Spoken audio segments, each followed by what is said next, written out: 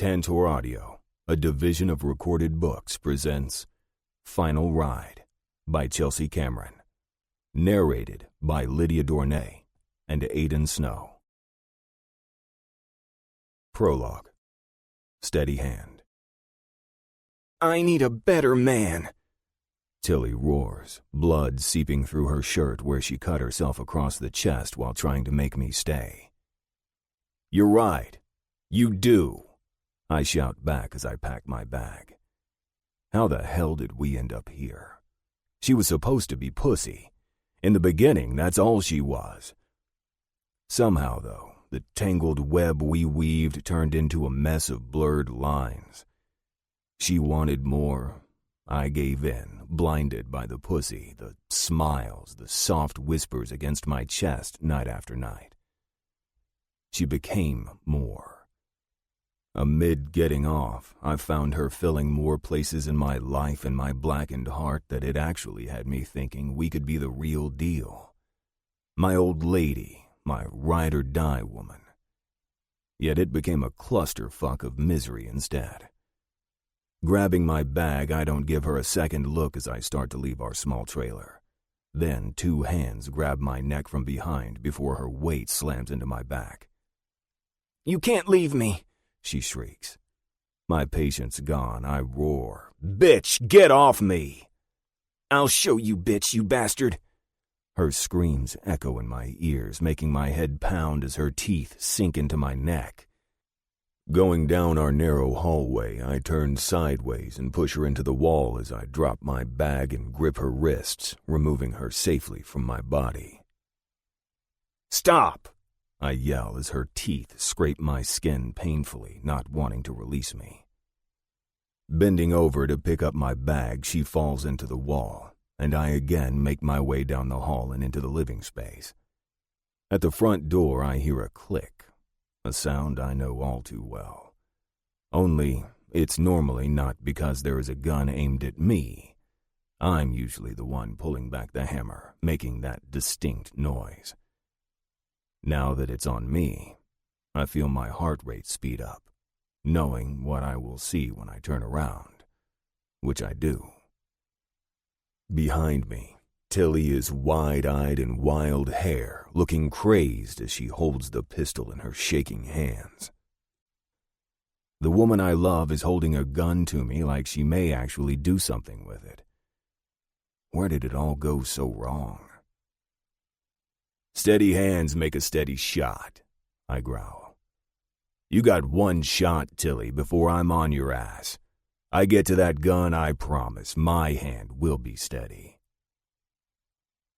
I love you, she whispers, and I tense, waiting for the shot. Moments go by before blinking. I watch her lower the weapon. She's broken. I broke her. I did this. Damn it. This isn't how it's supposed to be.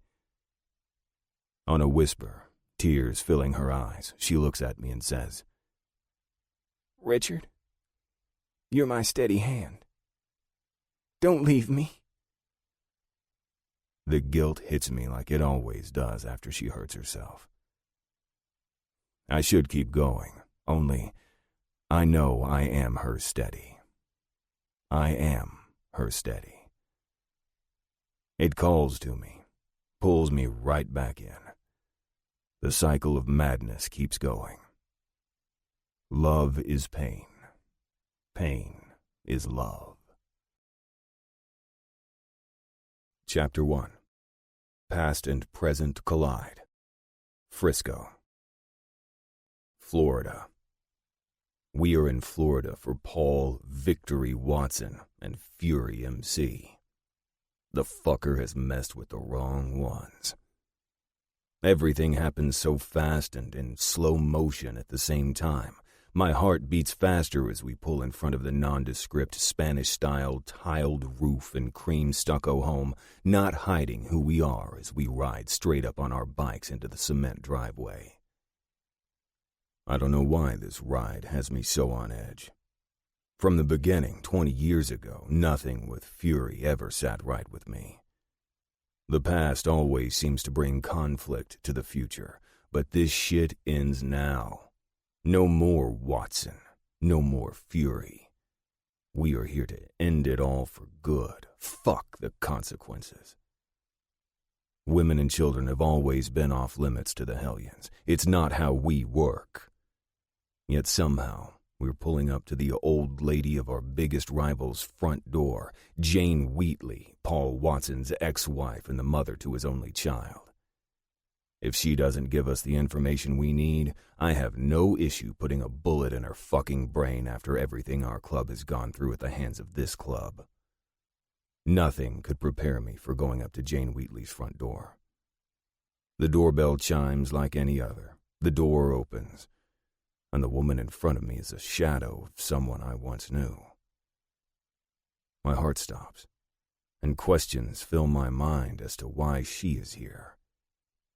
Of all the places, times, situations, my past is colliding with my present in a cold dose of fucked up reality. "Frisco," she whispers as I look deep into the hazel eyes I used to worship. I wish I could say time has done her good, but it hasn't. Her hair is brittle and sticking out wildly. Her face is wrinkled, but not in laugh lines like someone who has lived a full life. Her lips have the wrinkled marks of a woman who has smoked one too many cigarettes, and she's tanned to the point of looking leathery. Her eyes, though, they kill me. The life is gone. The fight is gone. The woman who pushed so hard for me to choose her is a mess. The woman who once stood in my own damn house with a gun aimed at me looks completely defeated. The very woman who challenged me by flirting with a band one night at the clubhouse in front of my brothers. The single woman who only did what she could to get and keep my attention. It was fucked up. We were fucked up. I know that now. I see it all clear as day. Only, I never wanted her to hurt. I never wished this woman a single ounce of sadness, misery, or pain. Despite that, the woman in front of me shows the wear of all those things plaguing her, and it has been for a long damn time. "No fucking way," Danza says over my shoulder. "Tilly," I begin, wondering what the hell to say next. "Mom," I hear a teen's voice call out. "Stay in your room. I'll be right there," Tilly orders back. "We're looking for Jane Wheatley," Danza says as I try to register why Matilda would be here of all places. "You two need to go. Any other brothers you have with you need to turn around and hit 95 North and don't look back." "Tilly," I say her name again. She shakes her head at me. "Fuck," Danza says, running his fingers through his hair crazily. "I'm sorry, Frisco." "Sorry," I repeat as I try to click pieces together. "Loving me was part of a play with Watson? You're Jane? You set me and my club up." She doesn't answer, but looks at Danza. "I'm sorry for the time you lost." Why is she apologizing to Danza? It's me she attacked more than once. It's me she killed inside when I had to push her away harshly because we were toxic to each other. Yet she's apologizing to my brother? More than that, the gold specks in her wide eyes don't falter under his stare. She's silently admitting some wrong. What? What did Tilly do? Danza's eyes grow wide. "I'll fucking kill her myself." My mind races. I look at Danza and we both nod as the knowledge settles in for both of us. There's only one reason for her to apologize to my brother. She set him and Roundman up on a transport years ago. The fucking bitch set up my brothers, my club prez and our VP. They both served time they can't get back with the ones they love. She took that from them. My mind races as anger consumes me. They both said they felt set up all those years ago. Meanwhile, I stood up for her. I stood by her. I kept her around. I gave her access to the information she needed to use against my club. Instead of continuing to stand on her front porch, I step into the doorway. Instinctively, she moves back as Danza follows me into her space. You better talk, and you better do it now if you want Shannon to even make it to tomorrow. I have never threatened a child before today, but this woman single-handedly tried to rip me from my Hellions family. Tears fill her eyes. I guess it's time you know the truth. Truth? Do you even know the truth yourself? Frisco, before you think of hurting her, you should know. Her voice shakes. She's yours. Gripping both her shoulders, I pin her to the wall leading to the outside of the house. Bitch, don't you play games with me. You named her after Paul Shannon Watson. Don't think saying she's mine somehow will save her ass or yours. She hiccups a sob before her eyes meet mine, boring a hole into my very soul with her next words. I deserve that and more. Kill me. I don't care, Frisco, but don't hurt her. She's the only thing I have good in my life. She pauses, and there is a heaviness in the air as my mind races. I did love you, Richard. I wanted you to choose me, start over away from all of this, just you and me. I didn't want to be a pawn in Paul's game anymore. Once I got to know you, I really did care for you. I don't know how to take her words. I don't know what to think about anything right now. And I don't have to, because Danza cuts in, his words pulling out my anger once more. Why'd you apologize to me? Say it, cunt. Say the words. Tell me how you cost me and my brother 3 years behind bars. Tell me how you did it, bitch. I try to fight my urge to kill her and go see for myself if I really have a daughter or not. She blows out a breath. You deserve to hear me say it. I set you up. The day I kept Frisco home, I had been in touch with the authorities. I set you up. You fucking cunt! Danza roars, bumping into my back as I stand stock still. Even though he already knew what she would say, it's hitting him hard.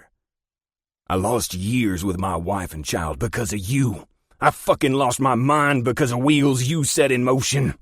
The sound of Harley's pulling up gets our attention. I release Tilly with the intention to move farther into the space and down the hallway to see her daughter for myself before I deal with members of Fury MC who are sure to be outside. Pulling out our Glocks for protection, Danza and I proceed to clear out of the doorway and go deeper into the house just as shots are fired. I turn in time to see Tilly take a hit to the chest and fall. She doesn't scream, doesn't try to get out of the opening. She just takes what's coming. And inside, it kills a little piece of me. Get the kid, I say to Danza as I rush over to the woman I once cared for.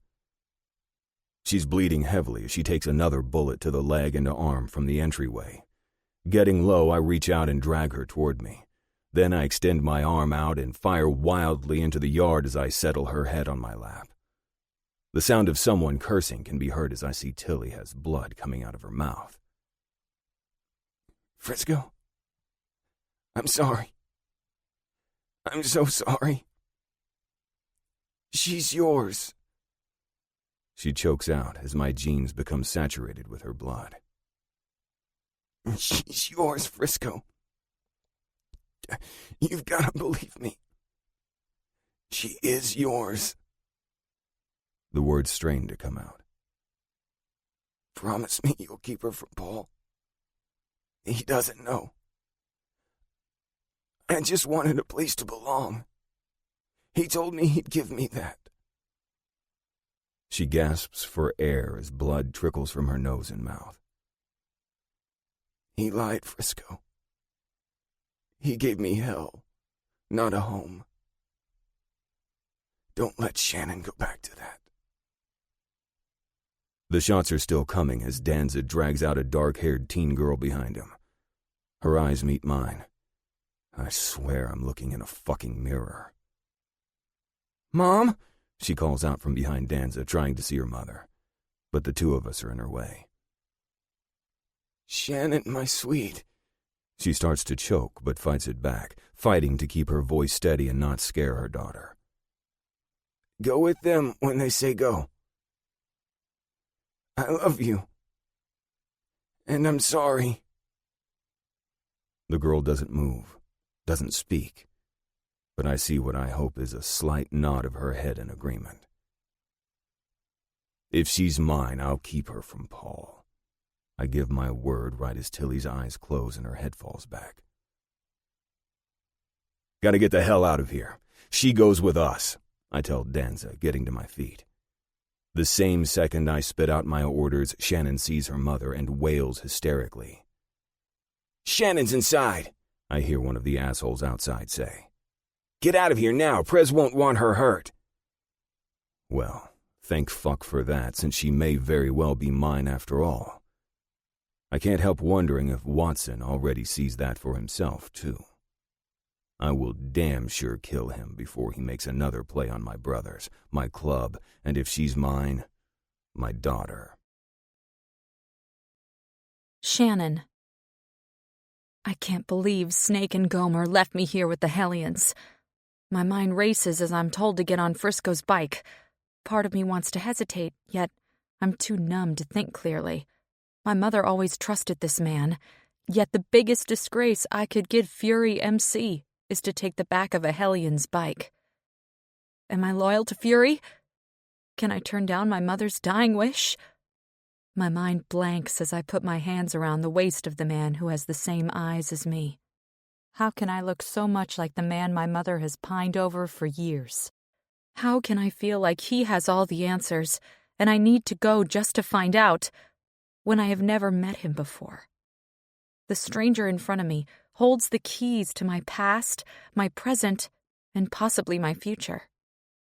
My mom told me she did some bad things, and being with my dad was her karma for what she did to Richard Frisco Billings. However, the price she paid for the past is far too high. In the blink of an eye, a flash of light, the crack of gunshots. My mother is dead. She's gone. All the years and everything she has fought to save me from has left her dead, and me exactly where my father never wanted me to be, with the Hellions MC. Numb, even as the wind whips against my face and the rumble of the bike assaults my ears, I'm numb. Everything inside me is slowly shutting down. I am as dead inside as my mother is in our house. My heart beats frantically. My skin feels like I'm covered in a fine sheen of sweat, yet I'm cold on the inside and out. I feel like my head may explode from everything I'm trying to process.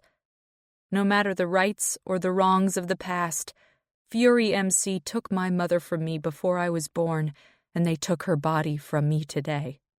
The only glimpse I ever had to the woman inside was when Vic and the club stayed away for more than a week. It was like she relaxed and could pretend like we weren't tangled up in their messes. As soon as any one of them showed a sign of Fury having the power over her, over me, she went cycling, spinning down the rabbit hole of darkness, and I always wondered, when the day came when she couldn't find her way out, what would happen to me? Can the Hellions MC be any worse? Can this be my chance at something new?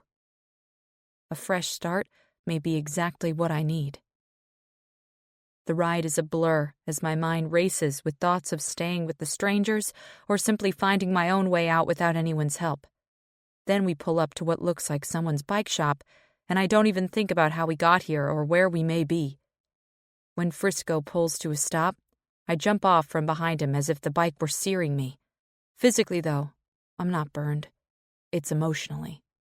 There, cut to the core, I am an inferno blazing from the inside out, scarred for life. My head pounds as my emotions run wild. I'm a twisted mess of loyalty, betrayal, truth and lies. I watch Frisco lift the third rail of the porch to release a hidden key. Then I follow silently as he leads us inside a space he obviously has been to before. The air is musty. Looking around, I take the space in. It's a crash pad of sorts. A simple loft with a kitchenette, a queen bed, and a sofa. There isn't much in the way of privacy, with a trifold screen being the only thing to separate the toilet and shower from the rest of the space. What have I gotten myself into? Will I be safe here? I want to cry, scream, crawl into a corner, and then be silent, rocking myself like an insane person, which is exactly how I feel right now. I can't decide if I should find elation in my chance to have a new beginning, or if I should be fearful of what hell I'm walking into. How did I wake up this morning as if it were every other day, and in the span of a few hours, my whole world is turned upside down? Is Vic looking for me? Are they coming after me? Will I get taken back and locked down for knowing too much? Fear hits me like it never has before. This is a mess. Last year, one of my teachers went on and on about our futures, and that being afraid of the unknown was healthy. It's what drives our human instinct to go into fight-or-flight mode. We fear the things we can't see, touch, feel, or explain. We fear what we don't know, comprehend, or haven't experienced. I don't think this is what she was talking about with my future. Yet, here I am. I should be afraid, and I am to some degree. Currently, though, I find myself curious more than anything. Time to face some facts. He looks like me. Richard Frisco Billings could be my father. My mother never knew, but I heard the guys whispering about it when I was little. Vic always said I was his trophy from the Hellions. I never understood what that meant, but looking at the eyes that are so like my own, I can't help wondering. I may have been raised Fury, but it seems I was born a Hellion. Regardless, I feel at a disadvantage. I don't know this man. I don't know his club. More than anything, I don't know how to read him or my situation. Yet, there is a longing for me to know what he is like, what similarities we share. There is a wonder inside me, curious to know what my mother was like when she was in love with someone, not simply obligated to them by actions of her past. And this man did affect my mother.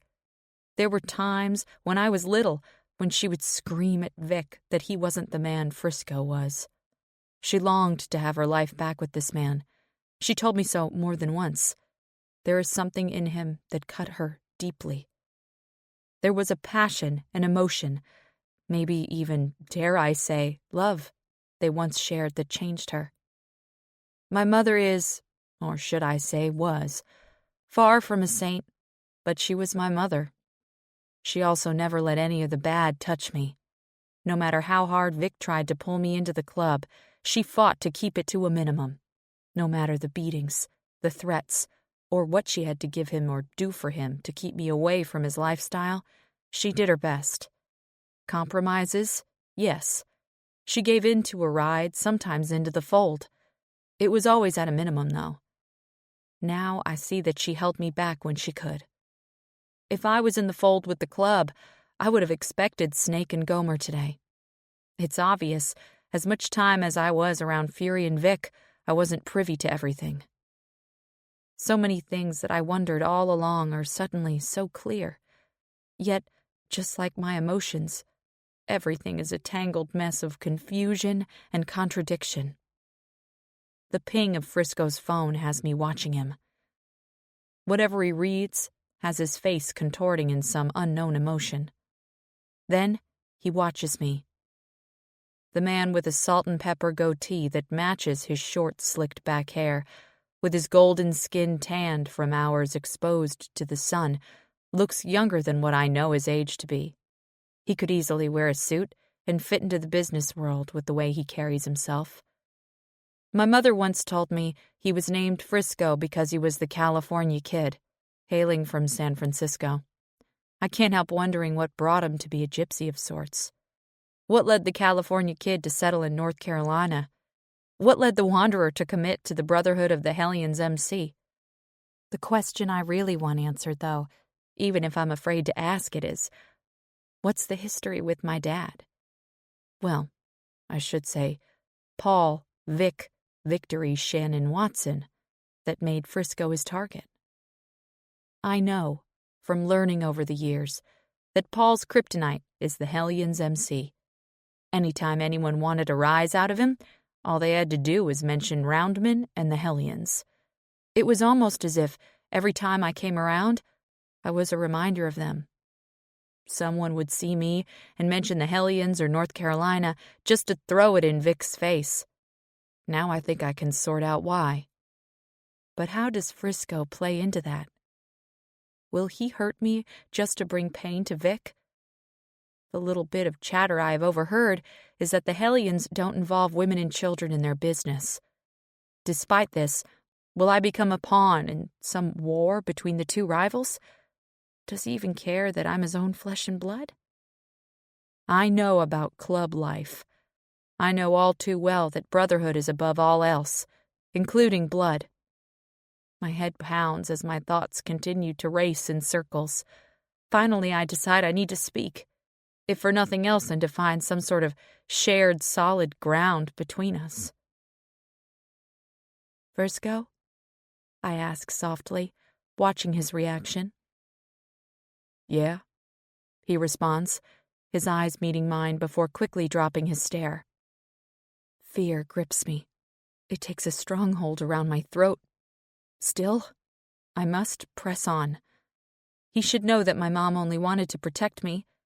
If she had told Vic the truth, I would be dead, and she would have met the same fate sooner.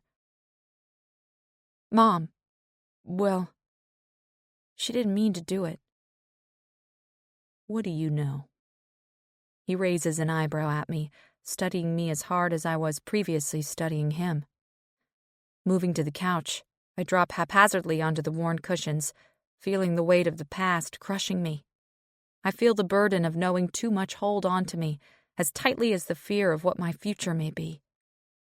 Dizziness swirls in my mind like a tornado as I try to figure out what to tell him. More than I should, I huff out. Looking at you, it's obvious my dad isn't my dad. Thinking about it now, he had a plan for me. I let the memories wash over me. Funny how something happens, and then suddenly everything you thought you knew shows itself in a whole new light. Things he said over the years. He was buying time, and then he was going to show me to you, I suppose. He would always tell Mom that the day would come when he would proudly have me on display, like his trophy from the Hellions. It's crazy to think on it now. I used to feel like he was proud of me when he called me his trophy. Now my stomach twists painfully as the reality washes over me of what that truly meant. Frisco nods. I know it's not easy, but can you tell me more? Loyalty, betrayal. The lines between the two are a blur. Do I give my loyalty to the man whose blood pumps through my veins? Do I tell him what I know? How much do I share before I betray the man and the club who are all I've known? I know my mom was with him when she was young. She was like 14-ish when she met him. He was down here on vacation, visiting his Uncle Cheeks, who was in Fury. He went back to North Carolina because that's where he lived. Then Mom said he suddenly lived here and was trying to patch into the club. She said she thought the life on the edge was exciting and fell hopelessly in love with him. Then Paul Watson was no more, and in his place was Victory, or Vic, as the guys in the club called him. He was consumed by some club called the Hellions, which I see now are you guys. Did your mom tell you about us? I shake my head, emotions bombarding me. Not your club, but you. I know about you. Vic thought you were his way in. Mom said she met you, and the more she fought to do what Vic wanted her to do, the more she found herself loving you. Tears fall down my face. I know you won't believe me, but I don't think my mom intended to hurt you like she did. If you knew Vic, you would know she had to do what he wanted. Frisco paces the small space, back and forth, back and forth.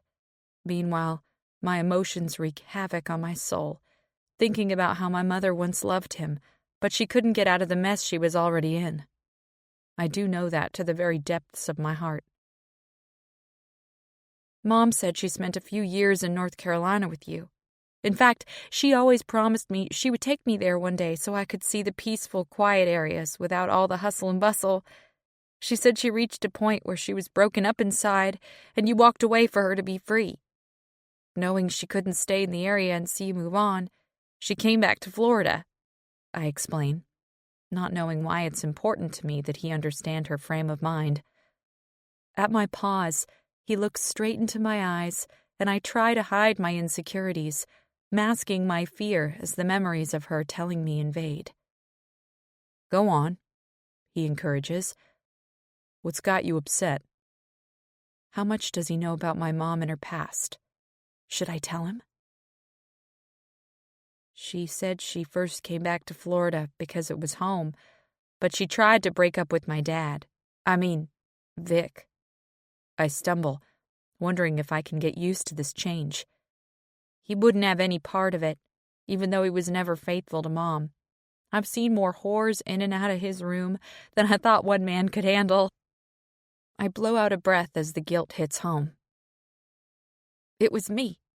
She was pregnant with me. She always told me how hard she found it to give me a different life. For me, she married him. She would have stayed, but he got tired of her spells. He sent her away, kicking her out of their house. He moved into the clubhouse and set us up down the road in the house you found us in. The unknown of when she would have another spell. I guess it was too much for him. Spells? He asks. I hate having to explain this part. She didn't mean to get sucked under. My mother had a heart of gold. She just couldn't fight back the darkness sometimes. I watch him intently as my instincts to defend my mother kick in. Depression. The doctor said it was a severe form of depression. Mom said it was heartbreak and guilt because she deserved the pain. Either way, she had spells where she would cut herself all over and just lie there bleeding. She never cut deep enough to bleed out like suicide, but enough to hurt herself. I'm sorry you went through all that, Shannon, he says sadly, pityingly. I don't want his pity. She had a good heart, Frisco, I try to justify. She just didn't know how to handle things. Vic is a mean bastard of a man, yet she made the best of things. I look up into his dark eyes and find myself needing him to forgive her, to understand her. Please don't hate her. He shakes his head as I study him. He seems to be fighting some internal battle. Well, he's not alone. I'm fighting an internal battle too. What is right and what is wrong anymore? Who is the good guy and who is the bad? Are the Hellions any better than Fury? Everything my mother did was for me. Even in the depths of her internal hell, she loved me deeply. She loved the man in front of me deeply, too. He needs to know that. He needs to grasp that she felt she had no choice. Frisco, she really did care about you. She was in a mess that was bigger than you or I could ever understand. I'll go with you. I'll go to North Carolina. Just, please don't hate my mom. She could have left me in that club with the whores, but she didn't. She had her spells, but never when I was around. I lie. I was always around. In fact, there is a piece of me that almost finds relief that I won't go through another spell. I won't tell him that.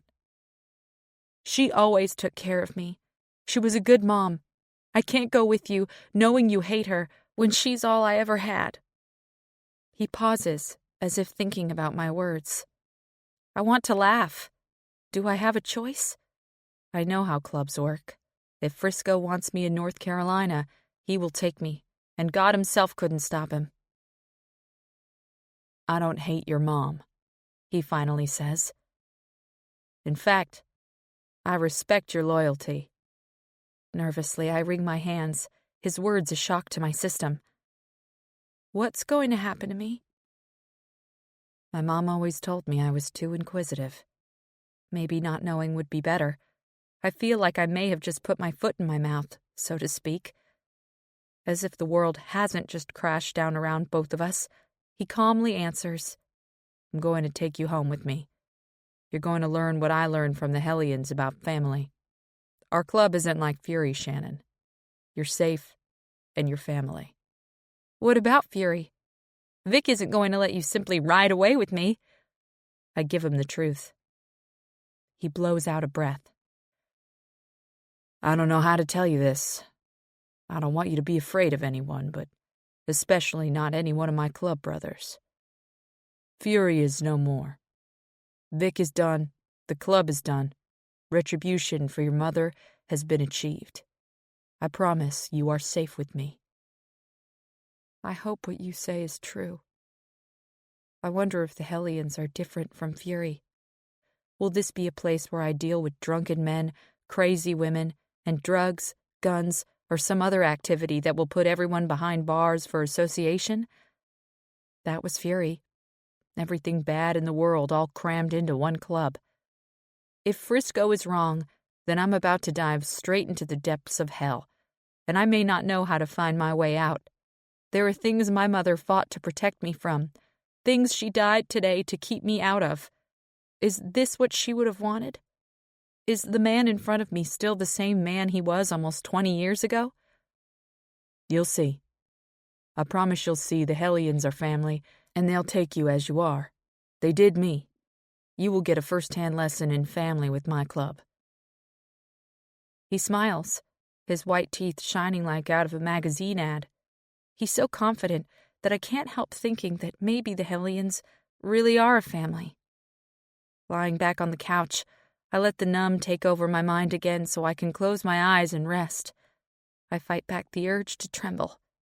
Show no weakness, I try to tell myself. It's shock, Shannon, Frisco explains. You've had one hell of a day. Just rest. I can't stop myself from physically shaking as he wraps me in a blanket and leaves me to stretch out on the couch. Soon, we will be in North Carolina. Soon, I must face my mother's past, my possible real father's present, and decide if the Hellions can be my future. Chapter 2. Anxiety Rising. Amy. The reflection in the mirror haunts me. The red splotches covering my cheeks and forehead give visible signs to the chaos inside of me. He left 3 days ago. I haven't slept since. He hasn't called. Radio silence. He hasn't answered my calls. Not one. Shut out. Left behind. Abandoned. The anxiety is rising. Every time I close my eyes, I break out into a cold sweat. My heart thumps wildly. My pulse races, accelerating the rush of blood through my veins. A fury of heat builds and builds inside my body, while my skin is sickeningly cool and clammy. My lips are plump from constantly sucking on them, and my hair is a tangled mess, sticking out in all directions. My ever so slowly and delicately rebuilt life is crashing down around me on the inside to the out. My eyes. The worst is my eyes. I blink to fight back their reflection against the silver of the mirror. I breathe deeply and look again. The haunting look is back. Everything is dark, pitch black. The air is stale. Breathe. I remind myself to breathe. Zach and Ray are safe. My cousins, my only family, is none the wiser to the hell they were tied to because of me. They are safe. Their company is safe. Their lives will thrive. What was supposed to be something to help my family has become my living nightmare. Blackmailed. A simple agreement, and my life has forever changed. In the weeks since my bargaining, I have been beaten, violated, and isolated. I have nowhere to run and nowhere to hide. My chest tightens, and everything tenses as I fight to hear anything coming. I can't take any more. I'm ready to break. I hear shoes crunching over the dirty floor outside the door. 1 foot down, 2nd foot down. The pace is familiar. Felix Delatorre is the devil in disguise. Tears automatically form behind my eyelids. The anxiety builds to bursting. My heart feels like it may jump out of my chest. My head roars with the rushing of my crazed thoughts. To spend days in a dark, dank closet only to be removed, to eat or be tortured, has worn me down. I hear the doorknob being turned. The steps come closer. The steps come closer. The sound of a second doorknob turning, and then blinding light hits my pupils, and the smell of his overly strong cologne burn my nostrils. I raise my arm to shield my eyes. Then I peek out from behind my forearm to come face to face with Felix Delatorre, El Diablo, the devil himself in the flesh. "The time is here, my dearest," he says as a wicked smile creeps across his face. "You want the pain to stop?" He traces the blade of a knife across my raised arm, and my skin parts, each movement, each drag separating my flesh. My blood drips to the ground beneath me as I sit curled into myself, knees to chest, trembling as the fear takes hold. Adrenaline overrides my system, but the pain is nothing to the anxiety rising. An evil cackle comes from the man's mouth. He squats, eye level with me. "Beautiful, Rachel. I wonder if her eyes will grow as wide as yours when I take my knife to her pussy. I wonder what dear Ray Mitchell will think of his treasured cousin when I make sure he knows you broke. You failed your family. I bet he turns his back and considers you dead like your father and mother." His spit hits my forehead as he speaks.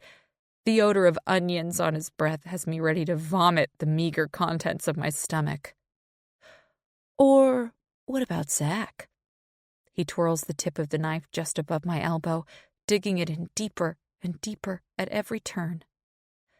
"Cocky man who thinks he owns every ass in the city?" He removes the blade as he smirks knowingly at me. "He doesn't own your ass, does he?" I lurch as the dry heaves hit me. This is my family. We aren't like he's insinuating. He flicks his tongue out like the snake he is, making an awful slurping sound. I flinch when he leans in to lick the tip of my nose up to the bridge of my eyes. Then pain radiates through my body from the memories of Delatorre's invasion of every orifice of my body except my nose and ears. If his penis was smaller, there is no doubt in my mind those would have been torn apart as well. It's an agony I experience both in my mind and my body. Sick bastard. "I own that ass," he whispers with a hunger in his tone that has my insides tight in fear. Then he stands, and I feel like I'm crumbling into a million pieces. Closing my eyes, I fight back tears. "Please don't let him take me again," I pray.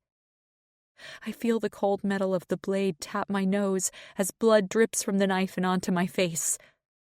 "We must let you heal, pet. Show me you'll be obedient, and I'll make sure your family stays untouched. I have plans for you. Soon you will see what I need you for. Soon you will repay your debt, and then your family will be free of me. It's up to you, Amy. Fall apart now, and I will destroy everything Ray and Zach have built for themselves."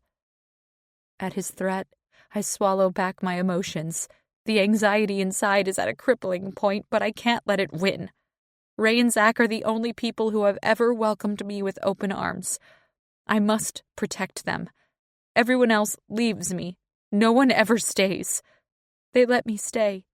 I can't let them down. With 2 steps back, Felix Della Torre gives me space before he slams the door in my face. I hear the distinct click of a lock before I listen, until his steps are so far gone I can't distinguish them anymore. He's gone. For once, I find solace in being alone. For once, I find comfort in being left behind. Breathe deep, I remind myself as I fight back the crushing weight on my chest. It's not physical weight that is holding me down. Internally, my mind is shutting my body down. I feel it. My skin prickles at even the feel of the air surrounding me. The room spins as my eyes widen the more my mind amps up to the world around me. I feel like a racehorse at the gate with my erratic heartbeat as adrenaline kicks in. The gates jerk open, and I rush to the bed, falling face first onto the mattress, where I inhale the scent of fabric softener. On an exhale, I feel wetness on the pillow from my tears. He doesn't have me. Felix Della Torre is dead. I'm in Frisco's house. The Hellions surround me. They saved me. They haven't left me. At the reminder, I curl my knees into my chest before I let the blackness engulf me. I'm a ball of nerves. The past and the present all rolled into one mess. From then to now, I still don't know what the future holds. My eyes remain tight as I drift off into a tormented sleep. While my mind fights back the past, my heart fights back having any hope for the future. After all, everyone always leaves me. Frisco. 3 days. 72 hours. I have been a dad for less than a week, and already I feel a change in me. My every thought has become about Shannon. My mind has gone in circles every waking hour since meeting her. In that time, we've been tucked away in the safe house, where I take it slow, not wanting to push her. Is this what a father goes through during pregnancy? I'm a dad. I am responsible for another person, one who hasn't been a part of the Hellions. In the time since our arrival in Florida, I have shut off communication. The club is a back burner to my new reality. Roundman and Danza, both being fathers along with knowing my history, are giving me space. Amy. My mind goes to the curvy woman in my house who I haven't been in touch with. She's called, I just haven't answered. I should, but what do I say? Is she ready for what needs to happen? My place isn't big. I need to move her to my bed. Shannon can take her room. It's time things change with Amy and I anyway. For too long, we've danced around what has obviously been building between us. Shannon is asleep right now, so this is the time I can handle my present without trying to explain my past, or that I have a woman in my house. How will Shannon feel about that? Will she be upset that I replaced her mother? That isn't exactly what happened, but will my daughter understand? I look down at my phone. I should call. I should give Amy a heads up. Yet, as I stare at the screen, I don't dial her number. I miss her in a way that almost feels dangerous. The last time I allowed myself to care for a woman this deeply, it ended in disaster. I broke Tilly. I won't survive if I break Amy, too. Rather than make the call and get a feel for what's going on with the woman I have come to care for, I just sit down and think, staring at the phone. After a long while, I still can't bring myself to dial her number. Instead, I wait for Shannon to wake up. When she does, I fight back the pain in my chest as she blinks, not once, not twice, but 4 times before she seems to become aware that she is indeed awake. Tilly used to do that. Jane, I remind myself. She wasn't Tilly. She wasn't Matilda. She was always Jane. Shannon only knows her as Jane. God, what a mess. I can't believe the lengths Jane went to in order to hurt my club, yet I'm supposed to believe she loved me? The anger fills me once again. Everything I pushed down years ago when I walked away is resurfacing. Gonna make a call, I say softly to Shannon, to which I get a nod. Made some coffee. Your mom used to like hers with 3 sugars and more cream than coffee, it seemed. All that is on the counter and in the fridge if you need it. She gives me a small smile. Mom didn't let me have coffee. I'll just have some water. When I was little, she didn't want me having sugar or caffeine, so I've always been a water, milk, and juice kind of girl. Of course, Tilly wouldn't let her have coffee. She's young, and Tilly wanted to be a good mom. She used to beg me to get married, have babies, and run off together. All she ever wanted was to be a mom. I should have picked up on that the last few days I spent with my daughter. Not once has Shannon drank anything other than water or milk. I want to beat my own ass. I want to shake some sense into me. I need to pay attention. Shannon needs me to pay attention. She's my daughter, flesh and blood. I need to know her. Does this come in time, or is there some instinct I'm missing? Instinct. My instincts scream at me to get on my Harley and ride hard, fast, and free. Gonna make a call. Then I think we should ride, I say, giving in to my own stir-crazy needs. Shannon nods. I think I would like that, Frisco. With those words, I drop my head and walk toward the door, making my way to the porch. While she wakes up and dresses, I'll make sure it's safe for us to go out. Frisco, Roundman answers on the second ring. Brother, thinking about a ride. Figured you would, he replies lightheartedly. Cruise A1A. Trip and Rex aren't far from you on a load south. You leave in about an hour, and they'll be on your 6 with about a 20-minute window of space between you. Thanks, brother. I look out at the palm trees lining the drive to our hideaway. Be safe. You can head north any time you're ready. Coast is clear, brother. That's the assurance I need that Fury is done. I knew the club was handling the takedown while I was getting my daughter secured, but to hear it from Roundman, I know I can relax a little. Coast is motherfucking clear, he repeats, somehow knowing it's what I need. With the games those Fury fuckers played under the control of Vic, there is no way we could leave a solitary one behind without concern for later retaliation. I will see the fuckers in hell. Until then, my brothers and me will sleep fucking fine. All right. I'll make arrangements. I pause. Got something else on your mind, Frisco? Roundman asks, reading me like a book. Arrangements? I give him my one-word reply that is also a question. Got her en route here. You sort your shit with the girl, and we'll handle it how you want, brother. I blow out a breath of relief. The Hellions, my family, always taking my back. They didn't just ash out Tilly. They brought her home. They made arrangements for me to give my daughter a chance to bury her mother. No matter the past, Tilly was the mother of my child, and I want Shannon to have a proper goodbye for her mom if she so desires. Shannon's family, what she's known, has been taken from her. Fury MC is no more. After everything Paul Vic Watson put us through, there is no way any single one of them is still breathing. Despite that, will Shannon be able to see for herself how good the Hellions are? Will she understand they can be her safe place? Or will she always remember what we cost her?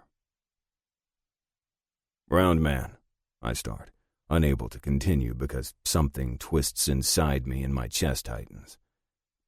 Fear of the unknown, disappointment that I left Amy, and maybe a mixture of the two, build into this intense guilt until I can only hang my head as I wonder if Amy is okay, which is why I'm unable to ask. She's hanging in there, Frisco. Amy's still coming to work and going home like every other day. Can't say she hasn't had an episode. Can't say she has. Danza had Mary Alice and Sass checking on her. Thanks. Take the time you need with your daughter. We'll hold shit down here for you, he says before we both click off our phones. I know the club will look after Amy. After all, she's made her own place in the fold, even without me. I should explain Amy's situation to Shannon. I should call Amy and explain my situation to her. There is another woman in my life. My daughter. How will Amy take it? The more I think about it, the more I know I need to reach out, but I don't. I don't know why, but I don't. I can't. It's all too much. Chapter 3. Don't. Just don't. Frisco. With stops, it takes 14 hours to cross over the state line. After the cruise up A1A along the Florida coast, I learned two things. First, Shannon hasn't spent as much time on the back of a bike as I originally thought. Second, I haven't had long rides with anyone in my bitch seat in a long damn time. This made for the ride home to be one where I hit the back roads rather than the interstate, and I allowed multiple stops so Shannon wouldn't get home with her legs turned into jelly. South Carolina, we cruised through, passing the sign for Folly Beach. Shannon gave a tug to my cut, and I couldn't help wondering if her mom ever told her about our weekend trips there. Anytime we left Haywood's Landing, just the two of us, Tilly relaxed. I saw a different woman. There wasn't a crazy war inside her to pull me from my club. We were simply two people in love. It was all a charade, I have to remind myself. Frisco? Shannon asks as I park at the visitor center and shut off the bike. Not much longer, I reply before she says anything more. I need to breathe. I need space. I look toward the restrooms, then back at my daughter. Her eyes meet mine, and there's a deep desperation in her pupils, a longing to connect. The pressure is too much. Take a leak, you got 5 minutes. You don't come out, I'll come in, I order roughly. She blinks in shock. I haven't been sharp with her. However, being so close to home and knowing everything is about to change, I can't help the tension radiating off me. I don't mean to scare you. Just ready to get home, okay? I get as close to an apology as I can. She simply nods. Taking off at a fast clip, I leave her standing by the bike and head into the men's room. She doesn't know it, but we have a tale. My Hellions brothers are parked on the other side of the U-shaped parking lot that surrounds the building with the South Carolina state flag proudly flapping in the wind. The white crescent against the indigo background above the palmetto tree symbolizes the beauty and history of this state. Hitting the sink first, I quickly splash cold water on my face as the memory assaults me. Having Tripp and Rex here at my back, I can finally take a moment for myself. You know, their flag dates back to the Revolutionary War, Tilly proudly explains while we tuck our helmets away to head into the restrooms. You know, South Carolina has no helmet required over the age of 21. So, while I find the history lesson not necessary, it is necessary for you to decide if you're going to stow your lid when we're done taking a leak, or you're going to wear it. I don't care either way. Doesn't make you less of a woman to protect all your smarts there, Teach. I joke. She playfully smacks my arm. The crescent came from their uniforms, she continues, not missing a beat. I drape my arm comfortably around her shoulders. Sexy as fuck when you want to give me a history lesson. Later, I'll give you a lesson in sex ed, baby. With a pinch to my ass, she glides away toward the woman's side. I look in the mirror at the reflection staring back at me. The very mirror I looked into all those years ago after splashing cold water on my face, trying to get my heart-on to go down. How am I going to do this? Does Shannon share the same love of history her mom did? Were they able to travel? The thoughts of Fury MC riding off with my daughter cuts deep, and I shake off my questions. What's done is done, and the road before us is a path of our own making. At the exit, I look at my bike and find Shannon's not there. For a moment, fear hits me. Is she gone? Did she take off? With a slight nod from Rex, I confirm she's still in the restroom. Time ticks by. The anxiety is getting to be too much. I need to get her to my place. Like a caveman, I need to be in my territory. Fatherhood, the hardest job I never had until days ago. I need a drink, a cigarette, a night with a hooker, and the chance to blow some shit up. The drink to calm my mind, the cigarette to let me think, a hooker to pretend this shit isn't real, and the chance to blow something up for all the fucking time I lost. Shannon, I bellow. Got two, darling. Then I'm coming in. Don't you dare, she squeaks back. How do I know some man ain't in there trying to feel you up? What are you going to do if there is? She goads in what I think may be her attempt to joke with me. Only I can't take that chance. Sliding the knife from my pocket where it stays clipped, I flip the blade open and march into the restroom.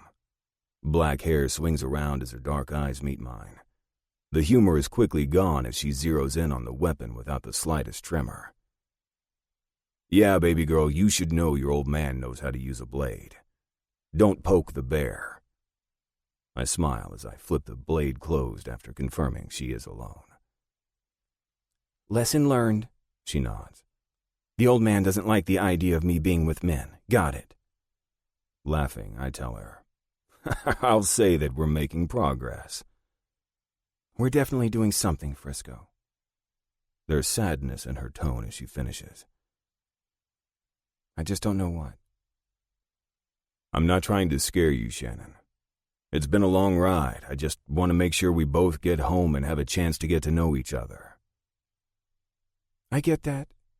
I just don't know what any of that will mean, she replies. Well, that makes two of us. Frisco, she says, her tone somber. It's like a kick in the teeth. Did you and my mom joke? Were you overprotective of her too? Don't. I reach out and take her by the hand. Just don't, Shannon. The past I had with your mother is something I don't think either of us is ready for. She jerks her hand away. Don't coddle me. I'm not a little girl. My eyes meet the fierce glare of hers that is so much like mine, yet like her mother's. I almost want to smile at the challenge. Don't, Frisco, just don't. Fair enough, daughter dear. Fair fucking enough. Amy. The rumble of his Harley alerts me, and like a lovesick fool, I rush to the porch. Then, what I see kills me inside. Frisco isn't alone. There is a woman on his bike. Adrenaline rushes through my veins as my mind tries to comprehend what my eyes are seeing. Right in front of me is the man who has saved me from my own demons, with another woman wrapped around him, while I stand on his porch like some idiot. It's like a train wreck I don't want to watch, yet I can't seem to look away. I can't make out her features from under my helmet. Yes, she's wearing my helmet, the helmet I took out of the box and have always been the only one to wear. Bringing my hands to my lips, it's almost as if I can still feel our last kiss. Only it's been days since we've even spoken, much less touched. And apparently, a lot has changed. Panic rises. Rushing inside, I hear him yelling my name as the engine quiets. Damn it, Amy! Fucking come here! Hell no. There's no way I'm going out there to see my replacement. Shit, I can't even say I have been replaced. I'm not his old lady. I'm just his house guest. I'm some fucked up obligation. I am stupid. So fucking stupid that I ever stayed in the first place. Fight or flight. What the hell do I fight for? This isn't my home. He isn't my man, and I damn sure can't call myself a Hellion. That leaves me with one choice. I must leave. I try to hastily make my way to my room to start packing. I have money saved. I could start over. Where, though? Where do I go? Why haven't I planned for this? Why did I let myself get so comfortable here? Amy. His voice comes out heavily as he tries to calm his breathing. I don't turn around. I keep my back to him as I stare at my closet without opening it. Shit is changing. To those words, I can't help but thinking, that's obvious. I can see my replacement has arrived. Been dancing around shit far too long. The rumble in his deep baritone has me wanting to climb into bed and simply let him talk me off the edge once again, like he has many times before. Only I can't. He's the reason for my pain, my fear, and my situation. That's a lie. It's my fault. There's no one to blame here but me. My knees go weak. I don't speak. You're mine, he continues. Been mine for a while now. Years. Tonight on, you're in my bed, on my bike, like her? I snap before I can catch myself. His heat is at my back before I can turn around. Then he snakes his arms around my waist, pulling me back to his chest tightly. Hot. That shit is hot. He growls before placing a kiss on my neck. Love you, jealous baby. Got some shit to sort. Got some shit to explain. I tell him harshly. Yeah, that too. First thing, need you in my room, my bed. That's where you are going to stay. My daughter is going to crash in here. Tonight, we sleep. Tomorrow, we move your clothes, and we go get her shit women need. His daughter? Did he just say, his daughter? What the hell is going on? I stumble over my words. I think I should go. I pause and turn my head to look at him. Yeah, I should stay with Sass. Don't, he warns, leaning in to kiss my forehead. Just don't. Don't what?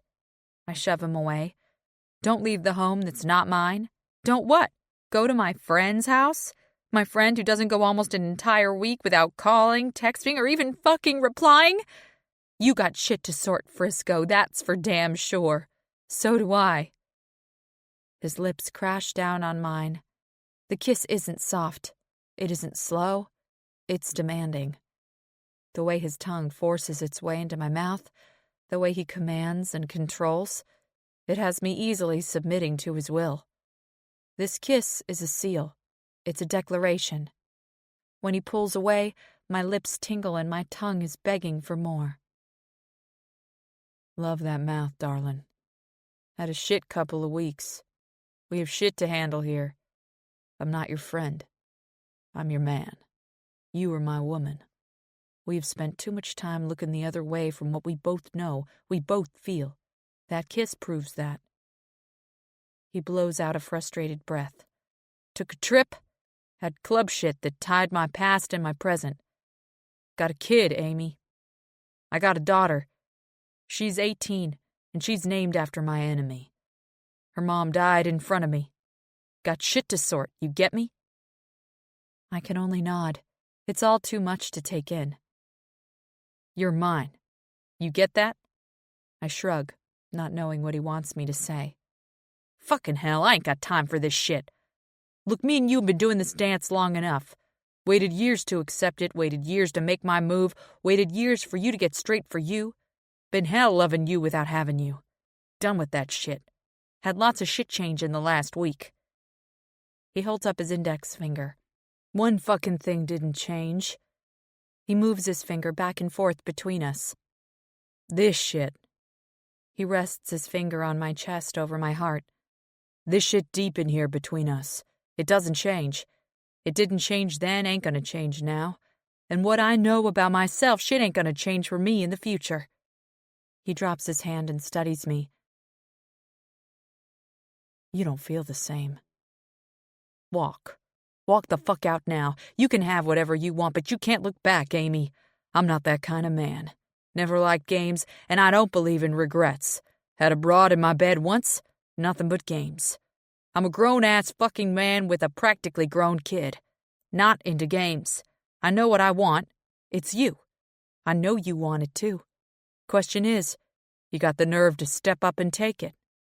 Don't. I challenge back. Don't you dare question where I stand. Just don't. Actions, darling. Time to show me where this is gonna go.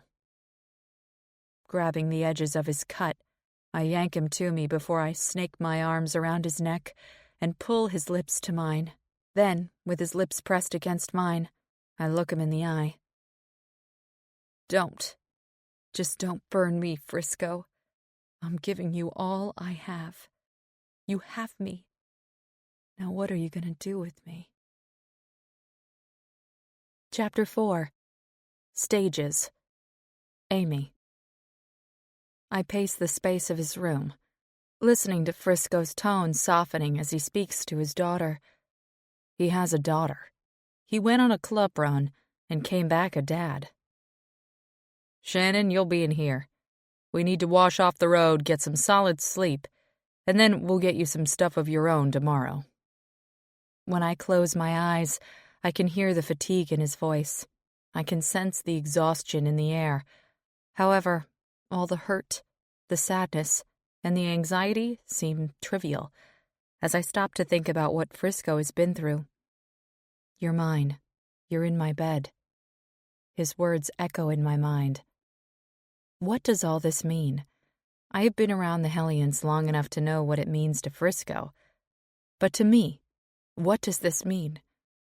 How did we skip all the relationship steps? Is this what it is to be with a biker? They say you're mine and boom, you're together? I am on the curvier side. Romance novels would call me a BBW, big, beautiful woman. I call myself luscious loving. Not that I have a lot of loving. Not that I ever have had a lot of loving. I never even fit in anywhere. Well, except for the time I was in St. Louis, working for my cousin, Ray Mitchell. We didn't grow up together. No, my life was never settled until those few years I had with Ray. He gave me a job at his company, I had a steady paycheck, and there were people who had my back. Until De La Torre. Felix De La Torre played on my every insecurity. He broke me from the inside out, and it all landed me here. Richard Frisco Billings took me in after I tried to set up the Hellions. He had my back when I could have cost Delilah, Dahl, Recklinger, Cruz, everything, all to keep Ray and his family safe. For almost a year, Frisco slept next to me, holding me through every nightmare, reminding me to breathe through every panic attack. He pushed me when I couldn't find a way to push myself. From enemies to friends to, dare I say, lovers. I look at the queen-sized bed I slept on so many times. The country chic quilt covering it was my Christmas present to Frisco 2 years ago. The ivory trim has pale blue square insets with yellow pinwheel patterns. I smile, thinking about the day he opened it. "Thanks, Amy. Don't reckon I'll get cold under this," he says, pulling the quilt from its box. The little old lady we saw at the Mullet Festival. The one round man stopped and tossed money to, saying Dia loved to get quilts from her when she was still alive. I ramble on. I got her phone number and gave her a call after the festival, and she had this one finished. I nervously wring my hands. I know blue really isn't your color, but I hated to have her make something in a rush with her being so old. I wanted you to have a blanket like a real one, stitched with love. Frisco smiles, leaning over toward me. He snakes his hand around the back of my neck and pulls me to him. Forehead to forehead, he laughs. "Never had blue in my house before. It's new. Not bad. Never had a blanket stitched with love before either. Thoughts make the gifts, Amy. You gave heart. It's appreciated, darlin'." He never had a blanket stitched with love. He's never had a home full of love. Well, he's never had a daughter before now, either. Now he's about to get a whole lot of love, and all of it in his home. Thinking awfully hard over there. Frisco's voice comes from the doorway. Turning my head from the bed, I look at him from over my shoulder. His dark eyes look tired, fear in their depths that I have never seen before. When he runs his hand through his slicked-back salt-and-pepper hair as he yawns, I look at his overgrown goatee with the same gray and black streaks. At 54 years old, the man is still fit, handsome, and has a devilish grin that makes women take notice. There is usually mischievousness dancing in his dark eyes, too. Tonight, though, I only find fear and fatigue. "What are you afraid of?" I ask boldly, stepping toward him. "Got a daughter in the next room. I don't know the first thing about raising kids. I damn sure don't know shit about women. Got a beautiful woman in front of me. Had you here for years and didn't see what I needed to for so long. Can an old man like me get a second chance at life?" Reaching up, I trace my thumbs over the edges of his lips, feeling the coarse hair of his goatee under my fingers. Can my life really begin at 30? Can I have something long-lasting? I counter on a whisper. He snakes his hands around my waist and tightens his grip, jerking me against him. Gonna give me a chance? I bite my bottom lip and nod. Then Frisco drops his lips to mine. This kiss is softer. On a strong exhale, he backs me up into the room as he kicks the door closed and deepens our kiss. His tongue parts my lips and enters my mouth as he keeps backing me up until I feel the back of my knees hit the bed. Leaning over me, he presses me down onto the quilt before he breaks our kiss to stand. I watch as he removes his cut. For a moment, he stares at the leather before he lays it over his dresser, then pulls his black t-shirt over his head. Anxiety hits me like a kick in the teeth. "We're missing the stages," I ramble. "I mean, I'm infatuated by you. I want you to touch me, do things to me. I want this, but I begin to stumble over my words. Kicking off his boots, he stalks toward me in just his jeans as his abdomen flexes, revealing those perfectly sculpted abs I read about. I raise my hands and sit up to stop him as I feel myself practically drooling over his body. I am an idiot, in over my head. "Stages?" Frisco asks, his voice husky with desire. "Relationship stages," I clarify. "You simply said, 'You're mine,' but Frisco, there are stages." Sass went through some shit on her road to getting where she is today. Tank and her are the real deal. Friends to enemies, frenemies to lovers, a life story. During that time, she was tied up with a sick, twisted man named Nick. It sparked my interest, and because I am a nerd, something I've always kept to myself, I love to read. It's my escape. So when Sass found herself all wrapped up in getting away from the Hellions, I read a book on the 9 stages of a relationship. It all keeps slamming into my mind when I need to be in this moment and forget the nonsense. As he stands in front of me and laughs, the script tattoo on his ribs catches my attention. The words trail his side just under his pectorals, covering his left ribs. Without thinking, I reach up and trace the words with my fingers. Made from my rib, a piece to fit beside me, not above me, not under me, but beside me. My woman is my equal, my partner, my very breath. His right simply says, "Get under my skin." Frisco covers my hand with his, lifting my fingers to his lips. "Women were made from the rib of a man. I had that one done after I realized Tilly was not the woman made for me. She wanted to be over me. My woman, my Amy, is a piece to fit beside me. I am not to be controlled, nor am I meant to trample over you. We are one. You are my equal, my partner, until my dying breath. I am yours as you are mine." "Stages," I whisper as tears fill my eyes. We're skipping the stages, Frisco. Putting my fingers in his mouth, he tracing his tongue in a tease over my fingertips. I can't stop the dampening of my panties, no more than I can stop wanting to have a future, a life, and a now with this man. Tell me about the stages, Amy, he says, stepping back to take off his belt and jeans, exposing himself to me. Then he climbs in his bed casually, as if everything between us isn't changing, lying against the pillows naked, with his erect cock standing proudly. I suddenly can't form words. Turning to face him, I could see the playfulness come back to his eyes. Infatuation. Stage 1 of a relationship. I begin, while he puts his hands behind his head with not an ounce of shame. When you can't stand to be apart, then you build on that to the understanding stage, where you learn about each other. In the last few years that you've been here with me, Amy, I don't know of a time either of us wanted to be apart from the other. I think we have that one covered. He winks.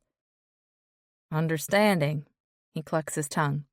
Well, you understand my life ain't easy. I understand you had some things happen that took comfort and security away from your life. I work hard to give you safety. I think we understand what we need from each other. You make it sound so easy. I crawl up the bed to be closer to him. There are more stages. Well, how about for every stage we've managed to get through, you remove an article of clothing? No one likes to be naked alone. He smirks, and I decide to challenge him at his game. I'll give you stage 1 and 2 then. I remove my t-shirt and socks. Sitting in my pajama pants and bra, I wonder if I thought this through. Stages, he prods as he looks me over from top to toe, drinking me in. Continue on. This is suddenly very fun. Disturbances. Stage 3 is when there are minor disagreements. This is the warning stage, when alarms should go off if you aren't compatible or one pushes too hard. Alarms, huh? He sits up and leans toward me. I ever scare you, Amy? I ever push you too hard? It hasn't been easy. Hell, times have been hell. Lying next to you and wanting nothing more than anything to sink inside your tight cut, yet knowing you weren't there. I think we've had this stage covered for a while. I think we fit. He sits back confidently, and I think on his words. He's never scared me. In fact, Frisco has been my only comfort from the very beginning. Even when I was drowning in fear, he pulled me to the surface, reminding me I was alive and De La Torre was no more. Without a word, I stand and slide my pajama bottoms off before climbing back onto the bed. Feeling insecure with my body, I curl up around myself. "Keep going," he says, moving closer and turning on his side to face me, his erection laying against my knee. Opinion maker. The next stage, you form your opinions of your partner. He reaches out, using the back of his fingers to run down my neck, shoulder, and arm. My opinion of the woman in front of me is firm. You are strong. He leans in and presses his lips to mine before backing away less than an inch from me. My body is hot with desire. You are loyal. You are kind. You are soft, yet you know how to be hard when you have to. You stand by me and my brothers, even when you don't know what's going on. You bring a smile to my day every day. My opinion of you is one full of adoration, admiration, and fucking absolute sexual desire. He presses his lips to mine again, and when I open, his tongue invades. My insides spark with my own needs as I reach out and pull myself closer to him, wrapping my leg over his and lining his dick up with my panty-covered core. I feel him reach for the clasp of my bra as the two of us breathe heavily, devouring each other's mouths. With a quick flip of the clasps, I feel the fabric release my breasts, and then the tickle to my skin as he slides the material down my exposed shoulder, leaving the strap on my other shoulder in place. Then he breaks away on a smile. I would say we've covered that stage as well. He moves back, resting his hand on my thigh that is now draped over his. He looks at my halfway-on bra, squished between us. You can handle the other side. He winks. Just as I curve up to sit on my elbow and remove the garment, Frisco flips to his back, carrying me with him. Straddling him, with his cock at my pussy, I am open to him as the bra slides down. Please, baby, one more. I only need one more. He slides his hands up and down the smooth skin of my sides with his thumbs, teasing the underside of my large breasts every time he reaches them. Then he traces the edge of my panties as he rocks up. I am embarrassed by the saturation he must feel of my own need, of my desire for him. Regardless, I continue with the stages running through my mind. Molding is the next one. This is when you work to change your partner to fit each other into the other's world. 2 hands grip my hips, and he slides me up and down his length. My legs tremble, and I want to cry out for more. Pretty sure my world is your world, sexy. Pretty sure we got that covered. So tell me what's next, he asks as I feel him grow harder. Then he rolls me over and covers me as his mouth crashes down on mine. His weight comforts me as my desire heightens. Wildly, I grab his ass cheeks and pull him to me, kneading him against me as I buck up, seeking the lost friction. I bite on his bottom lip as he slides his hand to my right side and rips my panties before separating the torn fabric out of his way. I need him. I want him. We need this. Happy, I cry out on a moan as he runs his fingers between my pussy lips, saturating my skin and his digits. Think we got that covered. He laughs as he slowly circles my opening. Frisco, I thrash like a woman in heat. You win. The next stage to come is sexual exploration. I reach up and grip his face on either side to make him look me in the eye. Give it to me. I need this. I need you. Eye to eye, connected in mind, he slowly lines up and slides inside. I feel my body tense at the invasion and will myself to relax as we join as one. Closing my eyes, I feel him brush small kisses across my nose, my cheeks, my jaw, and I feel myself working him with my inner muscles without him moving. The final stage, I whisper as I keep my eyes closed, memorizing the feel of him inside of me, is complete trust. Those words cause him to slide back and thrust in deep. My body trembles. I feel alive for the first time in far too long.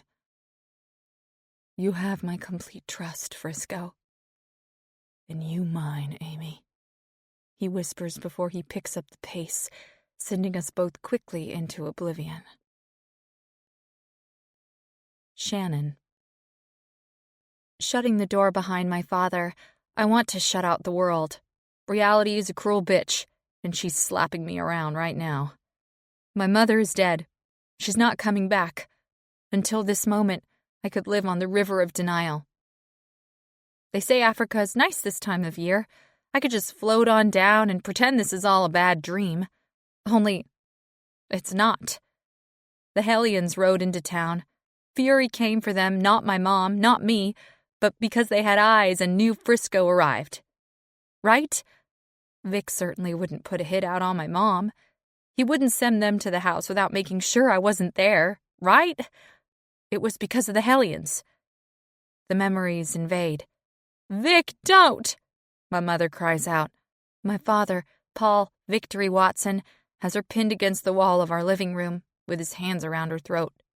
I'm peeking in from a window between the open blinds. I just got off the school bus, but I paused when I saw his bike and didn't rush right inside. Good thing, since what I am seeing is going to give me nightmares. Lost a woman once to the Hellions. Won't lose you too.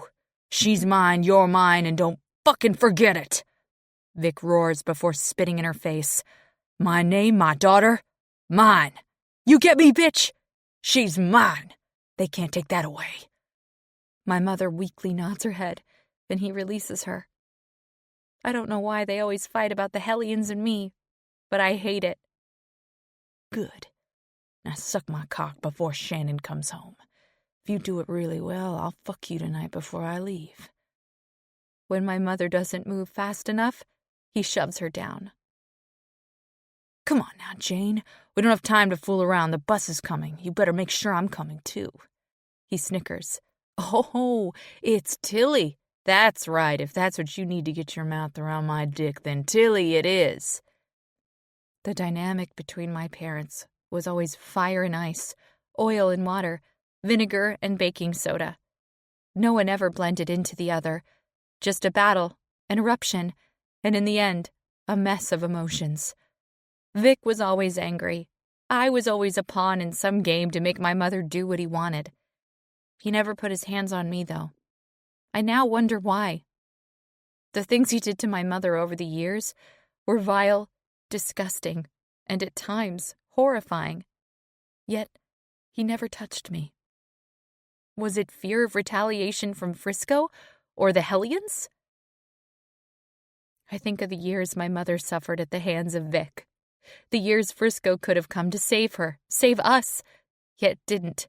I think of the man in the other room, the man I'm trying to get to know, trying to understand. Anger fills me in a way it hasn't before. He lived his life knowing my mother loved him. He let her walk away. He came to our house and caused her death. I don't push down my emotions like I have my whole life. I have no reason to. Fury controlled my mother in fear. The Hellions won't have that power over me. I have nothing left to lose. I will make them see. I will make him see. He turned his back on her. He caused her demise. He caused my mother's death. Well, Richard Frisco Billings, you have met your match in me. If it's the last thing I do, I will be his downfall. He cost me my mother. I will cost him the Hellions. Just wait and see. I may not be Fury MC, but I am Fury, inside and out. I am controlled, contained pain. I am the last piece of a dying legacy. It ends and begins again with me. Chapter 5. Strength. Frisco. I wake to the feel of her soft fingertips tracing the tattoos on my ribs. Got something on your mind this morning? I ask, to which she simply exhales deeply. How many times have I awoken with her in my arms? More than I can count. How many times can I have this moment with her in my arms after a long ride followed by a night deep inside her? Hopefully, every morning until my last. Will I have the first morning, though? Never again. I plan to have every morning with her, but never again will I have this first time. I learned young in life to be in the moment. This moment is one I value. However, I feel tension from her. How can we have something that has built so slowly, yet wake up with anything but relief to be together? Years I have given to this woman with zero expectation. Years we have formed a bond, a real relationship. And having spent years with the woman in my arms, I know when something isn't right. In this moment, right here, right now, something isn't right. She sighs. I know stuff happens with the club. Next time, don't go so long without responding. You've never done that before. I laugh. It's an asshole move. Really, though, our first morning after laying it all out there between us last night, and this is what she wants to talk about? Just because I was balls deep inside a broad doesn't mean I will ever be led around by my dick. It's not a leash, contrary to what many women have thought over the years. Tilly tried that shit and look where it got us both. The woman fucked me for the long term, and I won't ever be in that situation again. Pussy is pussy after all, and I can make do. Loneliness isn't so lonely when the flip side of being with someone is betrayal. This was a bad idea. Finally giving in to my desires, giving in to the want, the feelings, and going after something more, it was a very bad idea. This is going to leave us both in a world of hurt. Been there, done that, and I made the motherfucking t-shirt. She jerks away from me and out of the bed. Amy, I warn. I ever left you hanging like that before? She looks at me with hurt evident in her hazel eyes. Well, buck up, woman. I am going to keep it real, even if she doesn't want to hear it. I never closed her out like this before, so she has no reason to think I would do it again. One thing Amy needs to learn, and learn quick, is that in this life you gotta have faith in your man. No matter the road before you, behind you, or beside you, when it comes to the club, she needs to ride with me or get left behind. She doesn't speak, just shakes her head before she gathers up her clothing. This is not how this morning is supposed to go. Frustration builds deep inside me. I'm not a man of hearts, flowers, chocolates, and sweet accolades. I am a man who lays it out and means what the fuck I say. I told Amy she is mine. She's been around long enough to know what that means. Why question me now? Didn't mean to shut you out. I didn't know how to deal with things. Tilly wasn't Tilly, but the lady named Jane Wheatley who was married to Paul Victory Watson. She had a little girl, only we thought her daughter was Vix. She was... I shake my head. Is mine, I correct, still trying to come to terms with everything. Half of me wants to climb out of this bed, get on my bike, and ride off. I don't need entanglements. I had enough years on my own, and I could spend the rest of my days without some broad to answer to. Only, Amy isn't just some broad. She hasn't been since the beginning. She's the one pass the club has ever given. She's the only person I've extended myself to since Tilly. As much as I want to follow my instincts to run, there is something about Amy that has grounded me for years. More than sex, more than friendship, there is something about her that calls to the core of the man I am. Everything about me wants to comfort, console, protect, and provide for her. However, my past is rearing back into my present, and I don't know if I have the strength to battle a woman against my lifestyle again. Sass always said women and children were off limits to the Hellions. It's not the code Roundman leads by, she challenges, and I find I like that. I relish the pride she has in defending my club. She knows what we stand for, and she backs us. This is Amy. She's timid until she knows she can back up what she says. When she's comfortable, the confidence oozes from her. If only she could be so self-assured all the time. Blowing out a breath, I try to explain the change. Just because we don't target women and children, you know firsthand other people do. This time called for drastic measures. Tears fall from her eyes. So it's on the Hellions that the young lady in our house doesn't have her mother? Guilt hits me in a way it never has before. Jumping out of the bed, I pick up my jeans and yank them on. Fury rode up on us at Jane's house. They fired the shots. They put the bullets in the woman I once loved. They are the ones who brought down the woman who betrayed my club. She didn't deserve to die by their hands, but she got what she most certainly had coming after all she cost my brothers. It may not be fair to feel this way, but it's my life, my reality, and my loyalty has always and will always be brotherhood first. Her mother played both sides of the fence. She made decisions that caused the war to rain down on her home, not the Hellions. Don't you fucking play me and my brothers, Amy. That's a battle you'll lose regardless of the fucking stage we're in. I don't look at her as I yank my cut off the dresser and head out of our bedroom. It feels so foreign and so right all at the same time to call this our bedroom. Tilly's betrayal hits me all over again. She sent Roundman and Danza to prison. She set things into motion that can never be undone. She kept my daughter from me and let another man give her his name. She waged a war that has scarred my soul, and I won't dare let another female have that kind of power ever again, no matter what it costs me. In this moment, the walls are closing in. I can't have another woman come into my life and try to tear me from my club. I won't. I don't give a shit who they are, or who they think they are to me. Shannon. Waking up after a night full of tossing and turning, I can't help the dread washing over me as I face another day without my mom. The numbness is gone. She's never coming back.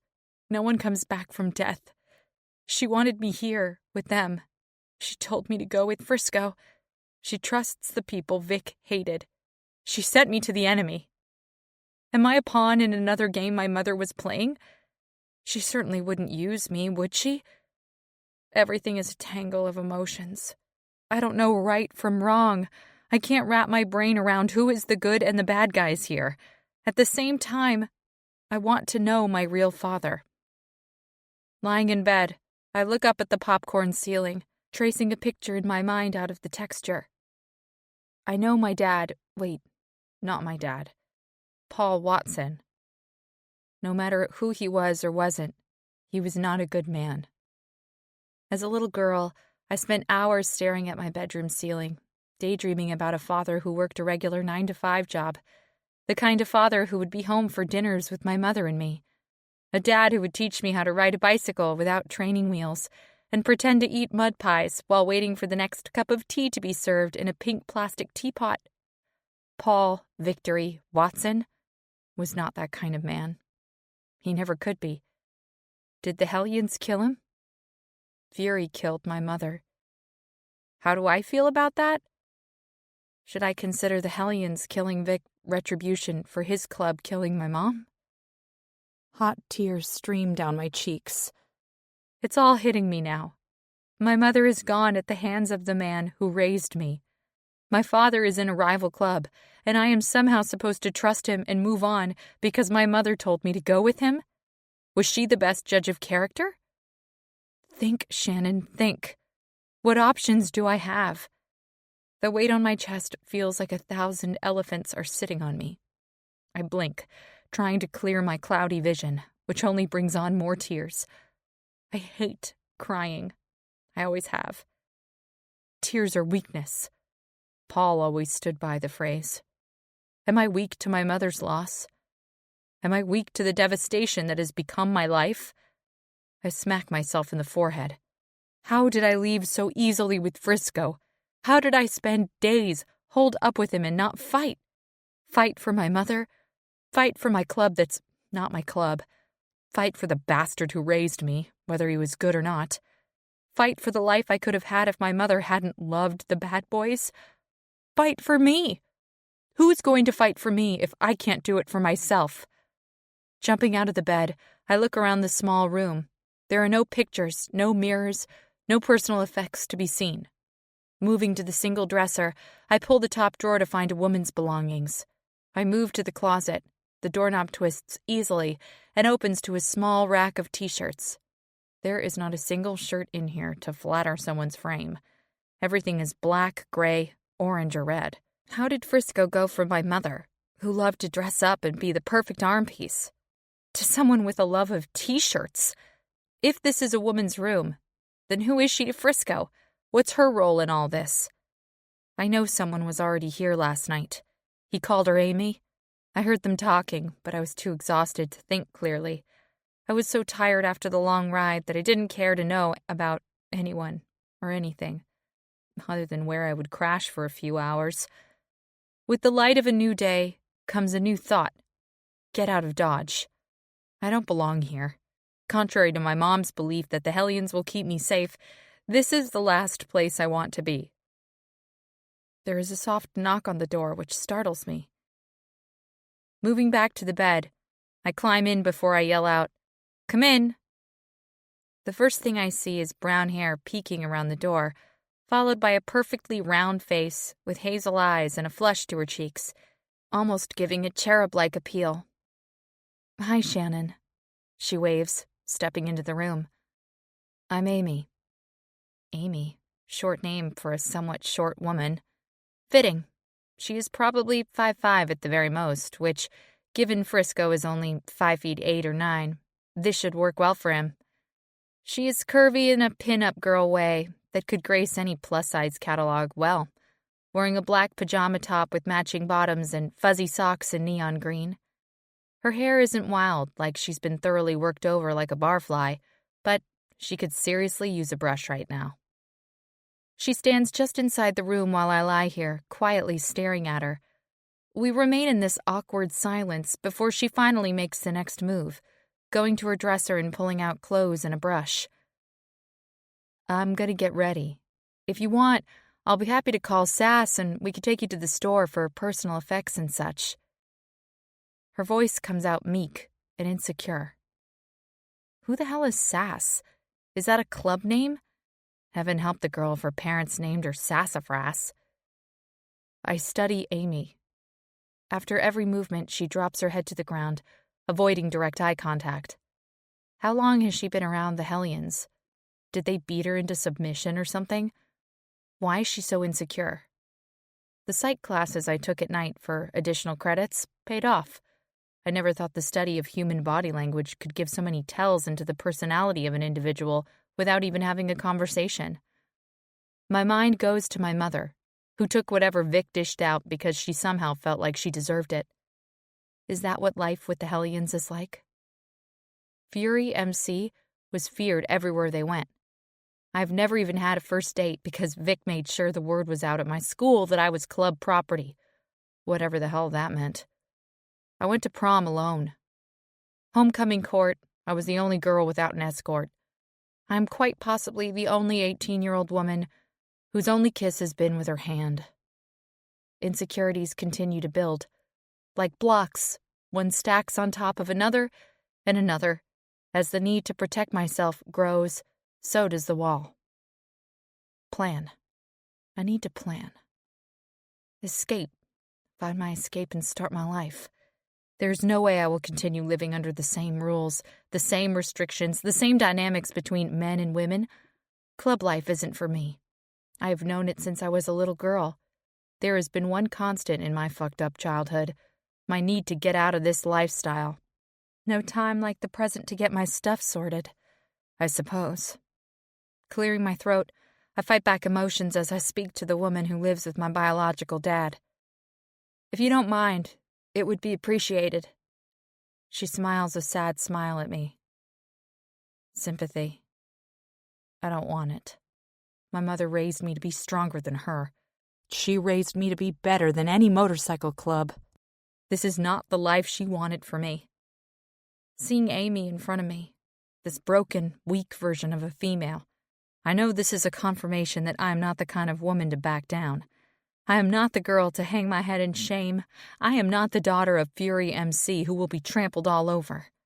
I may not desire to be an old lady or a club whore, but I won't be beneath any man, even if it's his blood running through my veins. Never have I focused on the strength needed to leave. I've lived my life in survival mode for my mother. She's gone, but I'm not. I need to be strong. Fury MC wasn't loyal to me, and my loyalty isn't to them. The Hellions MC have no ties to me, and I want none to them. I'm going to do this for me. I will get out. It's my vow to myself. Find my strength, find my escape.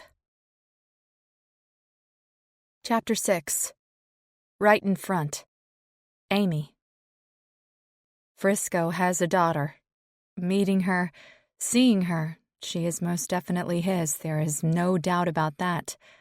Those eyes, the same eyes that have brought me so much comfort since leaving De La Torre. are set in a face that has the same sharp jawline. Those eyes that soothed every nightmare, bad memory, and chased the skeletons in my closet. Firmly away are the same eyes in that young woman. Only in her dark depths lies a confliction I know all too well. When Felix de la Torre blackmailed me into leaving with him, then helping him, I was in my own personal hell. I didn't know which way was left, right, up or down. The girl in my room, the girl in my bed, the girl who is a man I have grown to love's own flesh and blood, is a girl to be worried over. Will she accept me? Will she let me help her? Will she take the olive branch I am extending? Quietly holding my fresh clothing and brush tightly, I make my way around the room as if nothing is different from any other day, even as I feel her eyes bore into me. One thing I learned a long time ago: sometimes all you can do is the next thing. I don't know what it is in Shannon's mind. I can't begin to imagine. After going through my own hell from De La Torre, I can only empathize with the girl. Having not been in touch with Frisco, I can only wonder how many days since her mother's death. Has she had time to grieve? Does she even know the reasons behind the deaths of the people she once called family? Has she been given an opportunity to lay her mother to rest? It's not my place to tell her, and I will certainly not cross those lines. Still, my heart breaks for the innocence lost. Then again, I can't help wondering what the young girl in my bed has already faced down and experienced in her short life. My gut twists nervously. I know the lengths I was willing to go in the name of family. Will Shannon be the same? Will she hurt Frisco and the Hellions as she funnels through her emotions? I'll be ready in about an hour, but there is no rush on your part, I inform her, trying to ease the awkward silence between us as I reach the doorway. Thank you. Her tone is somber. I shower quickly, lost in my own thoughts. Stepping out, I dry off while ignoring the mist-covered mirror. I've learned to dress and ready myself in minimal time without looking at my reflection. As much as I don't see the beauty in me physically, Frisco does. How did everything so bad in my life land me in the arms of a man so good? I feel delightfully sore in all the right places. Applying my lotion, I have this peace with my body I didn't have before. Things may not be off to the best start with Frisco, but he wants me. He's told me I'm in his bed. I had enough bad in my life to know how to hold on to the good, even if it's fleeting. Frisco and I may not have forever. We may not have more than what we have already shared. But in this time, it's more than I ever had before. My hands are slippery from the condensation and my lingering lotion when I twist the doorknob, so it takes an extra bit of effort to pop it open. Then I step out into what is Frisco's bedroom, looking down, only to be stopped by the firm grip of a man's hands on my arms. Fear tunnels in until I breathe deeply and inhale his scent. Frisco, I say on a whisper, my body relaxing. Don't want shit between us. Ain't had to hesitate to say what I need to say or do what I need to do with you for a long damn time. Thought we were good. Thought this was right. Tears prickle the back of my eyes. Are we going to be over before we even begin? We are right, I say softly. Focus on what's right in front of your face. He tips my chin up to look at him. Right in front of my face, huh? Frisco, I'm here. I'm gonna be here when the dust settles. I pause. Your daughter, that young woman in the other room, she needs to know you are solid. Don't lose sight of what you've just got a grip on. Good woman, Amy. You're a damn good woman. He kisses my forehead. Don't know shit about being a dad. Don't know shit about taking care of a teenager. I do know what I got right here. I can't stop the smile that spreads across my face. Yeah? What's that? A beautiful woman who will back me up while I find my footing in this fatherhood stuff. A strong woman who pushes me beyond my past and into the present. Yeah, darling. I don't want to lose sight of what's right in front of my face. When his lips meet mine, I melt. I'm not weak to him, but my body is. I know with Frisco I could say no and he would stop right now. I know I am safe with him. My body is safe with him. My heart is safe with him. Right in front of my face is a man who gives his all to those he loves. Right in front of my face is a man who hasn't had it easy, but he has endured. Right in front of my face is a man who loves deeply, fights fiercely, and doesn't back down from any challenge life gives him. Right in front of me is my future. Right in front of him is my unconditional love, loyalty, and a commitment to ride for life. Frisco. Right in front of my face is a woman of beauty, loyalty, strength, and courage. For years, I've gone through life holding back. If tomorrow never comes, at least I've given love a second chance. In the years Amy and I have had together, she's worked her way into my heart, my life, and I don't want to let go of what is just getting started. Inhaling the vanilla scent of her lotion, I run my hands up and down her spine as I devour her mouth, needing to feel connected to her. When she moans, my cock hardens against my jeans, rubbing uncomfortably. I haven't had this much trouble controlling my dick in years, and it feels good. Everything with Amy feels good. Cupping her ass, I pull her against me as I turn us and practically glide us toward the bed. Amy squeals in delight as I lay her back on it and immediately take her nipple into my mouth, twirling my tongue around it before blowing against her exposed skin. I pull back and laugh. Your lotion tingles on my lips. I kiss my way down her belly, sensing her insecurities. Relax, Amy. Every inch of you tells a story, baby. Don't ever doubt where you came from. I tease her belly button with my tongue, and she trembles under me. Frisco, she whispers. Your body was made for mine. You were made for me. She traces the tattoo on my rib with her fingertips. Amy, I say on a laugh, sliding my goatee over her sensitive skin. I got that ink after our first kiss. You get under my skin, baby. Have for a long damn time. Frisco, she moans out as I tease her pussy lips with my goatee, then flick my tongue over her flesh. Do I get to you, Amy? I ask as I part her pussy lips with my tongue and suck on her clit as she arches up wildly into my face. Yes. Do I get under your skin, Amy? I use my fingertip to trace the circle of her entrance as she tries to slide over me. I keep my finger just on the edge as I lap her clit with my tongue. Yes. Do you want me inside you, Amy?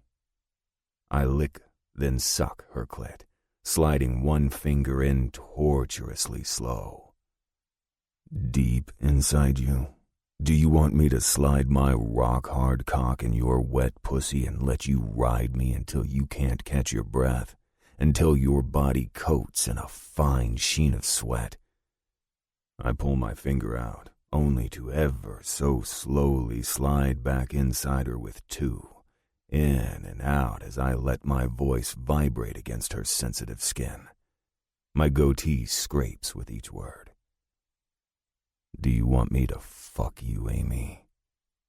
I hum against her as she shakes, her release continuing to build.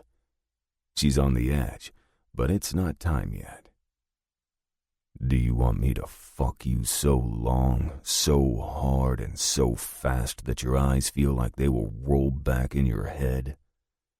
Yes, she cries out, getting louder and louder as her need builds. Do you want me to give it to you good, Amy? Do you want me to get under your skin?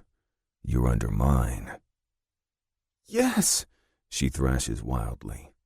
Please, Frisco. I need you in me.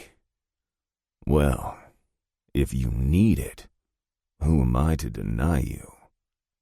I smile against her as I kiss my way up her body, lining my cock up and sliding into her wet core, and sending her over the edge in 2 thrusts before working myself to climax as she reaches her second orgasm. Hell yes, I definitely love what is right in front of my face. This works. This is us. Chapter 7. Cyclone of Confusion. Shannon. A girl's day of shopping, something I did with my mother countless times when she was on a high-on-life mania. The downfall was when the overspending left us struggling until Vic gave us more money, which meant Mom would be serving him somehow just to make ends meet. The other thing was Mom crashing when she came off a manic episode. She would fall into a severe depression that typically left me cleaning up her blood from a self-inflicted wound. It wasn't pretty, but it was my life. The red-headed woman named Sass has an hourglass figure, accentuated by her skin-tight jeans and boots. She's done up, but not overly done. It's more of a way that screams confidence. In the car ride to the mall, I learn her name is Savannah, and she's Tank's old lady. They have a son everyone calls Red. She goes by Sass because she's full of attitude. She also has a tight bond with Amy, it seems. From what I gather, the two work together at some automotive shop, and Amy doesn't like crowds, so when she wants to go shopping, Sass usually comes along and does the driving. I can't help being uncomfortable around her to some degree. Her dad is Danza, the other man who was at our house the day my mother died. He gave off a vibe that led me to believe he didn't think much of my mother or Fury MC. I remind myself I am not defined by who my parents are or were, so I can't hold Sass to the same. I wonder if Amy is like my mother. Does Frisco have a thing for the manic to mania and back-again lifestyle of someone with a mental illness? When I was 12, I couldn't wait to get out of my mother's house, even if it landed me on my back at the clubhouse. That's what Vic always said, that women served the club on their backs. I didn't know what he meant until I was in high school, and one of the girls in my class was given to the club to pay off her parents' drug debt. Even knowing the hell a younger girl could find at the club, there were moments when it seemed better than dealing with Mom's extreme highs and lows. I never told her this. It's all there in my journals, though. How many times did I scribble the words, "I hate her like this. The blood. I'm so tired of cleaning the cuts. She's selfish?" Kids aren't nearly as clueless as parents wish they were. In fact, every single day I was subject to her moods, to whatever high or low I was impacted. When I was younger, I wanted to be just like my mom, until the first time I found her passed out in a bathtub full of water tinted a shade of pink. Panic, fear, insecurity, it all hit my tiny mind with the force of a wrecking ball on a crane, slamming into a skyscraper. Demolition, the demolition of my soul. I was 6. From that day on, I watched, observing her every movement, every expression, and every noise she made. Every breath taken, I wondered if it would be her last. Self-inflicted wounds cut deeper than the epidermis she was slicing away at. The more she hacked her body up, the more she cut deep into the core of who I am. And every time, every single incident, I promised myself I wouldn't become like her. There were so many times I wanted to run away. I wanted to get away from her and her brand of crazy. Only where would I go? Sure, Vic would take me, but I feared the life he led. Yet, where have I landed myself except right in the thick of MC life? I wish I could say life with my mom was great. I wish I could simply mourn her like any other daughter who lost their mother. But I can't. I can't find it in me to feel like anything was ever normal. Sure, it wasn't as bad as it could have been, but I didn't have some picture-perfect childhood. Every time I think of her, I think of her being shot and her sending me with Frisco.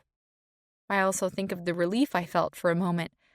It was fleeting, but it was there. No more blood for me to clean up.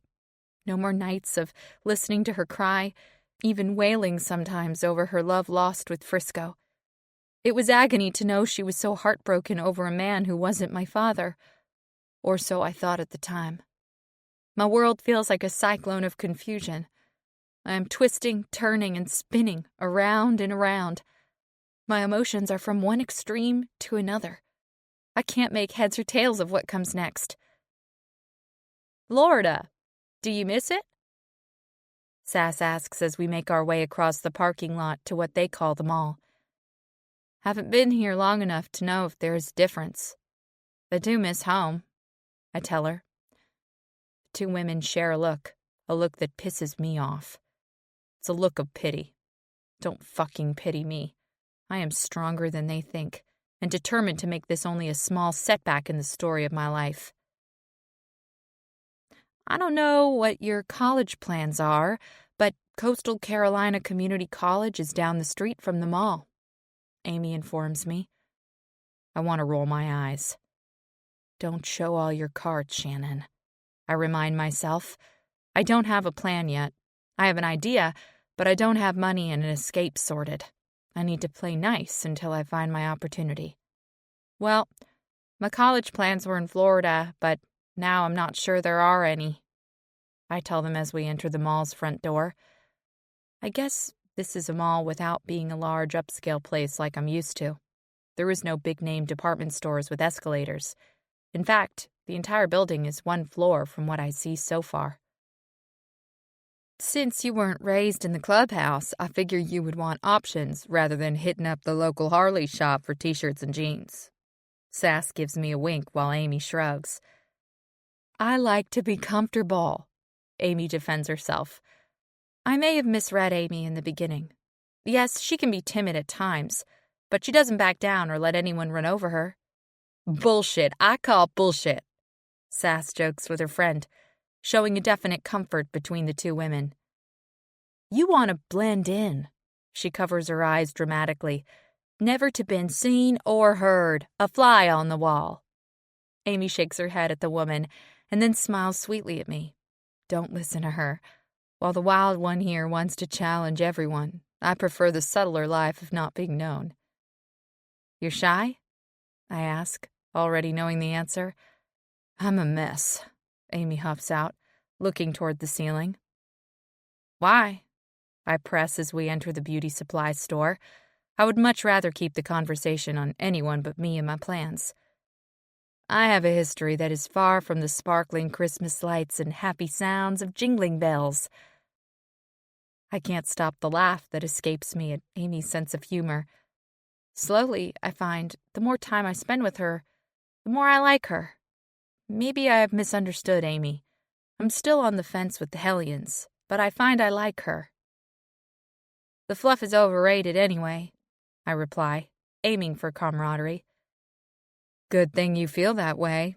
We don't overdo it at Christmas at the house, she says with the pleasant smile she has that leaves me wondering if it's genuine. Oh, girl, we will make sure the elves vomit tinsel all over this year, Sass playfully teases. Bitch, Amy gives back. I almost gasp in shock that the woman stood up for herself. I saw a glimpse of it, but to actually come right back with it outright, I almost want to give her a high five. Once again, I am filled with confusion. Just when I think I have Amy pegged as being just like my mother, she does or says something that is unlike the woman who gave birth to me.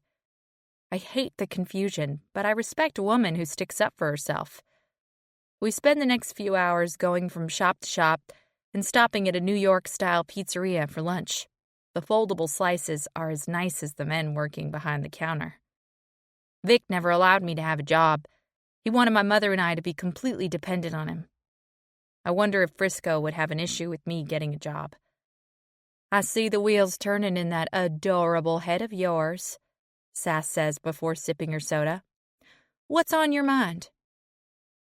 Amy immediately comes to attention to hear my response. Well, a teacher once told me, the best way to get answers is to ask questions. What's the harm in asking? The worst they could tell me is no, right? You think I could get a job? I ask, my stomach twisting in knots, causing me to lay my pizza back on the grease-filled plate. I'm sure there is something the Hellions can hire you to do, if you want to work, that is. Amy is the one to reply, surprising me. Not in the club. I manage just above a whisper. Independent! I love it. Sass grins excitedly at me.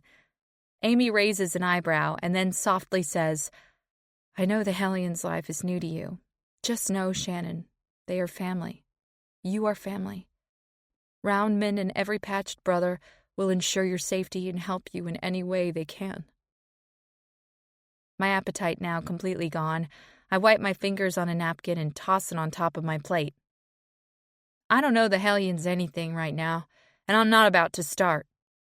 Fury was never loyal to me, so how can I feel like the Hellions would be? No, the only person who will have my back is me. I can only trust myself right now, and maybe that's how it's supposed to be. Amy gasps in shock, and Sass smirks. I get this is a lot to take in, but I gotta keep it straight with you, honey, Sass says. The Hellions don't roll like that. You are family. You got Hellions' original blood pumping through that heart of yours. She points to herself. Just like me. You don't owe anyone a damn thing. Never will. How can I believe anything she says? Fury said and did a lot of things, most of which weren't good.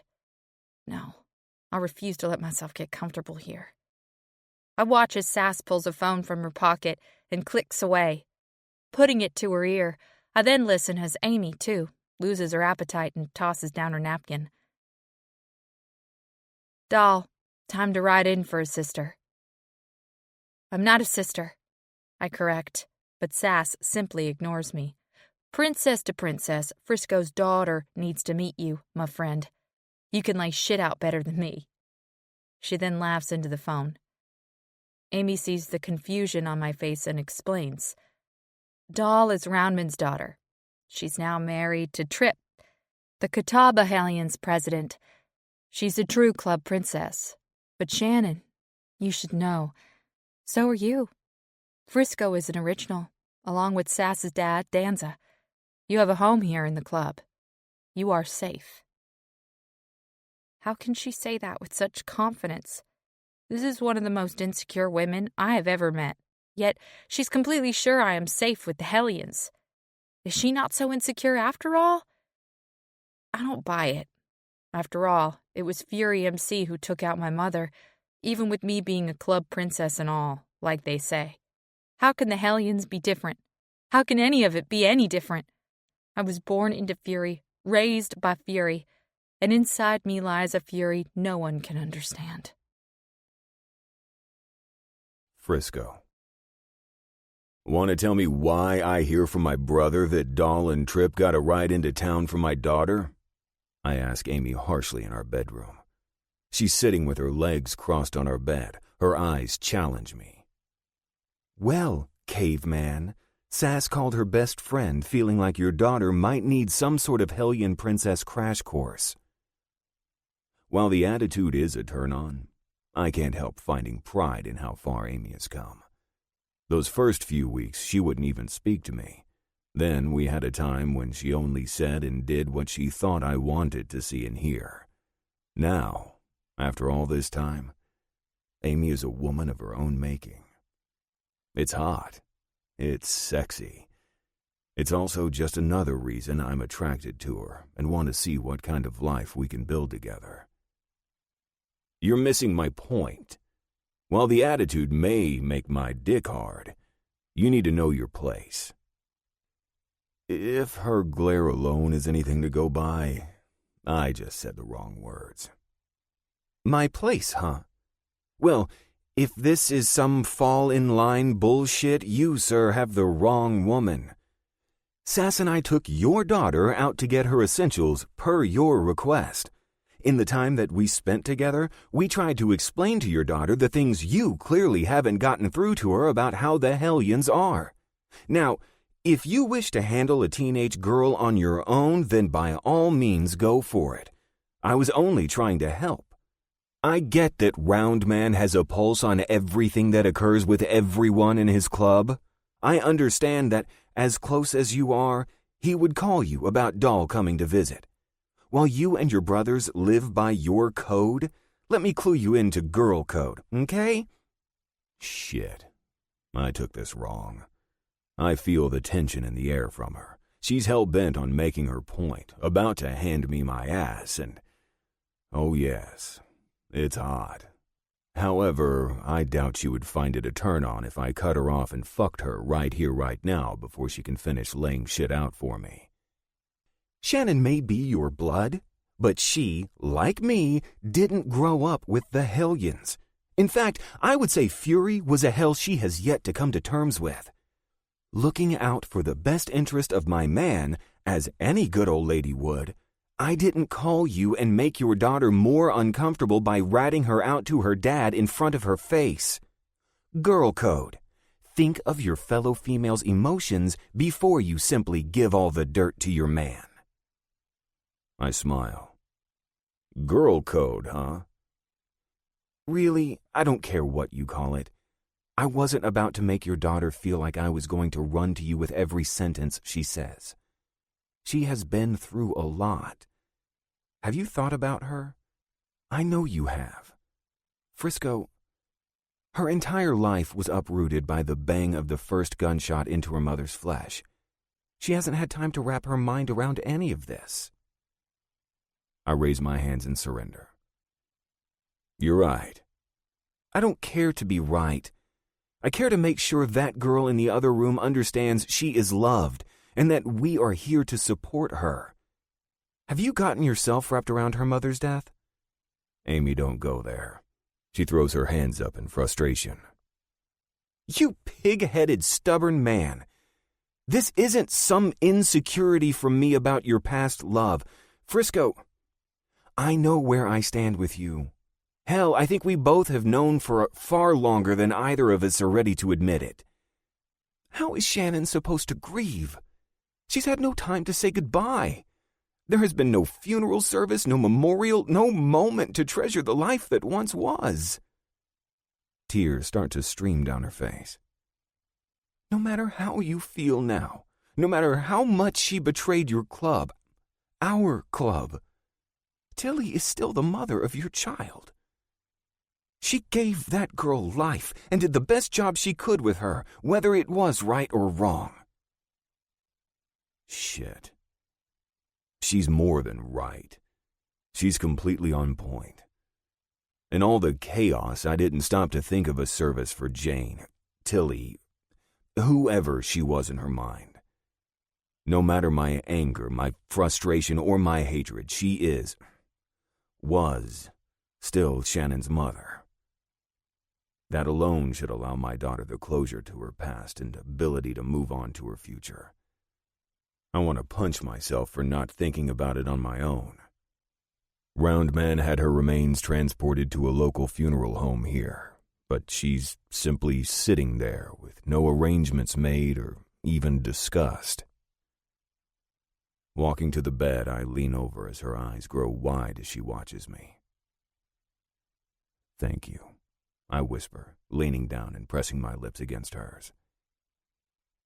Thank you for keeping me grounded. So much goes on around me, around us. It's easy to get lost in the tornado of turbulence. There was a time when you kept me grounded in the chaos I had in my mind. She wraps her arms around my neck and I climb over her. I'm happy to return the favor, she whispers against my lips. Deepening the kiss, I relish the feelings I have for the woman under me. Always on the road, the rambler, the gypsy. I've never been so tied to anyone or anything in my life. It feels different, but not in a way that scares or confuses me. Rather, it's in a way that soothes me. Amy pulls back. Heads up. You want to talk about something going on? You talk. Don't come in our room accusing me of something like leaving you out. Got it? This is our room. You said you wanted me here. You want to keep me here? Then ask me about what happened before you start all the alpha speak. Okay? Alpha speak? I ask through a laugh, dropping my head to her neck, where I trace my tongue along the spot just behind her ear. Those romance novels I love to read? You have Alpha speak down, Frisco. But Trip and Tank may have it a little better. They are younger, you know. She teases as I slide her down under me so she can feel my erection between her thighs. Younger isn't always better, baby. You should know that. They may alpha speak better, but darling, I believe actions speak louder than words, and I'm about to show you just how much I want you in this room, in this bed, with me. Is that so? It's so. And then, when I'm done showing your body how much you fit to mine, I'll make sure I don't let my Y chromosome fuck with my head and how I talk to you in our room again. Sound good? Sounds excellent, she says with a smile as she moves her hands under my shirt to quickly rid us both of our clothing. In the cyclone of chaos around me, in all the confusion as to what comes next, I don't question this right here. Amy and me, she's the final stop in my ride to love. Chapter 8. Lay to Rest. Frisco. Shannon, I said, eating dinner across from her. Want to talk to you. This feels so foreign. Fatherhood is something men have months of pregnancy to prepare for. The years the child is growing up, parents have time to grow on their own and work on their own skills. I have been thrown into this full force, and now I have to tackle the hardest obstacle one faces in life. Death. Okay, she says softly. There hasn't been a challenge between us, but my gut tells me there is more behind her dark eyes than she lets the world see. Made some calls. Your mom's body was shipped here. She drops her fork on her plate with a loud clank. Amy reaches out to squeeze her hand in comfort, only to be rejected. Shannon, I use a warning tone. Some things must be laid to rest. Your mother's body has been at a local funeral home for long enough. It's time. Time? Suddenly she makes your radar? You haven't mentioned my mother in the days and weeks I've been in your home. Tears fill her eyes, but she is determined not to let one fall. While you shack up happily with your whore, I've had to remember my mother alone, my old life alone. I didn't just lose one parent, you know. I lost my whole life. You want to sit here with this dinner like we're some family and talk about laying things to rest? Well, how about we lay to rest the charades? She lashes out at me unexpectedly. I itch to shoot something. I wish I could bring Paul Watson back to life just so I could beat the shit out of him until I kill him with my own bare hands. Yet, not backing down from my daughter's icy glare, there is a bigger part of me that wants to beat the shit out of myself. When I walked away from Tilly, I gave her what she needed to be on her way and never looked back. I never once followed up. Even when Round Man offered to check in on her, I declined. I've never been a man to play the what-if game in life. But right now, I wonder. What if I hadn't let my loyalty to put the club first cloud my mind? What if, just once, I had checked in on her and found out she had a daughter? Would any of us be where we are today? Okay, Shannon. Time to sort some things. Amy begins, keeping her voice calm and controlled. I'm not your father's whore. We're in a relationship. I'm sorry that is hard for you, but it's reality, just like your mother married and raised you with Watson and Fury MC. When Shannon's glare turns on my woman, my instincts scream at me to yank the teen up from the very chair she sits on and teach her a lesson in respect. However, Amy looks at me and gives the slightest shake of her head to keep me in place. You don't know anything about Fury, so don't act like you do. With the confidence of the world in her features, Amy begins. This isn't about fury. I know you don't know me well. I also haven't always been in a place to tell someone a single thing about anything. Confidence is something I've been working on. Living with your dad, with the Hellions, I've changed. I've gotten stronger. I want you to listen to me about what your father is trying to do here. Frisco and the club, they are trying to respect your place as a daughter to an original member. This is about you as a daughter getting to have your goodbye with your mother. This is about you having a place to visit her, memorialize her, and work through your emotions. She sighs. Honey, this isn't about the Hellions, even though they put the wheels in motion to give the service to you. It's not about me.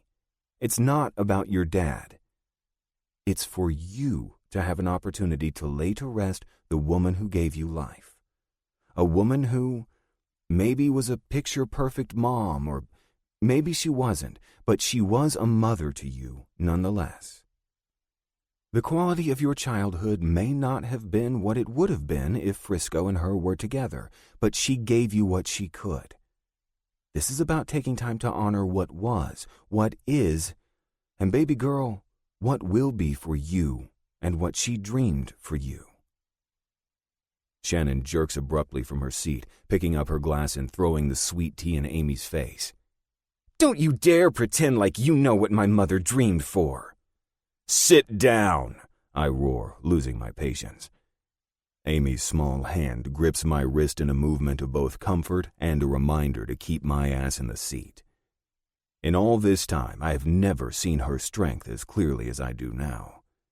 The fight inside her, the strength to face whatever life throws at her, and the endurance to ride it all out. I see it, I feel it, and I cherish it. Luckily, my daughter sits, though now glaring at the woman across from her. You aren't a mother, so don't act like you have a clue what I feel or she felt. Shannon spits out at Amy. Amy looks at me, her kind eyes full of the emotions from her past. I shrug my shoulders, unsure if she's looking for some sort of permission from me or simply wondering what to do next. Barely above a whisper, Amy's voice cracks with emotion. I know a mother's love, Shannon. Her words take me back to her past. Amy has gone through a hell I can't even put into words. The look on her face tells me that she's about to lay it all out there for my daughter to hear. This is something she hasn't even shared with her own family, her own friends. The only reason I know is because I was beside her as she went through the agony of it all. Against all odds, against the worst kind of violation, Amy starts as my pulse quickens, the darkness of my own emotions creeping in again. I know a mother's love for her child. The tears run down her face, mixing with the dark liquid she never bothered to wipe off from Shannon's outburst. As we are still learning your past, I will share with you tonight a piece of mine. Amy, please, I beg softly. I know what this will do to you.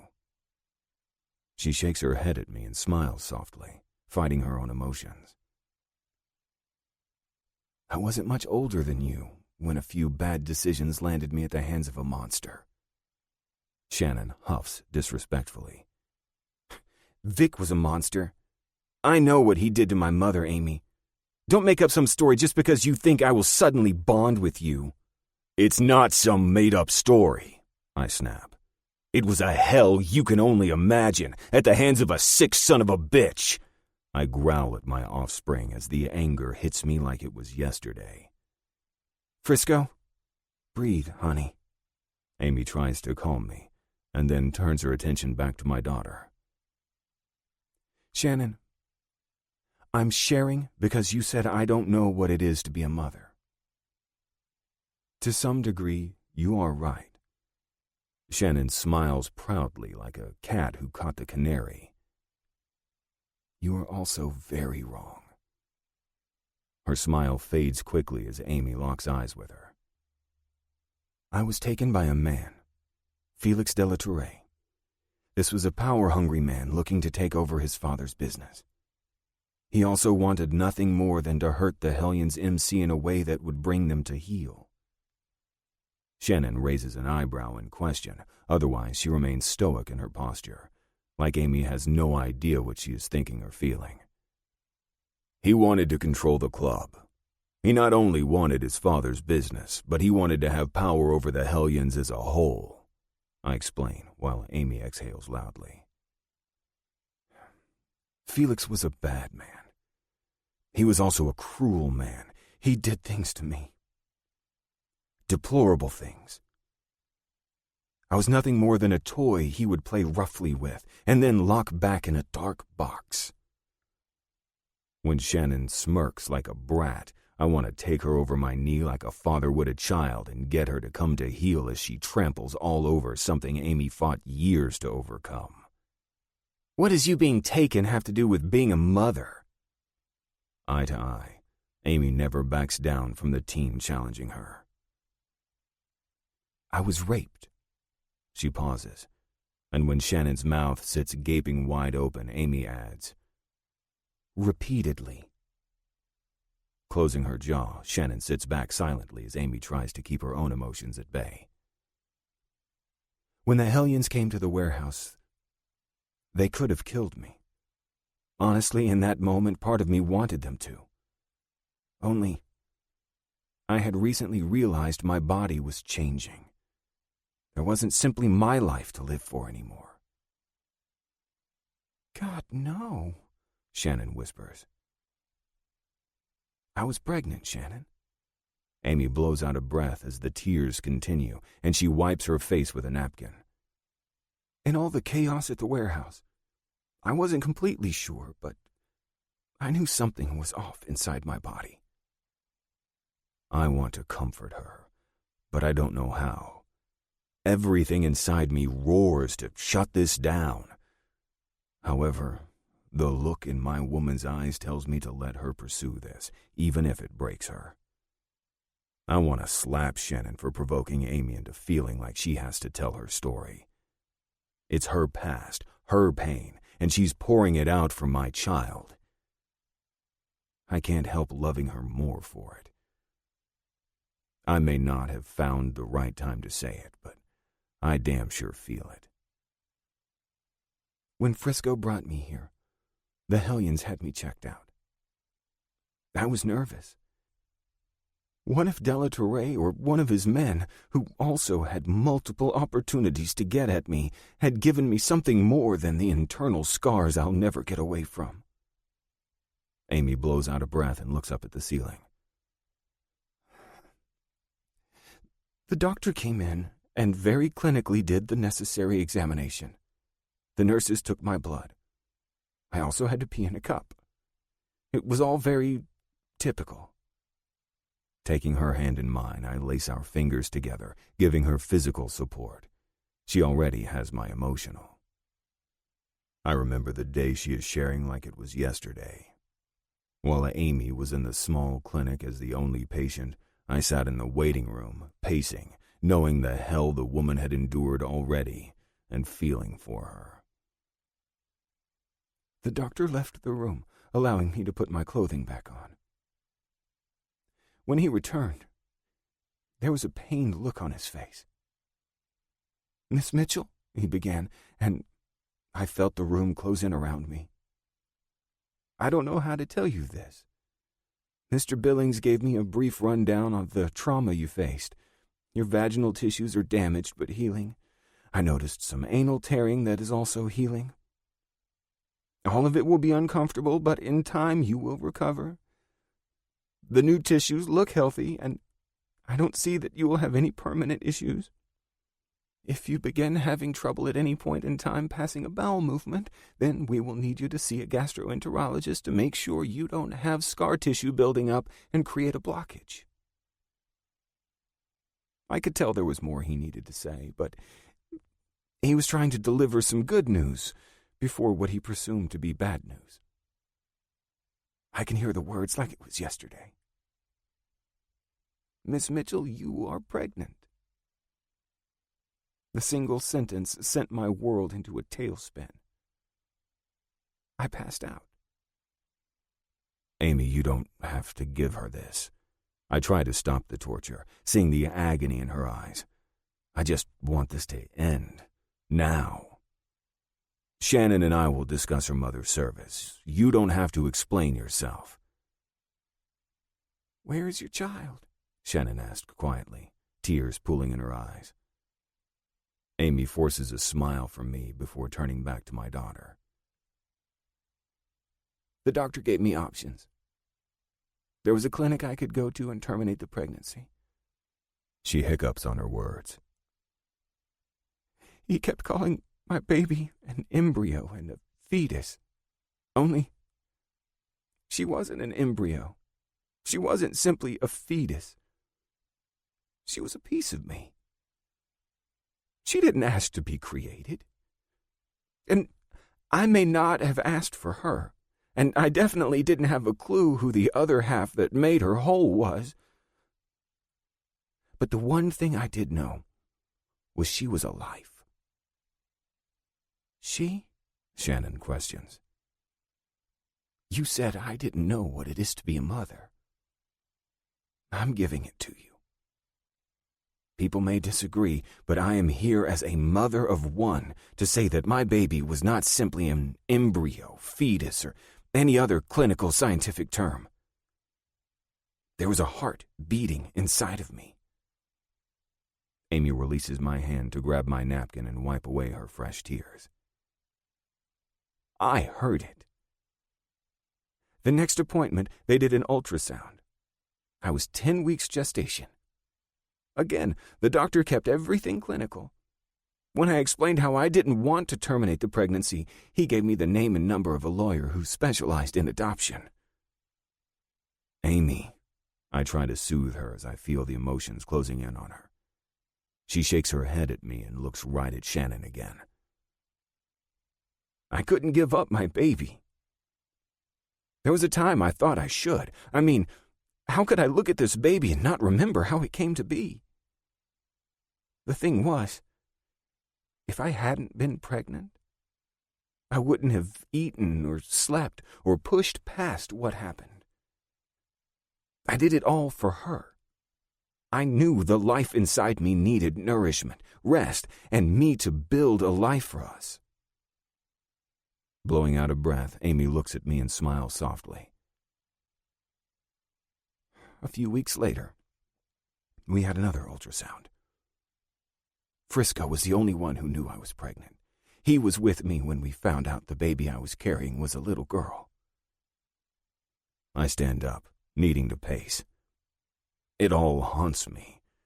Amy lying on the table, a white paper sheet tucked into her pants while a jelly substance was squirted onto her abdomen. Her all too small abdomen. There was no bump. As Amy had been neglected in Delatorre's care, and her body was still recovering on its own while trying to support another life. The black and white computer screen came to life with shades of gray and pockets of black with the tiny form of an alien showing.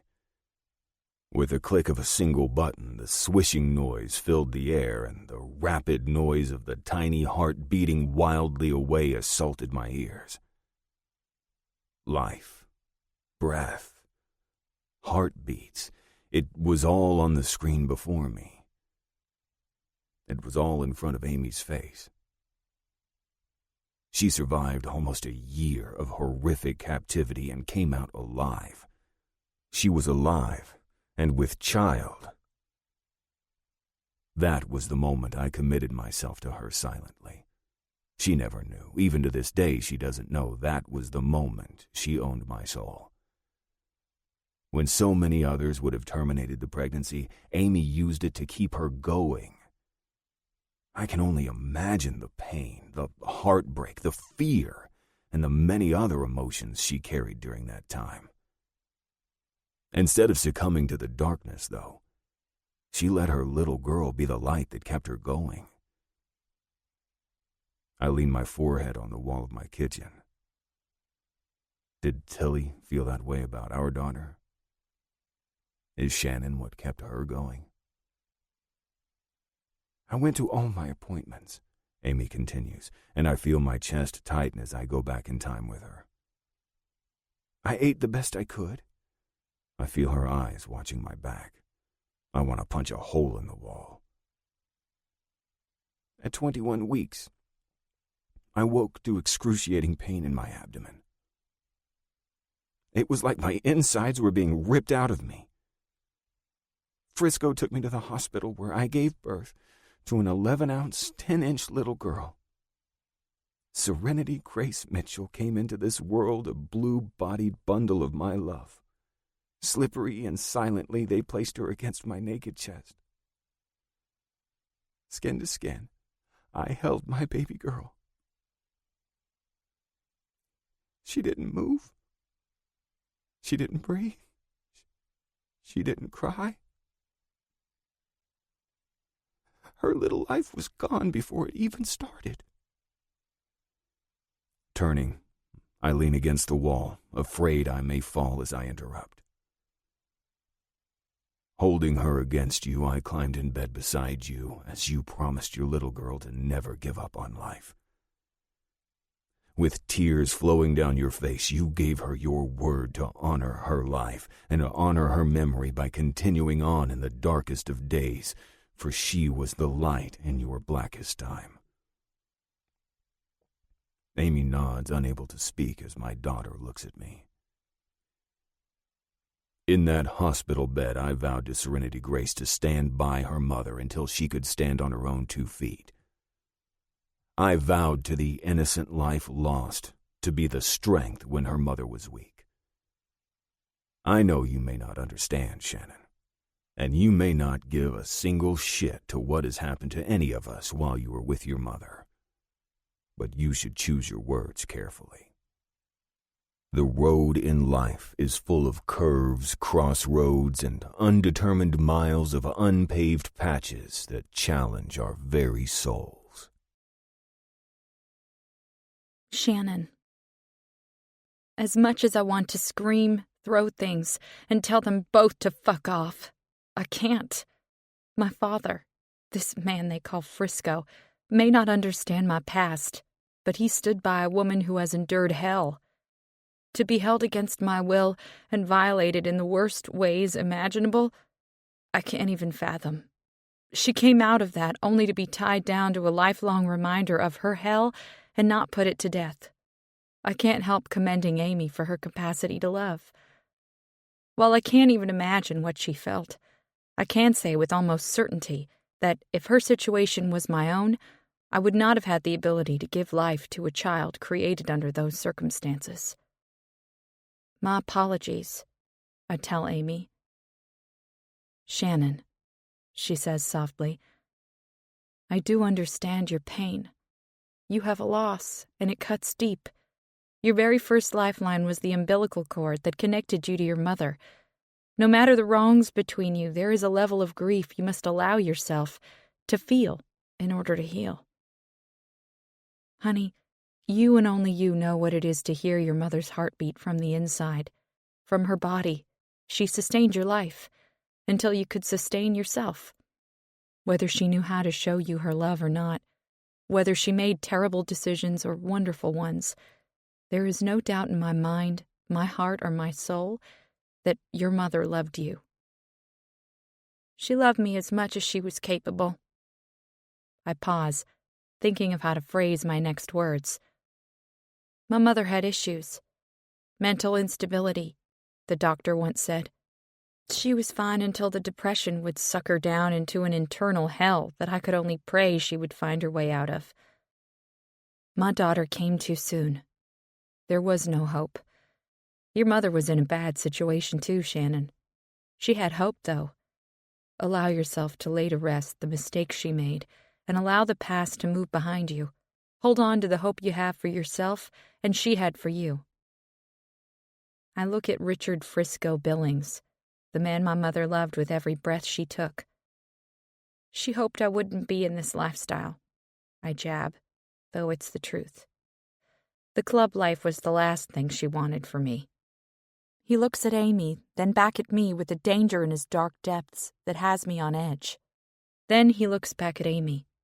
You can see there is a love the two share without words. Hold on to the hope, he says barely above a whisper to her. For serenity, I vowed a future. Frisco then looks back at me. For you, Shannon, I vow freedom from this life. Before Amy and I can say another word, he nods to her, then takes off out the front door. The next sound made is the rumble of his Harley before the engine revs as he takes off down the highway into the dark of night. What does he mean? For you, Shannon, I vow freedom from this life. What is going to happen now? Chapter 9. Release the Weight. Frisco.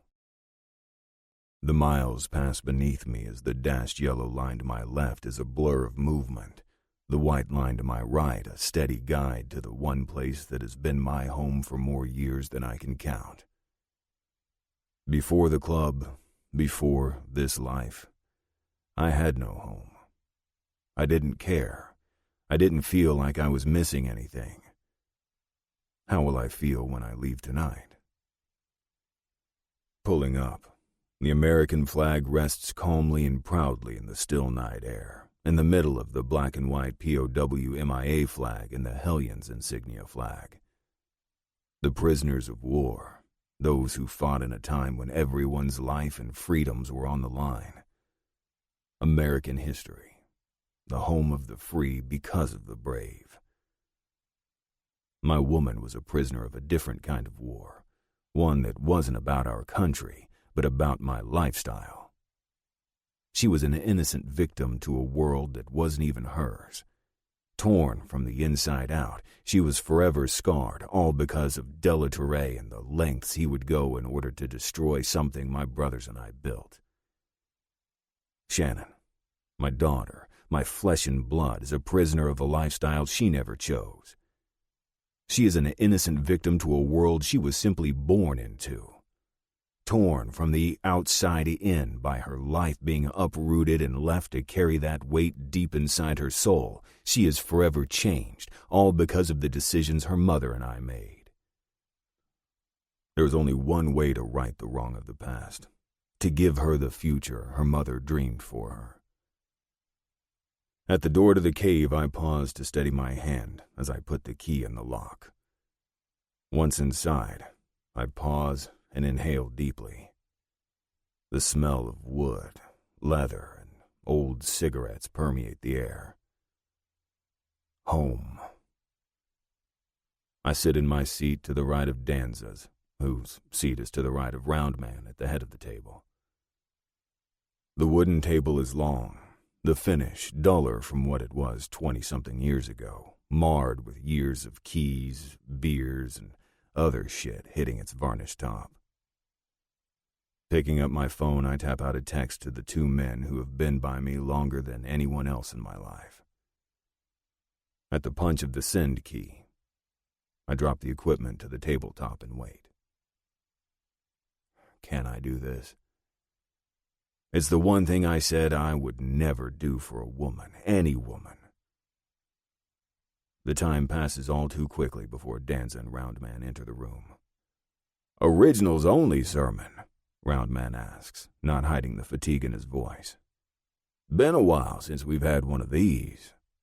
He claps me on my cut-covered back and takes his seat. Got me worried, brother, Danza comments, plopping down beside me. I look the two men in their eyes before I speak. The miles shared between us have been long, hard, and one hell of a ride. Comes a point where the road ends for every one of us. I thought mine would come the day I was no longer twisting the throttle for myself. That bitch called life had another lesson for me, I suppose. I sigh. Maybe it was something I missed before. Maybe it's karma. Fuck if I know.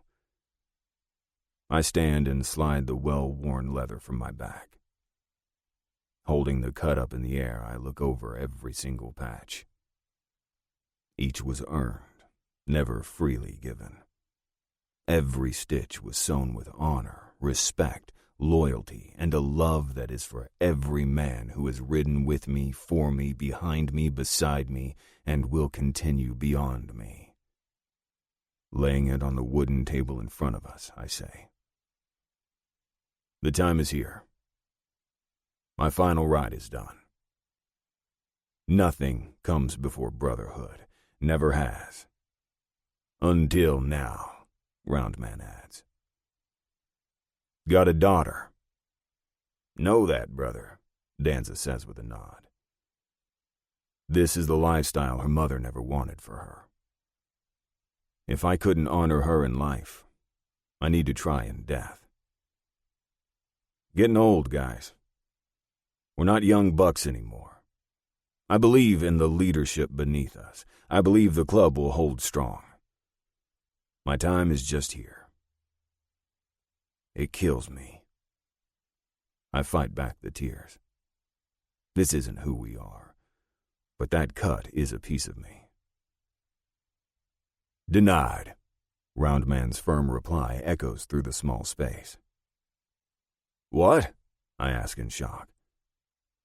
"You are going to deny me my daughter's future?" Danza looks at Roundman and then up at me. "Come on, Blaine. We were just talking the other day about times changing and things needing a shift in the club. Maybe it's time we all reconsider our places. Maybe we need to look at where the weight falls." If I couldn't walk away for Tilly, I paced the space, frustration building inside of me by the second. Then I at least gotta take a step back for Shannon and give her my time. She's my daughter. You really want to deny me and her this opportunity? Not in the least bit. His tone is solid and unwavering. You have this club in your heart, your veins. You will do whatever you want. You have no requirements left to this club, but this club will forever have your back, brother. That cut is yours. Ride until you motherfucking die. The door is always open to you. This club is always available to you. Ride out, ride in, ride on. You do so always as a Hellion. Go do you, brother. Roundman rubs his tired eyes. You're right. We are getting old. Shit is tough. Shit is changing. Doesn't mean you gotta walk away from something you built. You are and always will be an original. Take your time, have your family. One call and we will always have your back. Your old lady, she needs to know. One call, we are at her back. Your daughter, Shannon, may not understand us. She may not even like us. But for you, we got her back. Amy will know this. Your retirement plan is paid in full. The money will always come, brother. Pick up your cut. Carry it home. It's yours. We'll handle any questions from the club. You are relieved, but not released. You get me? I nod, unable to form words as the two men who have ridden with me through good times and bad stand to give me one last half-hug, slap on the back before I exit the cave for what I plan to be my very last time. Amy. Ride with me? I ask Shannon after we finish breakfast silently. I barely slept last night. My mind was back on those moments with my daughter, my serenity, skin to skin, her lifeless body fitting in my hand. Hope was gone and born altogether. There was no hope for her resuscitation, but she got me through the worst moments after leaving the warehouse. She gave me life again, after I died inside. Where are we going? Do you even drive? I give a small laugh. I don't like to, but thanks to Frisco, it's part of the independence he forced me to have. She looks like she is pondering before she says, He really helped you after everything. Yeah, and without expectations of receiving anything in return. Your father is a good man. All the Hellions are. There is a code. Their lifestyle isn't about pushing the boundaries of the laws to bend to their will. It's not about a life of control. It's about being free together. It's about family. It's about understanding and protecting what they consider theirs. Where do you want to take me? She asks. I know it's hard, but I'm going to tell you like your father once told me. Trust starts somewhere. It can be with me, it can be with a simple ride down the road, or you can wait till life forces it on you. Choice is yours. She doesn't speak, but she does get up with her plate in hand and moves to the sink. Then she gives a slight nod before taking off down the hall to her room to get ready. Okay then, looks like we are taking a short drive. I breathe deeply. I can do this. I can drive myself there, share this with Shannon, and then drive us safely back. While she is doing her thing, I count to 100, backward in my mind to clear my anxiety. It's a trick Frisco taught me early on to get my mind focused on anything other than my chest getting tighter by the minute. The walls will not close in on me because, like the bottles of beer on the wall jingle, counting backward doesn't allow my mind to shut down, so the walls stay standing. The drive is quiet, something I'm thankful for. I need to concentrate. The gas pedal, the brake pedal, the turn signals, the area and the surroundings. No one will get me. I breathe heavily, reminding myself I am safe. Taking the turn onto the old dirt road between the trees, I feel the tension from Shannon increase. A certain level of fear is healthy. Frisco taught me that too. It helps us to be more aware when we allow ourselves to feel a small amount of anxiety. What we can't do is allow it to control us. When the chain-link fence comes into sight, I slow the car to a crawl until we stop in front of the gate. Then I climb out without speaking, and Shannon follows as I open the old gate and we pass through into the small cemetery. Going to the left far corner, I immediately hit my knees in front of the gray stone in front of us. Her name becomes a blur as the tears hit me. Why did you put her here? Shannon stumbles over her words. She's my daughter. She's not a nameless, lifeless person. Give your mother the honor of a place to be remembered. Give yourself the respect for surviving your life with her, Shannon. My voice is shaking but strong. Release the weight of the world. Let the past go and give in to whatever your future may be. Your mother had a name. Tilly, Jane, whatever you wish to put on the stone. Even if you just want Mom. Just give something to the woman who gave you what she could. Shannon nods as tears fill her eyes, and for the first time, I feel like we are bonding and connecting. I'm sorry for what I said, Amy. No apologies necessary. I want you to know I'm stronger than I look. Always understand, with me and with Frisco. You can say what you need to say, even if it hurts. We may not agree, and we may correct you, but Shannon, you have a voice. Don't feel trapped. You are free. My words seem to sink in as she drops to her knees beside me and traces the letters on my daughter's tombstone. Free, she whispers, and I smile softly, releasing the weight I have carried for far too long. Yes, Shannon, we're free. Chapter 10. Security. Amy. Talk to me, Dahl orders while looking over the menu in front of her. Never mind, don't talk yet. I need a drink. Mama needs a time the fuck out. The blonde bombshell laughs to herself. Tell me about it, sister. Sass chuckles back at her lifelong best friend. Tripp and Dahl got into town early yesterday. Tonight she is leaving BW. Her son, home with Tripp and Roundman. She wants a girls' night at the beach, and she's getting it. Sass left Red, her son, with Tank and picked me up. Waving like a loon, they get our waitress to come over. Jack and Coke, and keep it comin', Dahl says with a smile. Damn, girl, Sass laughs. Shit, you know you need that too. Double that up, sister, and make it quick. Doll looks at me. You know, if you want a drink, I'm sure we can get the boys to pick us up so you don't have to drive, Amy. I'm crazy enough in my own head without alcohol. Y'all have fun. I'll get drunk on the honey croissants here. How about that? We all order our food, and then Doll looks back at me. All right, now talk to me. Frisco has a daughter, I begin, and she laughs.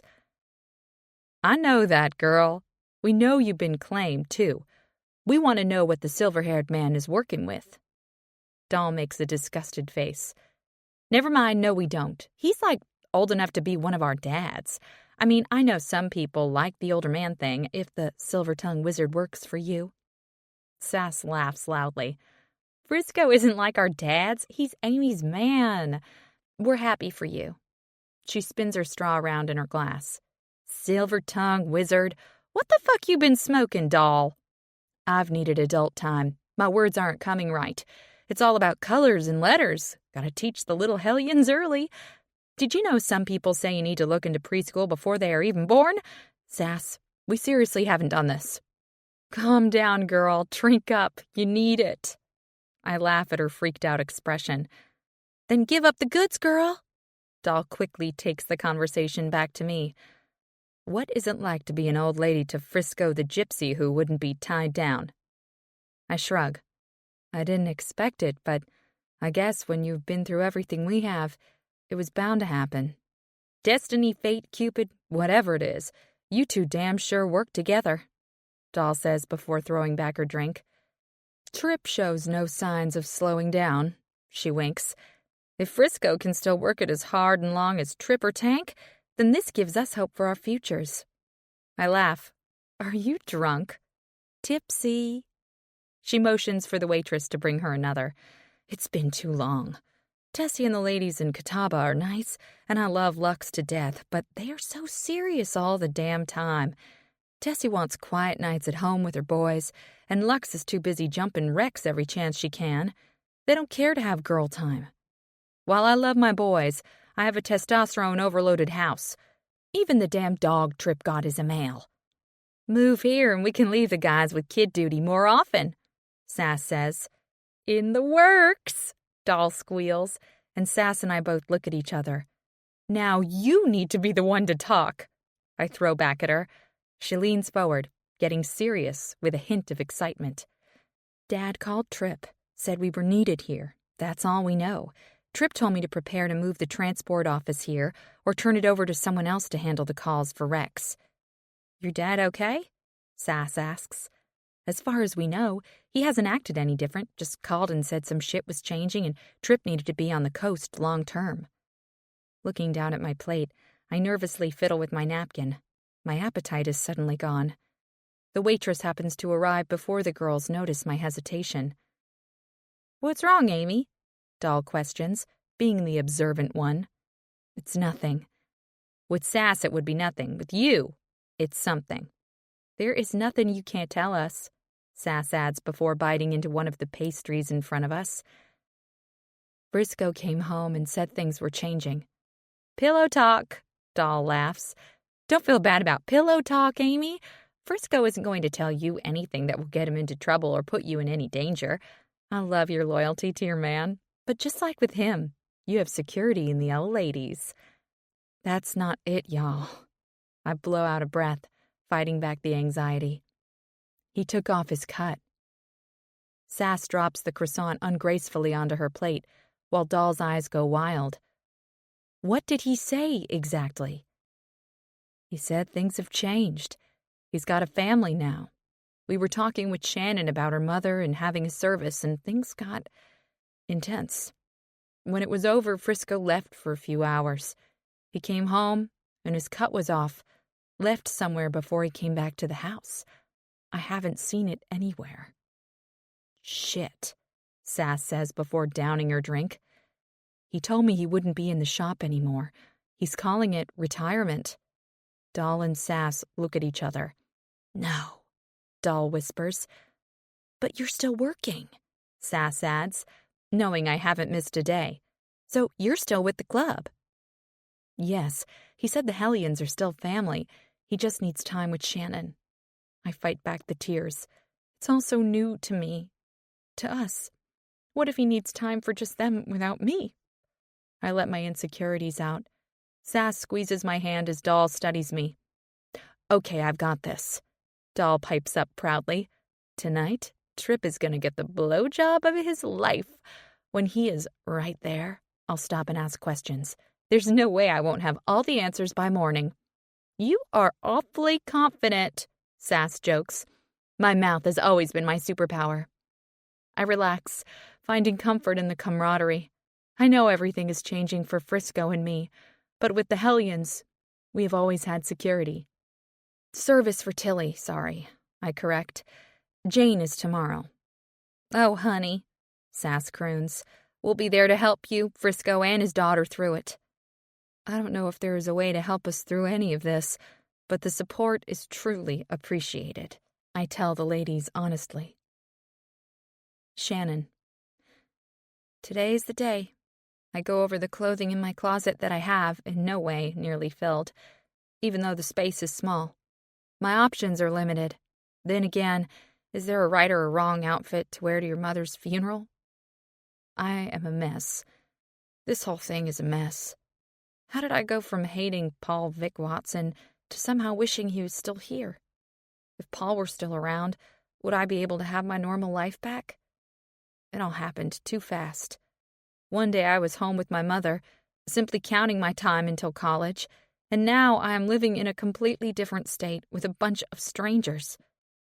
Today I bury her, Fury MC, and my past. Can it be so easy? Fury was a part of me, and I guess some of that will always stay with me. But I've learned one hard lesson. No one will look out for me but me. I am numb as I put on a nice charcoal gray blouse and black pencil skirt. Pulling my hair back into a tight bun, I apply light makeup, unsure how I will react today. Frisco sat down with me as we decided on a casket and her gravestone. We decided on a graveside service since it's not like my mom had friends or family to attend. He also allowed me to choose her burial site. I don't know if Amy was relieved or disappointed I didn't bury my mother beside her daughter. I make my way out of my room, surprised to find Amy dressed for the service in a very flattering and form-fitting black dress that falls to just below her knees. The deep V-neck accentuates her breasts, and her hair is pinned up in a way that, if I hadn't known we had a funeral to attend, I would think she was ready for a date night with my dad. I thought this would be just him and me together, laying the past to rest. Apparently, it's the three of us, along with the funeral director. While part of me wants Amy to stay home because she didn't know my mom, the lady has been nothing but nice to me. Throughout all the chaos, she's been the one to calm me and ease my fears. Ready? Frisco asks, watching me. As I'll ever be, I reply, as I blow out a heavy breath. I still don't know if I have come to terms with everything. I did use the laptop Frisco gave me to reach out to a friend from school. My hometown is full of chatter about the clubhouse burning down, and there hasn't been a sign of Fury MC anywhere. The old ladies are quiet and moving on, but no one is talking about what did or didn't happen. I can only imagine. My old house has a for sale sign in the yard. Frisco did say that once it's sold, I would have a college fund or money to start my life however I wish. He doesn't care what I do with it, but he did promise me that he has a security fund for my needs, so I don't have to worry. Security? What a joke. Can I rely on Frisco? No. I need to rely on myself. It all works into my escape plan. Bury my mom, wait my time for the house to sell, get the money, and build my life anywhere but in North Carolina. I may be born to a Hellion, but it doesn't make me one. Following Amy and Frisco out of their home, I climb into her car silently. The ride isn't far until we pull up. I don't know how to react. Motorcycles line the drive to the cemetery. I see men in black jeans and leather cuts, with women in black as well. The Hellions certainly understand mourning. Why mourn my mother, though? I instantly get angry. Maybe I shouldn't. Maybe I don't have the right, but I do, nonetheless. Pushing it all down like I have for almost my entire life, I get out of the car and make my way to stand under the green tent in front of the hole my mother will be placed in. I don't speak to anyone, and I don't look them in the eye. I remain focused on the reason we are here today. My mother is dead. She may not have been the best mother, but as Amy said, she was still my mother. I blow out a deep breath, trying to put it all into perspective. The black hearse pulls to a stop, lining up with the row we are at. The driver gets out and moves to the back door. When it's opened, the Hellions immediately flank each side. Men I don't even know proceed to carry my mother's coffin to her final resting place, and I see red. "No!" I screech. "Put her down! Don't you heathens touch her!" I rush from the tent into the casket, but two arms firmly pull me back as I scream. "Stop your temper tantrum," Frisco barks in my ear. "She's my mother.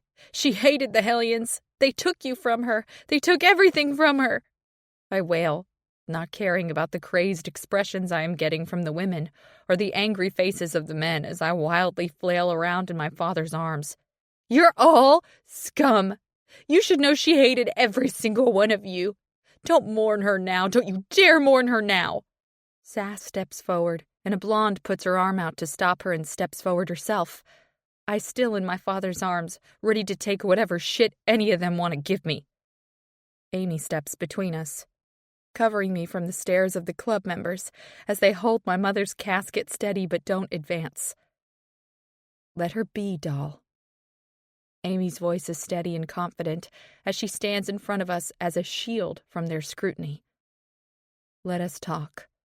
For Frisco, she gets a pass," Doll says, moving to the side to look me in the eye. "For Frisco, you get one pass. Your mom got her pass. She chose to head to Fury. You disrespect this club, its members, or what we stand for again? It's not the men you need to worry about, young one. I'll be the one to give you the lesson your mother obviously skipped in respect." "Doll," Amy quips, stifling the blonde. "Let me have this." Turning to face me, their club at her back, my father's woman stands eye to eye with me. "Spit on her life, spit on her grave." I tip my chin up in challenge. "Spit on her child." "Don't make this harder than it already is," she warns. "There isn't a single person here who is sad to see my mother gone." "You're wrong." It's Frisco who speaks. "I know it's hard to believe," Amy tries to get through to me. "While your mother made mistakes, at one time, she was part of this family. Today isn't about the bad blood between Fury and the Hellions. Today is a celebration of her life, a memorial of the woman she was to you, and closure for those who she both loved and hurt." A lady with red hair steps forward. She looks very much like Sass, but older. She extends her hand to me. "Mary Alice," she says softly as Danza takes her back. "I knew your mother." "Were you friends?" I ask, curious about her time with the Hellions. "Not exactly," Mary Alice replies honestly. "Your mom didn't want that kind of bond with any of the women." "Fuck you, then." I start to pull away from Frisco, who continues to hold me in place. Danza steps up to me. "Your cunt of a mother set me up. She cost me years in prison." "Danza," Mary Alice scolds, pulling him back, and he steps behind her once again. Turning to look me in the eye, she continues. "I came today so that I could say thank you to your mother." "What the hell?" Danza doesn't hide his shock. "Life with a biker isn't easy. Life with an original is hell at times. There isn't a manual that tells us what to do, who to trust, or how to deal with the lifestyle. Danza wasn't always the best of husbands. Your mother, she made a bad decision, one that cost my husband his freedom for a time." Tears fill her eyes. I'm thankful now that we had the time apart. I can't say I've done everything right as a wife, a mother, or an old lady, but I can say that the space was good for us in the long run. We're settled in life now. Things are good. Your mom taught me to value what I have, and desire. Her time with Frisco was consumed in the love she had for the man behind you. She didn't always do things the right way, but she did them her way. She was never ashamed of who she was in this club or how she felt about Frisco. Those are qualities about your mother to honor today. We may not agree with everything she said or did, and yes, some here may have some resentment. But today, Shannon, we come to lay it all to rest. She reaches out and squeezes my hand. Can we lay her to rest and have security in the future from the lessons she gave us all, both good and bad? Exhaustion engulfs me as the emotions become too much. They just want an opportunity to lay it to rest. You see? Danza speaks. You got family, Shannon. Frisco has your back and Amy has your front. No one is here to hurt you, upset you, or disrespect you. We have a history with your mother, and it wasn't always pretty. In the end, we're here to lay to rest a woman who was once our family. The good, the bad, and the in-between we had with her. She once believed in our colors, our lifestyles, and our freedoms. I may not like what she did, but Mary Alice was right. She was never once ashamed of Frisco or her place with him. I can honor that. He nods. A large, tall man with long hair and a goatee steps up from behind the crowd. The only thing separating him from me is Amy. His patch says President and Round Man. I remember my mother wishing Fury had a man more like him in charge. In one of her ramblings, she once said he was an asshole who ran his club with a firm hand, but he was always fair. Will he be fair to her memory now? Amy looks up into the man's eyes. Can we please have a moment? Let us settle her, Round Man. I've never asked a single thing of your club. I've done my part to make peace after many mistakes, but please give her this, give me this. Let the anger go. He smiles, though there is fatigue in his eyes and a paleness to his face. I wonder if he's sad, tired, aged from his lifestyle, or sick. Whatever it is, something is weighing heavily on this man. No, step aside, he says firmly to Amy. Young one needs a history lesson. You have my word. After I'm done, if she needs a moment, then you'll have it. Amy doesn't speak. She simply drops her head and moves to stand beside me. With her arm coming around my shoulder, she whispers, You aren't alone, and they don't mean to upset you, Shannon. Do you know why your father, Danza, and I ride together? Do you know how the Haywood's Landing Hellions came to be? I shake my head as I try to sort out my own emotions. Hell rages hot as fire in my veins, while my heart grieves the loss of my mother. No, not my mother, but rather the mother I wish I had.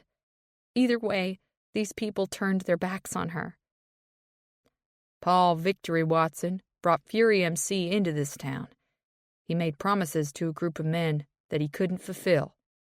They rode into this town, our town, and wanted to control a business that wasn't theirs to control.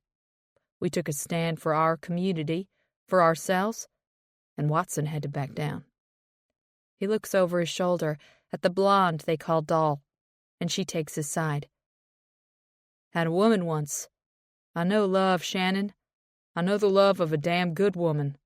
I know the love of a father to his daughter. We're not here today to bother you or to spit on anyone's grave. We are here to back our brother who took our backs so many years ago as he lay to rest his past. Whether you believe it or not, he loved your mom. Had he known about you earlier, you would have known a father's love for his daughter sooner. Amy gives me a squeeze as my father loosens his hold on me. Roundman wraps his arm around his own daughter. We all just want to give you the peace you need, the peace your father needs, and to find our own peace for a woman we all once trusted. Regardless of the wrongs done on both sides, she was a part of our world for a time. Let's stand together and honor that today. Roundman nods at my father. When it's done, he says to Frisco in a way that makes me wonder if there is more to that sentence than I know. Roundman doesn't say another word to me. He simply turns around and guides Doll back to the group surrounding my mother's casket. I nod my head as my father releases me, Then I watch as strangers carry my mother's coffin past me and set it into the equipment that will lower her into the ground. Roundman steps to the front, taking the first handle on the right from another patched Hellion. Danza follows him, taking the left. For the love Frisco had for his old lady, for the child she raised, and the life she gave, the Hellions will lay Tilly to rest today, Danza says before they all in unison take the first step toward the tent. Mary Alice, Sass, and Doll lead everyone else directly behind the casket. Stopping momentarily in front of me, Doll gives me a smile. Tame the attitude, Spunky, Doll warns. While I can respect fighting for what you believe in, gotta learn the time and place. She moves on like nothing happened as she takes her seat in the last row of chairs. Everyone follows suit, leaving Amy beside me and Frisco behind me. Amy looks over at me. Whenever you're ready, Shannon. No rush, no pressure. We got you. This is hard. Your outburst wasn't personal, and they understand that. I don't know how to feel at her words. She stood between me and a whole club, all to protect me. Have I ever had anyone stand up for me like that? Sure, my mom kept me from the club stuff as much as she could, but I still had some of it. If I had mouthed off to Vic in front of her, would she have done what Amy did? I'm not so sure. I know she loved me, but I don't know if she was strong enough to stand up for me against Fury. Could I have life with the Hellions wrong? Chapter 11. 2 weeks later. Gone. Frisco. Not working at the shop is different. Roundman has stood by his word. I'm a Hellion until my very last breath. He also meant it when he said, when it's done, it's done. I am no longer at the call of the club. I'm no longer held to any responsibilities within the organization. I'll continue to get my cut from each business, but I never have to punch a time clock or report to anyone else again. Being at home with Shannon has given me the opportunity to get to know my daughter. She has her mother's smile, my sense of humor, and Amy's love for sweets. The two of them have taken time to bond over brownies, and I find that I like it. I've never been a man to think I could ever settle down in life. Yet, with Shannon here and things solid with Amy, I am settled. Shit feels good. Can I have something normal? Can I go from years and years of chaos controlling my every thought, move, and plan to being calm? The answer is yes, I can. I have this peace inside me that Shannon and Amy have given me. The love of a good woman is the balm to an angry man's soul. I'm walking, talking proof.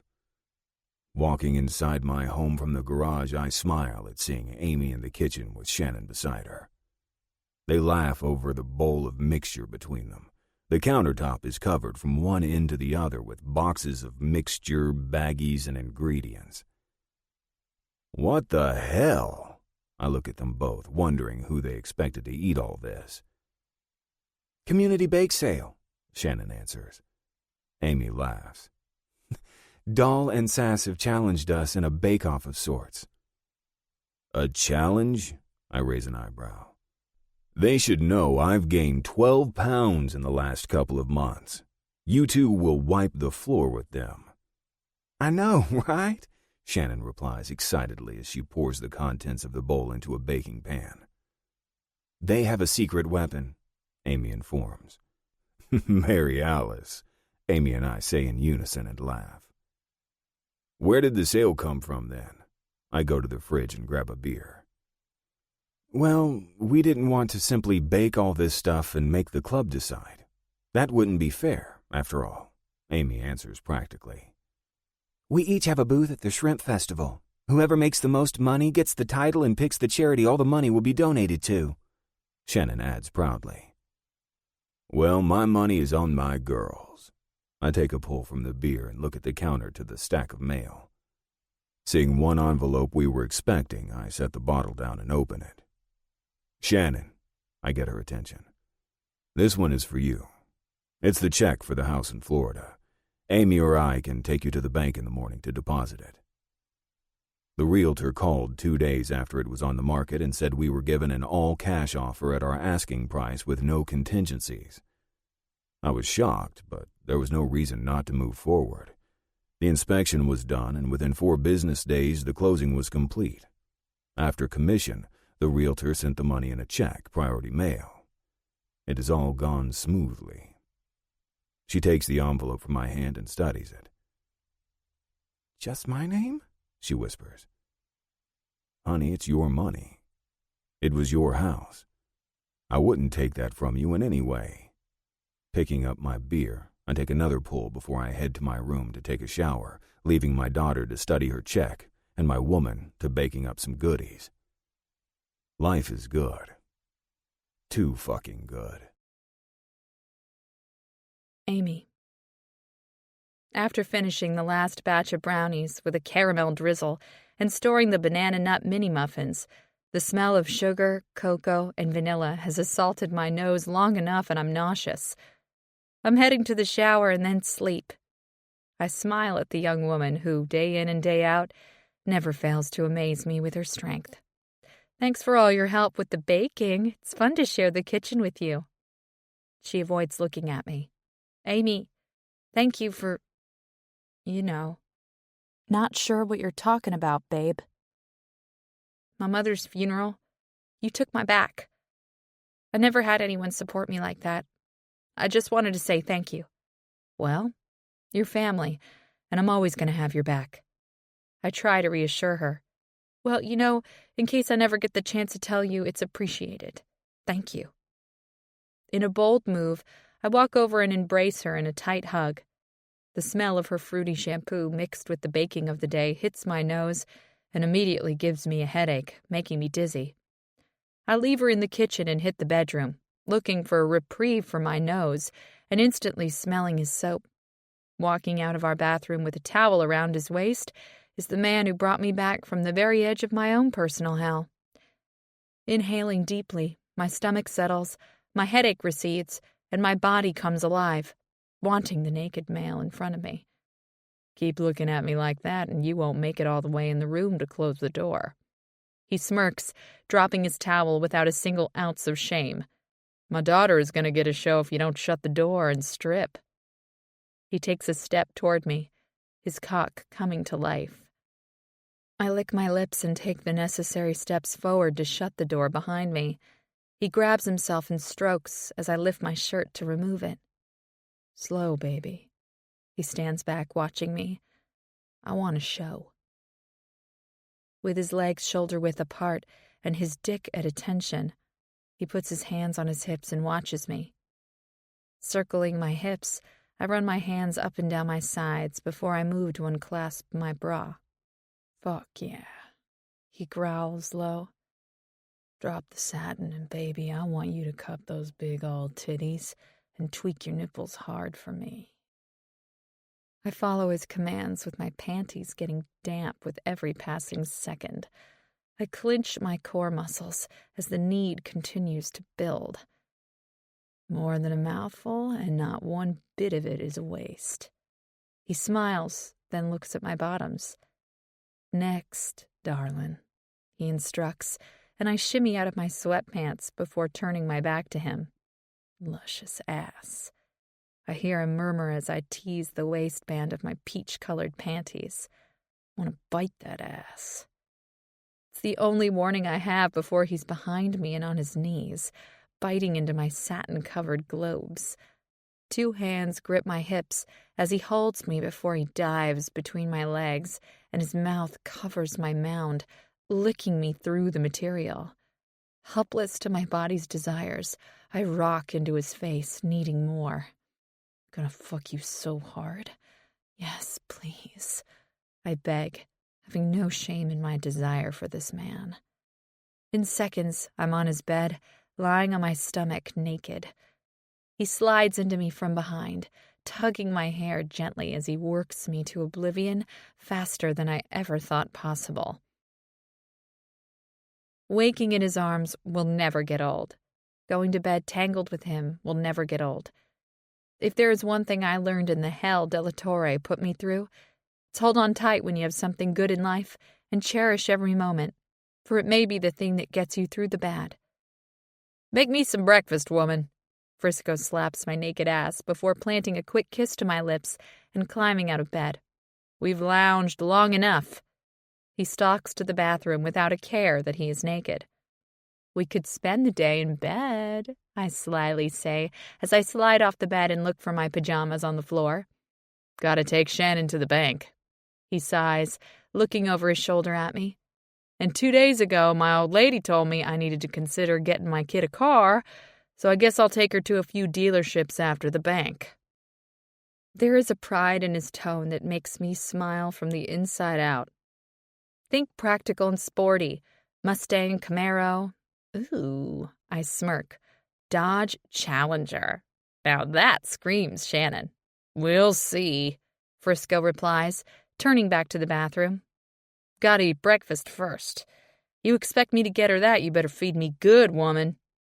We both laugh as I head out to start cooking. The bedroom door to Shannon's room is open when I pass by. When I enter the kitchen to find it empty, I start to feel a rise of panic. Where is she? Shannon? I call out, racing around the house. I can't find her. Now sheer terror engulfs me. I can't find her. I can't find her. Keeps racing in my mind. Going to the front door, the first thing I notice is the deadbolt is unlocked, as well as the door handle. With a twist of the knob, I open the door and yell out into the early morning, "Shannon?"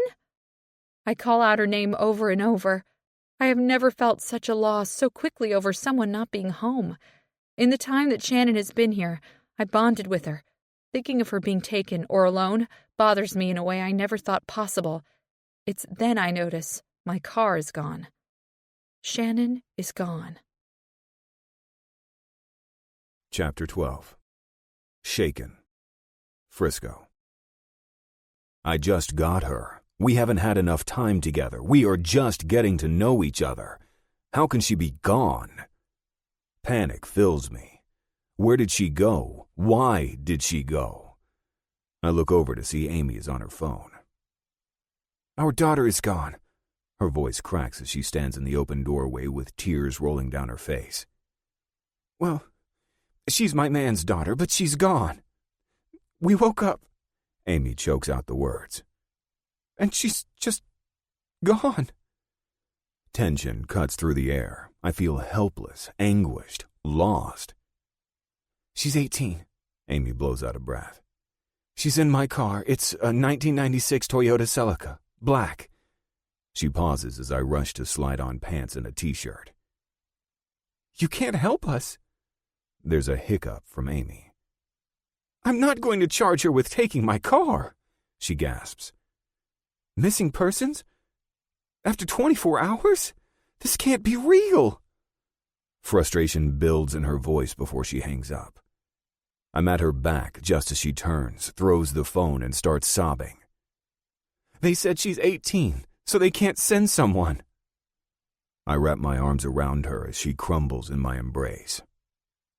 Call Roundman, she sobs out hysterically. Send the cavalry. Someone go find her. She can't be out there alone. She can't leave us, Frisco. She's got no one. That's not a way to live life. I know. Her knees are weak, and I hold her up, keeping her tight to me. I've been there, Frisco. She's too innocent, too nice, too naive. We can't leave her out there. Shh. I try to console her as I fight back the demons building inside me of where my daughter could be. This is a parent's worst nightmare. Reaching into my back pocket, I grab my phone, feeling the stress of nerves. Roundman doesn't answer, so I dial Danza. He doesn't answer. The next in line would be Trip as Kataba's Prez, or Tank as our road chief. Trip, he clips into the phone. Shannon took off. Cops won't help. Need the club. I give him as I guide Amy, who was falling apart against me, to the couch. She took off in Amy's car. On it, brother. She got money? How far can she get? He asks as I let Amy fall onto the cushions and rush into the kitchen. Check for the house in Florida is gone. She's heading to the bank. Bosco, ride out. 2 only to the credit union. Don't spook her. Tailor and report in. I hear Tripp order before he tells me. I'll call when we locate her, and then you can handle it. I don't want her spooked by the whole club. Thanks, brother. I let out a sigh, grabbing my wallet from the counter and noticing all my cash is gone. Shit. Always, Frisco. For you, always. Tripp clicks the phone off. I look at Amy, who's in my t-shirt and boxers, her hair a mess and tears falling freely down her face. I'm gonna bring her home. I promise you. Don't let her become me, Frisco. You have my word. I vow as I rush to finish grabbing socks and boots to hit the road. I won't let her end up a victim to someone's sick game. I will give my last breath to bring her home and show her the life of safety, security, and love. I haven't had enough time. We haven't had enough time, and it won't end today. I'm shaken, but not deterred. 3 hours pass by, and the only thing we know is she did attempt to cash the check at a bank in Duplin County. She's heading west. That's a good start. With help from the Sandhills Charter, we get a lock on her location. She found her way to the interstate and is heading south. Hitting the open road, I ride out like a bat out of hell on the back roads and highways to catch her. Dillon, South Carolina, she stops for gas and I cruise in behind her. I watch as she exits the small gas station with a bottled water, her dark hair blowing in the wind. She lifts her head, dark eyes meeting mine, where I lean casually against the door of Amy's car. My heart races and my mind runs rampant. Frisco? She lifts her chin to face me, not backing down. Shannon, I say softly. I'm a legal adult, you know. You are. But the car you're in isn't yours. I push off the door, but I don't give her room to get inside it. I left a note. She drops her head to avoid my gaze. I left Amy a note. Once I got myself a car and a crash pad, I was gonna call and tell her where she could find her car. You don't have to leave. I'll get you a car, something more reliable than this. She laughs sharply. Why do you let Amy drive it if you don't think it's reliable? I run my hands through my hair. I don't let Amy do anything. She worked and saved. This was something she did on her own. I offered her a brand new ride we could rely on. That woman, much like the one standing in front of me, has a mind of her own. An independent streak that can cover the globe, and a determination to not owe a single soul a dime. I can respect that, she replies, then looks at me again. What's next? Are you going to make me go back? I pause to think. No, Shannon. I would hope you'll want to return on your own. Then we can discuss what made you want to leave. You gonna pump gas or what? A man calls from the doorway of the store. I raise my hand, waving him off, then set about filling the tank. You stand by your word, right? She asks me as I set the nozzle into the holding tank. I do my very best, yes. I'll be honest. I've failed before. I failed your mother in the worst of ways, and I'll regret it for eternity. But it was the path life had for me. I can't turn back the hands of time, no matter if I wanted to. I told myself I wouldn't stay. I told myself I would get a plan and head out. If I can't keep my word to myself, then who can I? While I admire that, you do know people change their minds as the course of time passes on. She studies me as the pump clicks off. Can you give us more of a chance? I ask. I can't live there. I can't be in your space, pretend like we all somehow fit together, and forget where I came from. It doesn't feel right. The rumble of 2 bikes approaches, and I watch my daughter tense. Looking to my right, I see Tank and Bosco approach. I raise my hand for them to keep their distance. I can't live with another club. I dread the sounds, I despise the violence, and I cannot live knowing my mother died from a war between 2 clubs, and I took some side in something I never understood. Shannon gives me honestly, while twisting her hands nervously. Then we start over. Me, you, and Amy.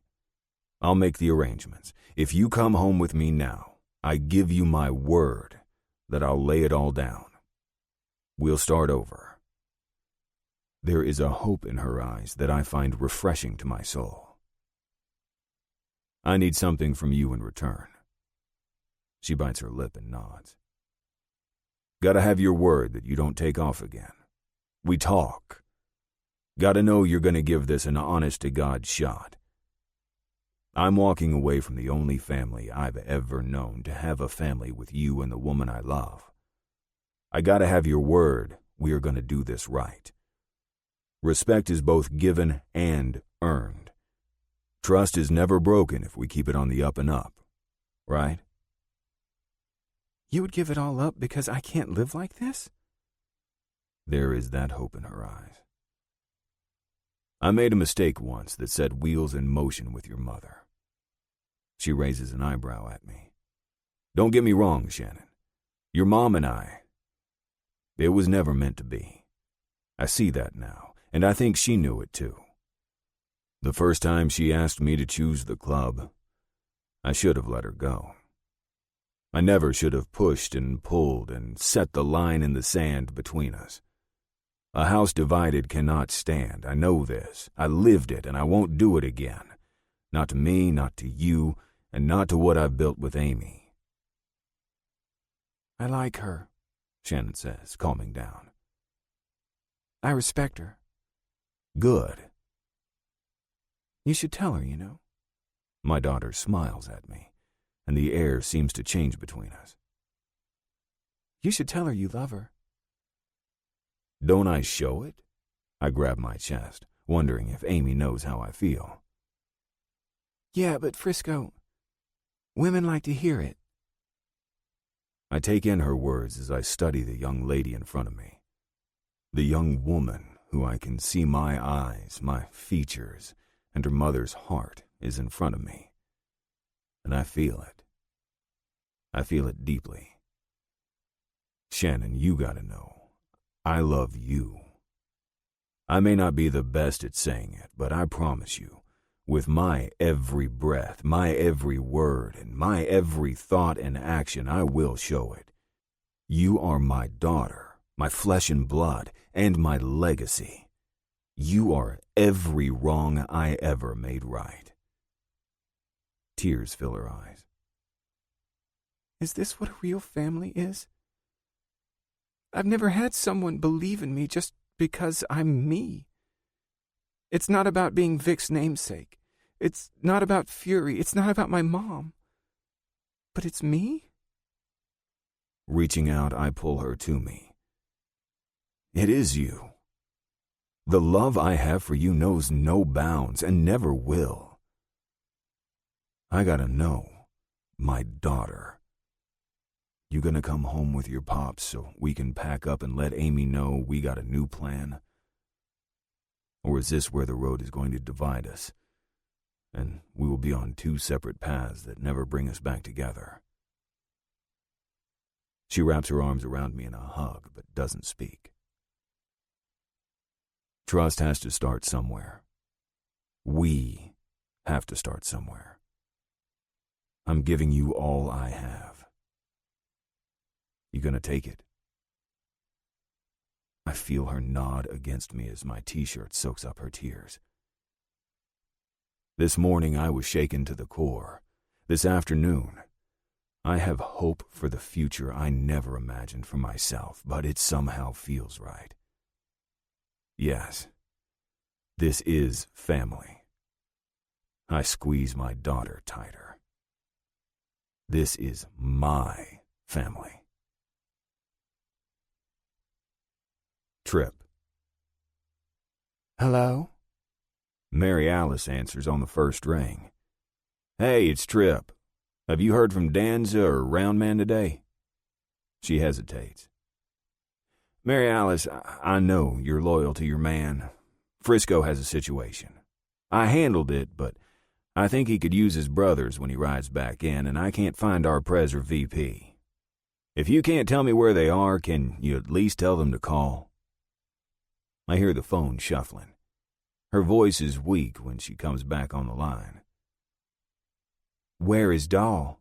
She asks, and my pulse automatically quickens. Sweat covers my skin and my mind races. In the house. I'm in the garage, I tell her, feeling the dread wash over me. There's only one reason she would want to know where my woman is when I can't reach her father. Take BW to Sass. Bring Doll with you to her daddy's house. You will have your answers when I see you there. She gives me cryptically before she ends the call. Shooting a text to Sass, I have her on her way to our house with Red to watch BW without getting Doll on alert. Again, I dial Roundman. No answer. There is only one reason my father-in-law, my club Pres, and the one man who would never fail me wouldn't answer. And there's only one way to find out for sure. And there is only one way I can get my wife through the worst to come. I feel it before I even know it to be true. Something is wrong. Something is very wrong. As soon as I see Sass pull up, I fight down the nerves building as I stroll inside the house where my beautiful wife looks up at me. Her blue eyes dance in desire, and it kills me as the fear kicks me in the gut. Hey, lover, she greets me with a smile. Sass came over for the boys to play. I nod at her red-headed spitfire of a best friend. Ride with me, baby? Always. She gives me with no hesitation as she looks at Sass, who simply watches me like she knows something is going on but won't question it. Smart woman. I've never asked her to come watch my boy to take my wife off for a ride without explaining. Today I did. But Sass knows how this life works. If she has questions, right now she won't give them to me. Later she will talk to Doll and it will be on my wife what she tells her best friend. Reaching out, I pull Doll to me, tipping her chin.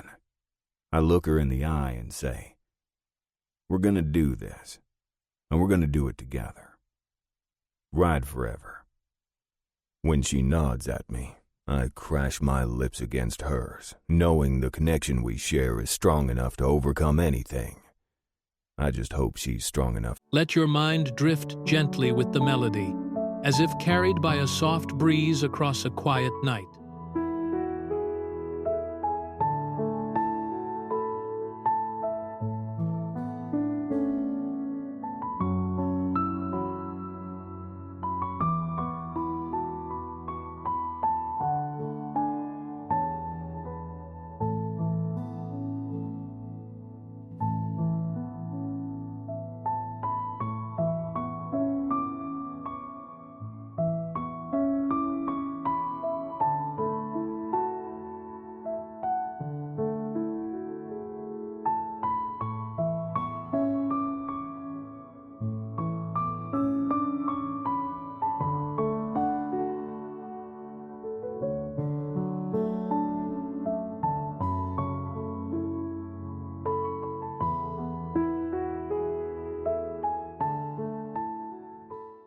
To handle what is to come.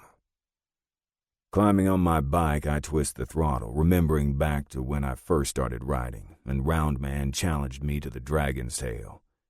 He laughed as I got my first taste of road rash, slapped me on the back as he helped me pick up the steel machine, and said, "It'll make a man out of you to slow down and think shit through. Life will give you every curve and every bump when you least expect it. Hold on tight to what you know." Doll's small arms wrap around my waist. Family, love, loyalty. I know them all. With a squeeze to her left thigh, I roll forward as we hit the road toward her dad's house.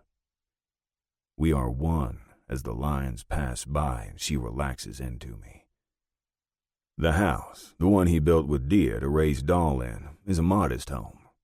Dia never wanted anything elaborate, and from what Doll has shared, she was always about a house being a home. The garage door is closed, and parked in front of it is Danza's bike with 2 helmets tossed on the ground. As I pull in and look at the door, I see Mary Alice waiting on the steps for us. Doll and I get off. Just as I pull her helmet off, she looks over my shoulder to see Danza approaching. No, she screams, and I drop the helmet with a loud clank to the concrete below as she falls against me. I turn to see Danza's face is as white as a ghost. His eyes are puffy, red, and he doesn't hide the tears that have obviously been falling for a while. Mary Alice is at his side, her hair falling out of its braid and her face covered in red splotches as she reaches out to touch Doll's shoulder. He called us to the coast because he knew. I say hello to Danza, to which I simply get a nod. How long have you known? He doesn't answer. I feel my knees weaken, but I know I must stay strong as Doll buries her face against my chest. We have to make the call, Doll. We tried to reach him all morning, Mary Alice explains. When he didn't answer, we came straight here. It hasn't been long. No, she cries out through her sobs. Dear God in heaven, no. Not my dad, not my daddy. You have my mama. Don't take my daddy too. I squeeze her tightly as my heart breaks for the woman who has loved me against all odds. He didn't suffer, Delilah, Danza says, fighting back his own emotions. This is what he wanted, honey. Please understand he didn't want to drag it out. He didn't want to put you through more. She pounds on my chest as she tries to come to terms with it all. What am I supposed to do? She wails. BW isn't going to remember him. She pushes off my chest and looks me in the eyes. Our son isn't going to know what a great man his grandfather was. He's gone, Trip. My daddy is gone. Danza shakes his head and looks up at the sky, trying to keep himself in control. How long? I ask again. Still no reply. I feel Doll tremble and scoop her up bridal style to carry her into the house. When I get her inside, she jumps out of my arms and rushes to his bedroom. I stand in the doorway, feeling helpless, as my wife, my life, my love, rushes to her father's bedside and drops to her knees. She reaches out for his hand and pulls it toward her. I watch helplessly as my wife falls apart in front of me. Round Man looks peaceful. It's as if he's asleep. Only, he's the man who would have been up at the slightest sound, so you know he's gone. Daddy, you are the man I've held everyone up to. You are the man my mama loved with her every breath. How, Daddy? How do I go on? Every word, every sob, every tear she sheds kills me a little more inside. She looks at the bedside table, and we both see a handwritten note addressed to her. Moving behind her, I read the script over her shoulder as I drop to my knees behind her to hold her through her father's final words. My Delilah, if you're reading this, the time has come for me to face my life and my death. I promised your mother I would give my all to make it through all life's curves until you were ready to ride for yourself. You were strong. You were made for this life, this club. You are ready. Trip is ready.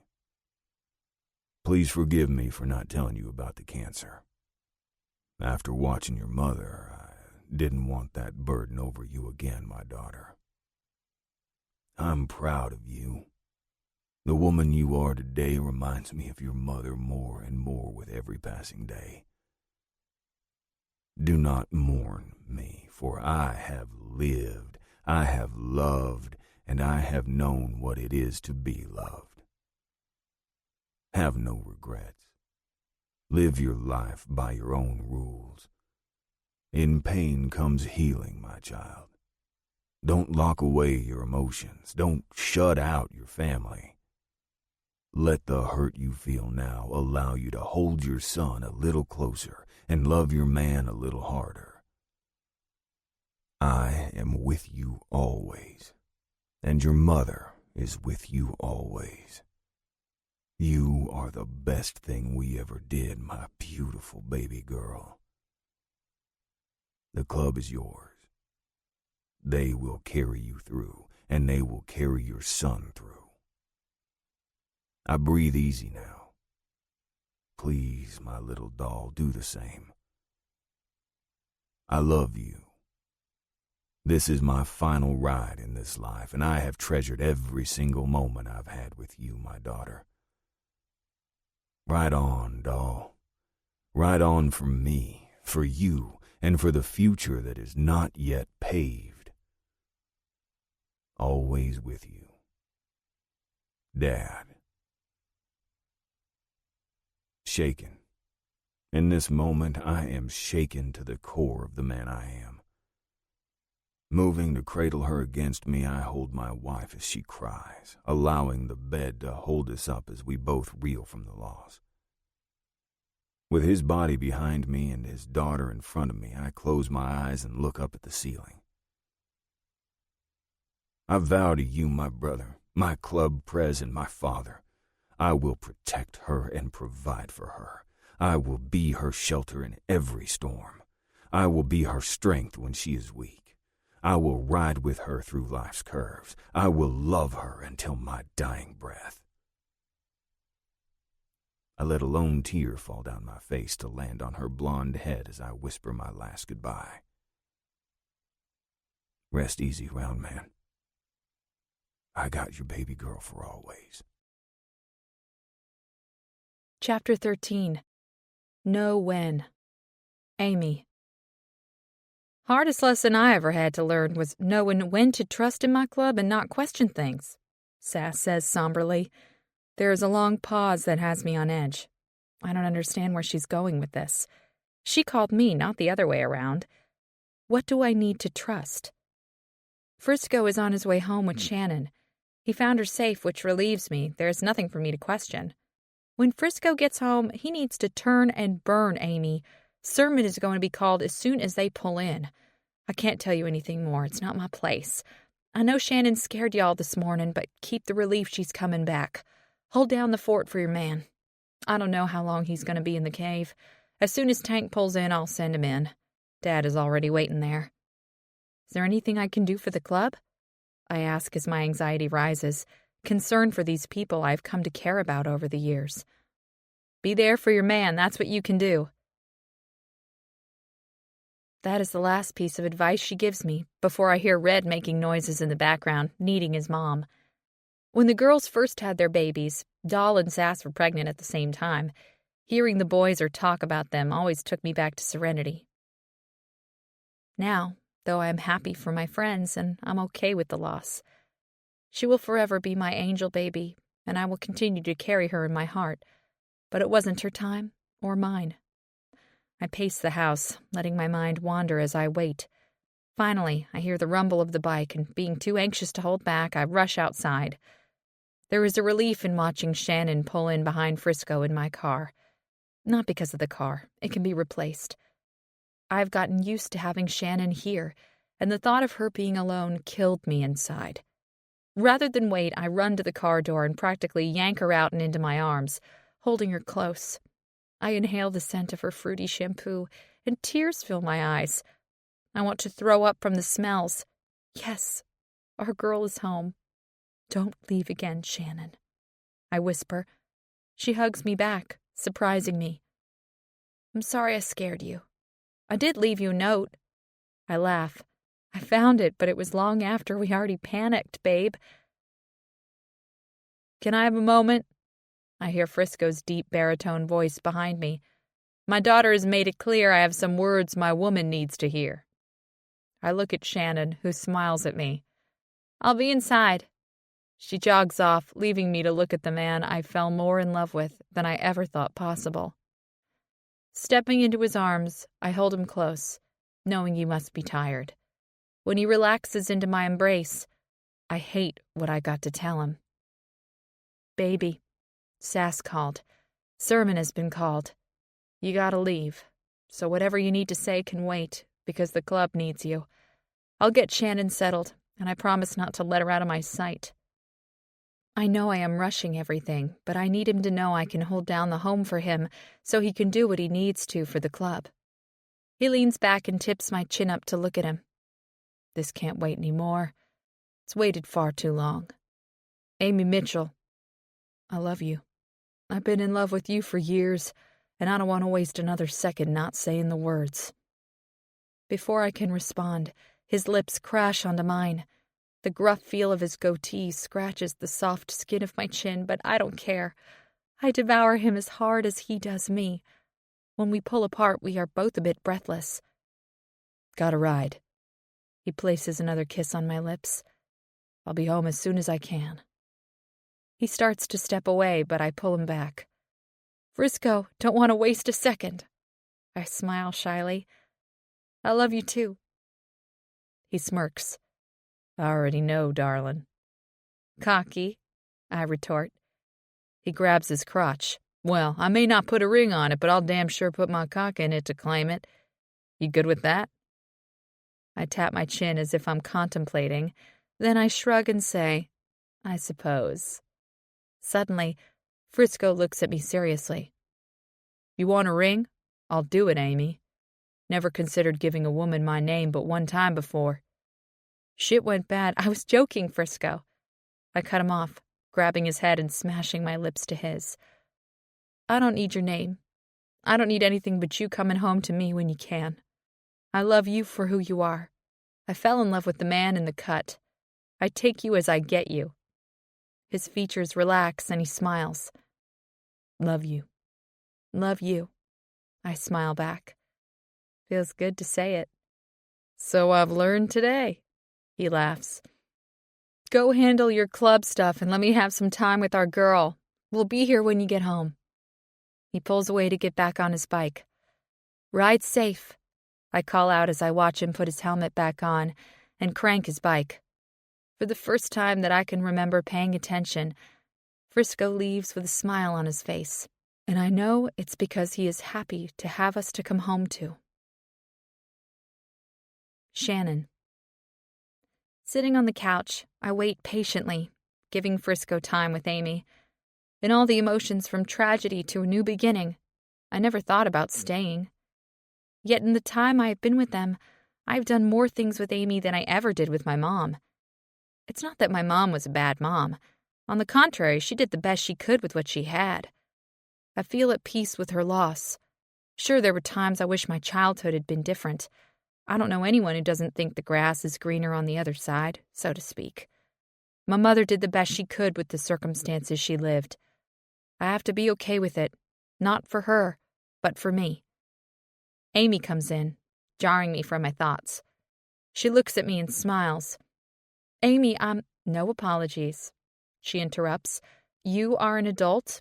It's been an adjustment for everyone. I've had my own fair share of times I've wanted to run from this life. Frisco and I are always here for you, and there shouldn't be anything to run from. You aren't a prisoner. I'm sorry I panicked this morning and that we haven't gotten to the place where we can talk so you don't have to take off in the early morning hours. She sits on the love seat across from me. I did leave a note. Pulling the crumpled paper from her pocket, she laughs, holding it up. I saw that after I called the police. I gasp. Oh my God, I'm in deep shit. I stole your car. No. You borrowed it and returned it.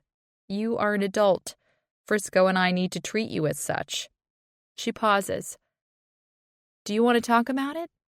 We seemed fine, so is there a reason you felt you had to leave? Did I do something wrong? I rushed to her side. No, it wasn't you. It was me and a weird sense of loyalty to my own word to myself, if that even makes sense. She wraps her arm around my shoulders. More than you know, sweetheart. Amy, I say softly, where do we go from here? The sky is the limit, so reach for the stars. What do you want to do? Where do you want to go?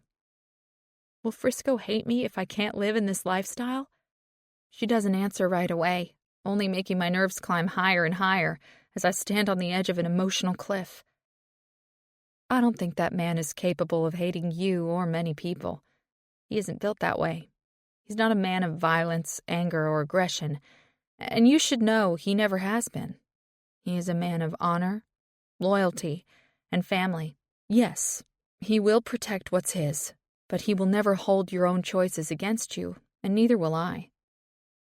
So we really can start over somewhere together as our own family? I ask, suddenly hopeful that we can have a new beginning. I have no ties here other than the club. I suppose if Frisco wants to leave, we could. I want you to know, Shannon, I'm not trying to replace your mother. I just want to be your friend. You aren't a little girl, you are a young woman with the whole world in front of you. I don't want to hold you back, and I want you to know there isn't a single thing in this world you owe me or Frisco or the Hellions if you were even thinking about it. I just want a chance for us to be. I like you, Amy. Frisco and you have this calm presence together I've never had before. I would like to have time with you guys, but I don't want to have anything tied to any club. She leans back against the love seat, pulling me with her, and stroking my hair in a way my mother did when I was little. My mother said it would soothe her as much as it would me. One thing at a time. First, it's good to have you home. Second, Frisco has to handle some club stuff, and I don't know how long that will take. When he gets home, we'll sort out the next steps. Rome wasn't built in a day, after all. I yawn, relaxing into her. You've had a long day. Are you hungry? Would you rather go to bed? I think for a moment, and then decide to go with my gut. Are you staying up for Frisco? She nods. My instincts tell me there is something big going on. I don't know what, and I don't need to know. I do need to keep a check on my man, so yes, I'm going to wait up. Can I wait up with you? I look at the television. Maybe we can watch a chick flick and sample some of the caramel drizzle brownies? Sounds like a plan, but I really like suspense and action more than a sappy love story. So, for each chick flick you get, I get an action-packed adventure behind it. Deal? Deal. Chapter 14. So long, my friend. Frisco. The gray sky mimics the mood we are all in. It's a quiet, still day in Haywood's Landing. I stand outside of the clubhouse, watching as not a single cloud can be seen, just one continuous blur of gray. The overcast seems as if even the angels in the heavens have gone into their own mourning. The loss of a Hellion cuts deep, but this one cuts the deepest. Danza comes to my side. It's about that time, he says, looking out into the space before us. They get the trailer hooked safe? He nods. Then I reckon all that's left is the final ride. I run my hands down the sides of my well-worn leather cut. Been a long ride, brother. Damn sure ain't been easy. From crashing on my couch to crashing our bikes, we've never been apart since this all started so long ago. Danza tells me what I already know. We both look up when we hear a noise to our right. Tripp stands beside Roundman's bike. The Harley-Davidson Screaming Eagle in red and black is polished. The pipes have been muffled for today, and it's haunting us all. Danza helped me load it on the trailer this morning and bring it over from Roundman's house while Amy met me here and Shannon stayed home. I watch the man who will soon be patched as the club president trace his fingers over the bike. Danza and I give him his space, giving him time to make peace with his mentor, his prez, his father-in-law. Rex comes out of the clubhouse and joins his cousin, Hellion's brother, and his Catawba press beside the bike. Since the time is almost here, Danza and I make our way toward him. "Load it back up," Tripp orders Rex. "No." Danza steps up. "Give Dahl the honor. Give the man the respect." He nods to Tripp, who I know he respects but is pushing to his own personal limit. "Can't put her on this bike. Not my place," Tripp says, keeping his emotion-filled eyes hidden behind his sunglasses, but we all feel it. "Her dad's bike. This club's president's bike, not my place." Danza steps up to the man and slides his own sunglasses up onto his head. Tripp follows suit. His eyes are red and glassed over with unshed tears. "Honor the man," Danza says, fighting back his own emotions. "He's more than her dad, Danza. He's the only dad Rex and I had after Pop's passed. I can't give her what she needs, and I damn sure have no business sitting in that man's seat. I'm not even half the man he was." "You're right. And you're wrong." I step up as Rex steps back. "Other than you, there isn't another man ready to fill his shoes. There isn't a single man in this club he would want in that seat other than you. There isn't another man in this club with more honor, loyalty, and respect than you, Talon Tripp Cruz. You should know." I roll my sunglasses onto the top of my head to look the man in the eye. "Next sermon, it's his prez patch you're going to be wearing. Give him the honor. Give his daughter the moment. Give him the respect to have his bike take its final ride with the man he trusts with it, all taking the lead with the little girl who owned his heart, and the club who will always be at his back in tow." Danza wraps Tripp into a hug. I can hear him as he whispers, "Blaine Roundman Recklinger was my best friend, my brother, and my prez. We've talked a lot, Tripp. We've done a lot of living, seen our share of dying. The time is here. Now, boy, you're gonna climb on my man's bike, and I'm gonna take the pipe covers off, and we're gonna ride, loud, proud, and lay our brother down right. You feel me?" With tears streaming down both men's faces, they separate on a nod. Rex then rips the tip covers off and Tripp climbs on the bike. I nod my respect to the man in front of me, then make my way to check the frame that has the trailer attached to the bike and look at the black casket sitting in front of me. The time is here, my friend. This is not goodbye, but rather, until I see you again. Ride loud, ride proud, and ride the fuck on, my brother. I whisper to the air around me as Tripp cranks the bike and twists the throttle. The engine rumbles. He twists again, and it screams all our pain. I look up to see the rest of the club lining up on their bikes behind him.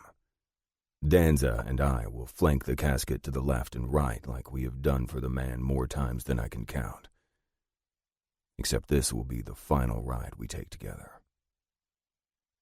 There is peace in the pain. With an air salute to the man who was, I roll my sunglasses down and make my way to my own bike just as Dahl steps outside. She walks to her father's casket and gives it a single kiss before she climbs onto the trailer and lays his cut over the top, pinning it on the sides. Then she looks up at the sky. "I love you, Mama. Take care of my daddy." She looks around at the club she was born into. "Hellions, we took a hit, but we are strong." Tears streak her face, but she doesn't even try to wipe them away. "Today we give our love, our respect, and stand together for a man who believed in each and every single one of us. Rip those covers off. Ride loud, Hellions. Ride proud. And let's ride on." She moves to her man who is sitting on her father's bike and slides on, raising her hands with her pointer fingers directed at the sky. Following the woman who I have watched grow from a little girl, I lean down and uncover my own pipes just as Danza twists his throttle beside me. The steady tick and the distinct rumble fills the air as the old ladies climb on behind their men, Amy settling in behind me.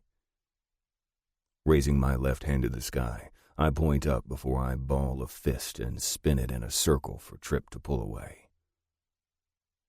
It's a slow ride. It's a quiet ride. Not a single radio plays, just the sounds of our bikes going down the road, one by one, side by side, brother to brother. Every charter in 2 states present, all giving tribute to the man who gave each one of us our own place in this world. We even have a few cars behind us with people we have done business with over the years, including Marco and the boys from his gym who drove up from Florida to pay their respects. The black casket never jars, never moves, and never loses Roundman's cut as we make our way to what will be his final resting place. When Trip stops, we all line up beside him, each person taking to the right or left based on how we fell into the drive.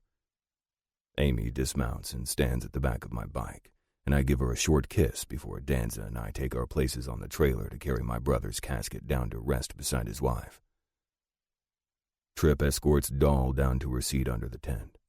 Mary Alice and Amy follow behind with Sass, Lux, and the other women. Rex, Trip's VP from Catawba, flanks his prez at the rear, right until the women are all seated. Then they make their way back to the casket.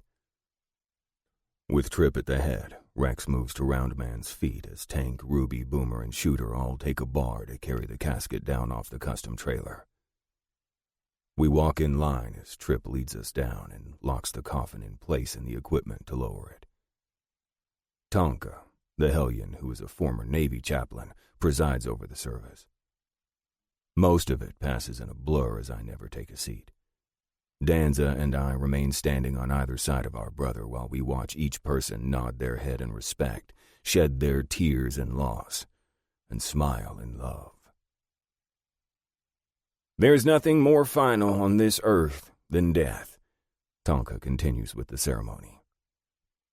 "Death is a step in a different direction, one where the past and the future are no longer a burden on a man's soul." He places his hand over the cut resting on the casket. "Your ride goes on, Prez. It's different, but the ride will continue on. We will continue on. Today we say goodbye to a damn good man, and he lives on in each of us." Tonka looks over his shoulder at me, and I step forward. "Ride until we die. Roundman gave his all to this club. We have once again found ourselves at a fork in the road, brother." I look at his worn leather cut, then look out at Amy. "You've led us for many years, always in the right direction. Now the time has come when we are forced to part ways." I blow out a breath, trying to keep my emotions down. I run my hands over my cut. Every patch has been earned. Every challenge accepted. From youth into parenthood and, damn, even grandparenthood. We have done it all together. Without you, my brother, my prez, my friend, I just don't see it the same. I look at the sun, which has just come out. The road ahead is not yet paved. The path isn't always clear, but the time has come that we let it lay to rest with you. My hands tremble as I pull the cut back and let it fall from my shoulders. I look at the black casket with the Hellions insignia on the back of his cut. Then, facing the sky, I let out a sigh. Folding my cut, I step to face the coffin. Ashes to ashes. Dust to dust. You've always had my trust. I toss my cut on top of the casket beside his own. Ride until we die, brother. The originals begin and end with you. I step back and nod my head at Danza, who steps up. The man makes the cut. Not the cut makes the man. He takes his cut off, tracing the insignia on the back. Ride until we die, brother. The originals begin and end with you. I vow to you that I will watch BW grow into a man you'll be proud to carry your name. I vow to remember the good times, the bad times, and throw back a drink or two for you, my brother, my prez, my friend. Today we lay to rest a legacy. Today we ride on a path unmarked. We'll take every curve with pride, with loyalty, and with brotherhood. Danza and I move side by side toward Dahl. The man made the cut mean everything. You were the light of his life, Delilah. We'll all miss the man, but we carry on with the traits he believed in, and we ride on for the club as a whole. She nods at me as tears continue to fall. Danza stands in front of Tripp. When the club first began, Daya sewed the president patch on the cut you see over there. Today, as the final two originals and as VP of the Hellions MC, I give you this president patch, not only for the Haywood's Landing Hellions, but for our charters and chapters everywhere. When you leave here, I ask that Delilah sew this patch on your cut. Call your sermon, Tripp. Command your club, and control the chaos with honor, loyalty, and brotherhood always first. I extend my hand, holding the patch for Danza, who takes it and passes it on to Tripp. On a nod, we then step back and allow Tonka to lower the casket into the ground. Rest in paradise, Roundman, Danza and I say together as we watch the box settle into its final resting place beside his old lady and one love. I'm exhausted as Amy comes to stand beside me. Danza and Mary Alice exit first, hand in hand, followed by Amy and I. We pass by Roundman's bike, and my chest tightens with the loss of my friend. In a matter of moments, Danza and I are both pulling out of the cemetery. Today was our final ride with the Hellions MC. And today we ride out as Rhett and Richard after we say goodbye to a brother, a longtime friend, and each other. As Danza twists the throttle to pull away, I look up at the sky again. Then I look at his tail light and whisper, "So long, my friend." Chapter 15. Where we begin.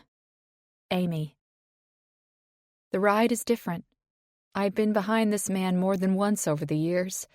The feel of his leather cut against my forearms as I held on was natural. Now it's gone. Pulling up to our house, I feel the fatigue of the emotions taking over. Roundman will be missed. With everything that has gone on, we haven't had a chance to talk about the future. Frisco buried his cut today. What does that mean? How will he take Shannon not wanting to be in the club life? What are we going to do to keep our family together? Family. The one thing I have always craved, and now I have it. I climb off the bike, removing my helmet and shaking out my hair as Frisco does the same. There is half of me that wants to reach out and touch him, soothe the ache I know he feels. The other half of me feels like maybe he needs some space. Before I can walk off, he reaches out and runs his hands up and down my arms. "Amy, before we go inside, I want to talk to you." "Okay," I say, stepping closer to him. What do we need to discuss without Shannon? "Shannon," he begins, and that at least tells me why we are talking outside. "This life isn't for her. Baby, you ever think about starting over?" I look deep into his eyes and get lost in all the emotions. Your daughter, she's part of you. She's a piece you have had missing for far too long. In all this time, you have stood by me at my worst and what I hope has become my best, Frisco. I don't know that I want to start over and lose what we have built, but I don't want to be without you. I know Shannon needs away from all of this. I know she needs a new beginning. You and me, we've got us. We've had us before there was an us, but what we have with Shannon is a family of our own making. He smiles. Yeah, we sure do. Remember when I first asked you how you could trust men who had nothing tying them to you? He nods. You told me blood doesn't make people good or bad. Blood doesn't promise a tie. Blood doesn't give you loyalty. You said it's something you gotta build. You gotta dig deep and find. Sure did, he replies, never breaking our stare. Baby, we built something. We've dug deep and we've found it. This is where we begin, and the road we take may not yet be on the map of life, but it's ours to make. You saying you gonna ride with me for life? Rolling up on the balls of my feet, with my lips brushing against his, I whisper, I don't think my heart knows any other way. Where you go, I go. This is where we begin a new life, one where we watch your beautiful daughter find her place, and one where we build for ourselves a family of our own, where it's not blood that ties us, but love that bonds us. I'm one lucky son of a bitch. I smile and kiss him, then, pulling back, I smirk. I'm the lucky one who found the destiny in the depths of my own hell. I never imagined anything good would come from what started with Felix de la Torre so long ago, yet in the many curves, turns, and roadblocks, we found a way that works. I love you, Richard. I may not have a ring to put on you today, Amy, but once we get inside and tell my daughter to pick her destination to move, I'm gonna have my cock in you, baby, so get ready. I feel my panties automatically dampen in anticipation. Richard, since we're talking about our future, just want you to know, in a few months, there's a possibility we're going to be a family of 4, not 3.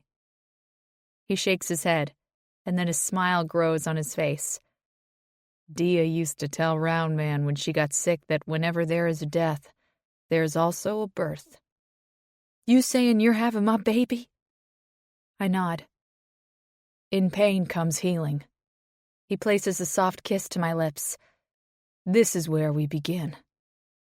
We walk hand in hand to the front door. We laid to rest a good man today. We said goodbye to a lifestyle, but not to the family we created. Today, we may have had our final ride with the Hellions MC, but we also found where we begin. Chapter 16. One Ride for Life. Doll. Pulling up to our 30-acre compound, I see it's already littered with bikes, trikes, and cars, but I don't rush to get off my dad's Harley. With everyone in town for my dad's funeral, it seems fitting we have a barbecue at the clubhouse. How many times did I hold on tight to him? When I was so small my arms couldn't reach around him, he made a dual-sided clip and clipped me to him by my belt loop to his. I smile at the memory. How many things did my dad rig over the years to give me extra protection or confidence? The reality is, if we had wrecked, my belt loops would have broken. He knew it. He also knew his daughter, me, needed to feel like I was connected to him in some way, and it took away the fear. No one has ever known me like my father did. He could read me like an open book. As hard as it was sometimes to be raised the daughter of Blaine Roundman Recklinger, there isn't a single second of it I would change. Even losing my mom so young, there wasn't a day I didn't miss her or think of her, but my dad was always there. He simply understood me without a word said between us. Tripp squeezes my thigh for me to climb off. Not yet, I say, lifting the half-shell helmet off my head. The ticks of the exhaust cooling down are what I focus on instead of the hustle and bustle around me. If I could hug you tight one more time, Daddy. If I could smell your cologne mixed with leather and a hint of gasoline just one more time. If I could see your smile, hear your voice, and hold you close just one more time. I would thank you for one hell of a ride in life. If you can hear my thoughts, know my heart, then, Daddy, no matter the rights, the wrongs, and the times between, I love you then, I love you now, and I love you forever. I will do my best to stand beside my man, this club, and honor what you believed in. Trip reaches back to grab each of my hands. He pulls me close, pressing my front to his back and wrapping me around him. Ride until we die, Delilah. I promise you my love, my loyalty, and my very life. I know this is hard, but baby, we gotta do this. Pressing a soft kiss to his neck, I exhale. We're gonna do this, Trip. I climb off the bike, followed by my man. This is the time to celebrate life. This is the time to throw back a few beers, share memories, and tomorrow, when things are cleared, we begin our own ride. The Hellions don't begin and end with Roundman, but rather the legacy will live on and on as long as the Brotherhood remains. I was born into this life. My heart beats to the steady tick of a Harley-Davidson V-twin engine. I'm Delilah Doll Recklinger Cruz, daughter to Roundman Hellions original, an old lady to Talon Trip Cruz, Haywood's Hellions club president. I look around at the family my father has left in place to protect me in his absence. I've taken the place he built for us all to come together as one and stand for what we believe in. All I can think is, some things come full circle. I met my man at a barbecue my father held for this club. With my family around, I took the first step to my future then, and I do so now. I study the space, thinking to myself, this is going to be one hell of a mess to clean up. I smile, hand in hand with my man, and I enter the clubhouse with Trip. This is my world, my home, and my happiness. Ride until I die, I'm a Hellion for life. Epilogue. 10 years later, Haywood's Landing. Trip and Doll. Doll. Sitting with my legs crisscrossed on the grass, I have my 6-year-old daughter beside me. She has her father's blue eyes and my blonde hair curling around her face. She has my mother's smile and my father's temper. Nana, she looks at the gravestone, Mom said you like the red ones. I like the pink ones better, but Mom won. I laugh. Nana, how I wish you were here to help me navigate the ways of a little girl with a mind of her own. Grandpa.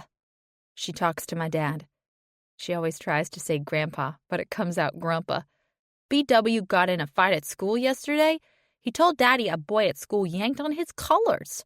Mama says it's a guy thing and I don't need to worry. Grandpa, don't these boys know there are lots of colors and not just red? Oh my goodness, Dia Nicole Cruz, stop it right now. I chastise my little girl. What? You told me we can talk to Nana and Grandpa about anything. I'm letting them know that BW has been in trouble. She plucks the first petal off the flower. Daddy loves me. She tosses it over my mother's grave. She plucks another. I'm his princess, like Mama was to Roundman. She drops the red petal, and I watch it fall to the green grass as the wind gives a slight breeze around us. I feel cocooned in love and happiness. Daddy loves my mama mostest. She drops another petal. One day, I'm going to have a love like that. She picks another petal. Tia, it's supposed to be. He loves me not. I try to explain when she looks up at me. Those blue eyes shining bright and her smile's so big I can't stop myself from smiling back. Mama, everyone loves me. It's like I was born to be loved.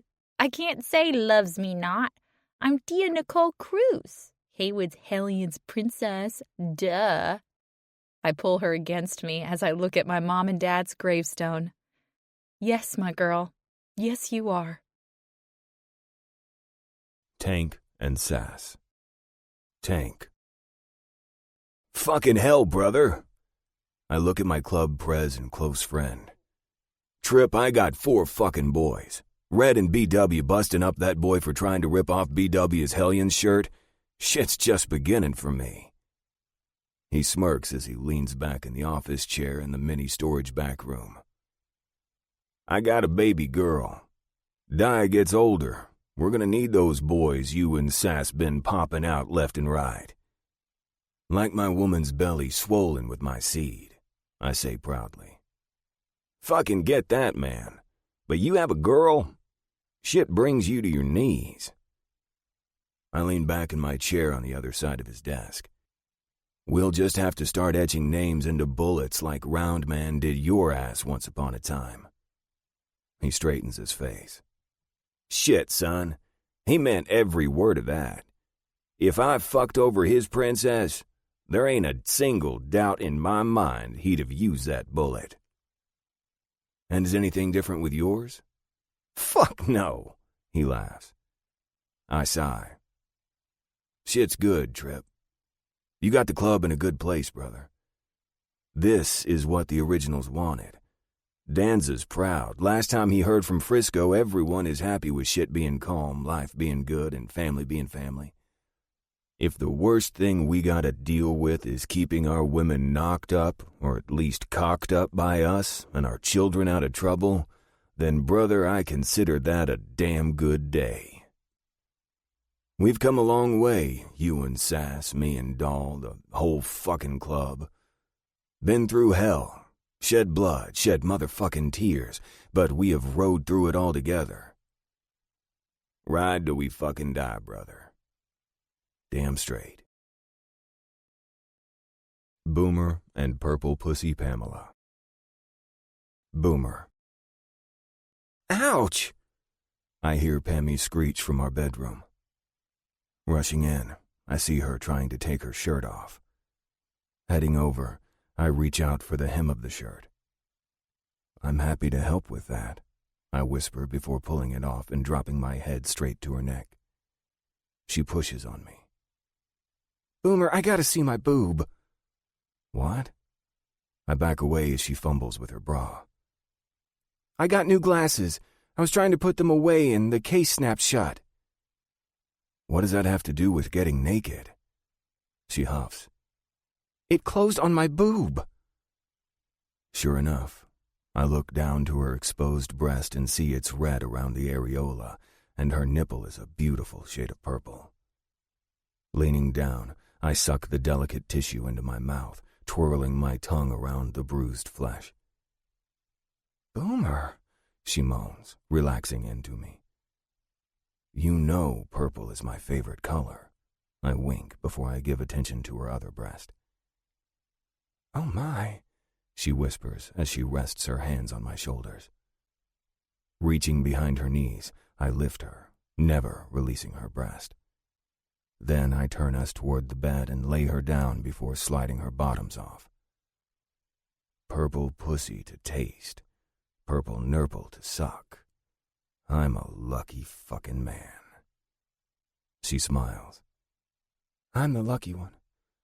Boomer, you took me, my past, my purple pussy nightmare, and now my purple nipple. Nurple, I correct with a nip to her waist. You're ruining my moment, Boomer. Baby, every second with you is a moment etched into my heart, my soul, and my mind. I love you, Pammy, past, present, and all the purple issues that we face in the future. I love you, Boomer. She gets the words out just as I drop my mouth to her pussy and devour what's mine. I will never get tired of this woman and the life we built together. Ruby and Vida. Ruby. Te amo, Vida, I whisper before rising from our bed. Stay home and have a lazy day in bed with me, Ruby. Killing me, love, I growl.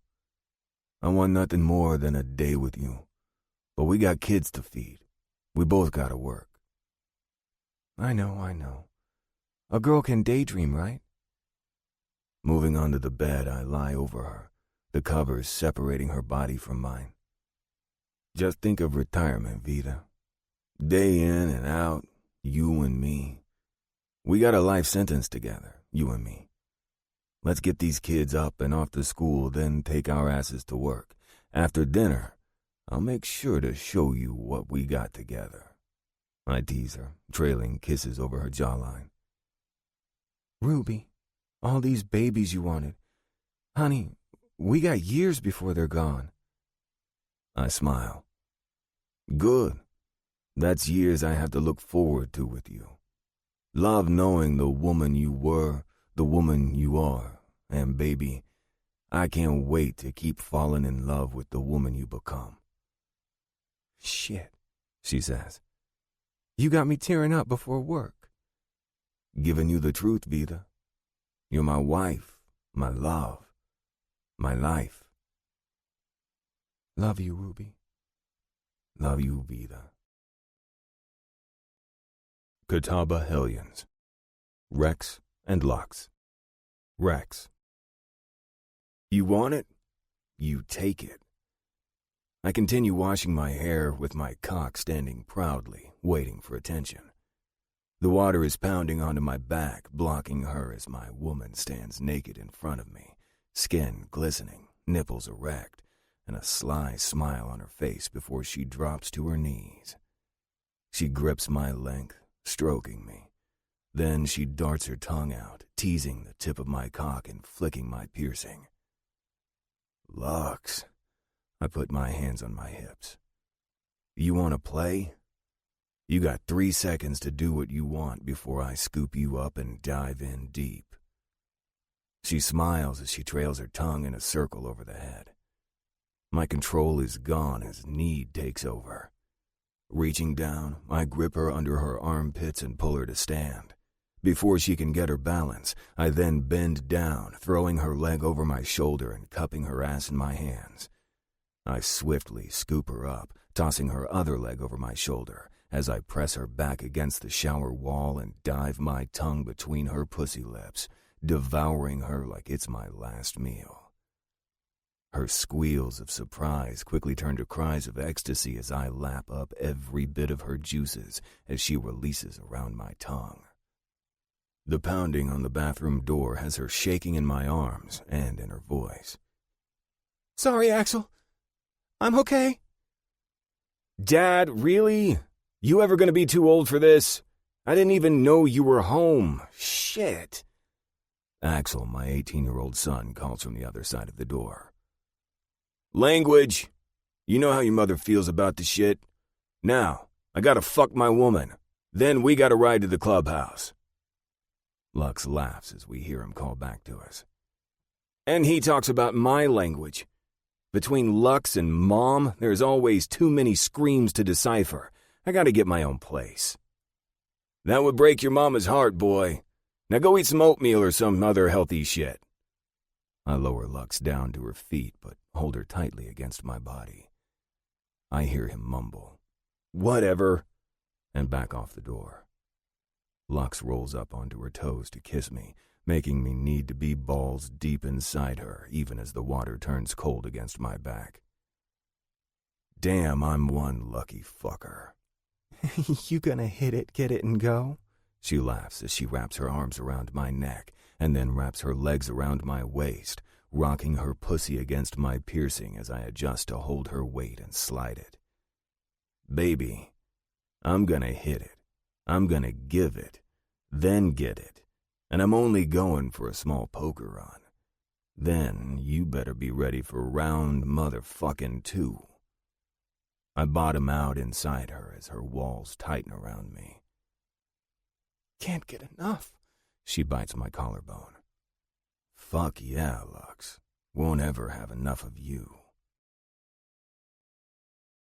Shooter and Tessie. Shooter. Drea, Drew, if you don't shut your mouths, it'll be oatmeal for you. He started it. Andrea smarts off about her brother. With the spatula in my hand, I use it to point at my face. Does this look like a face that cares? I'm trying to give your mama breakfast in bed. Y'all wake her up, and I'll have you picking up pine cones in the yard for the day.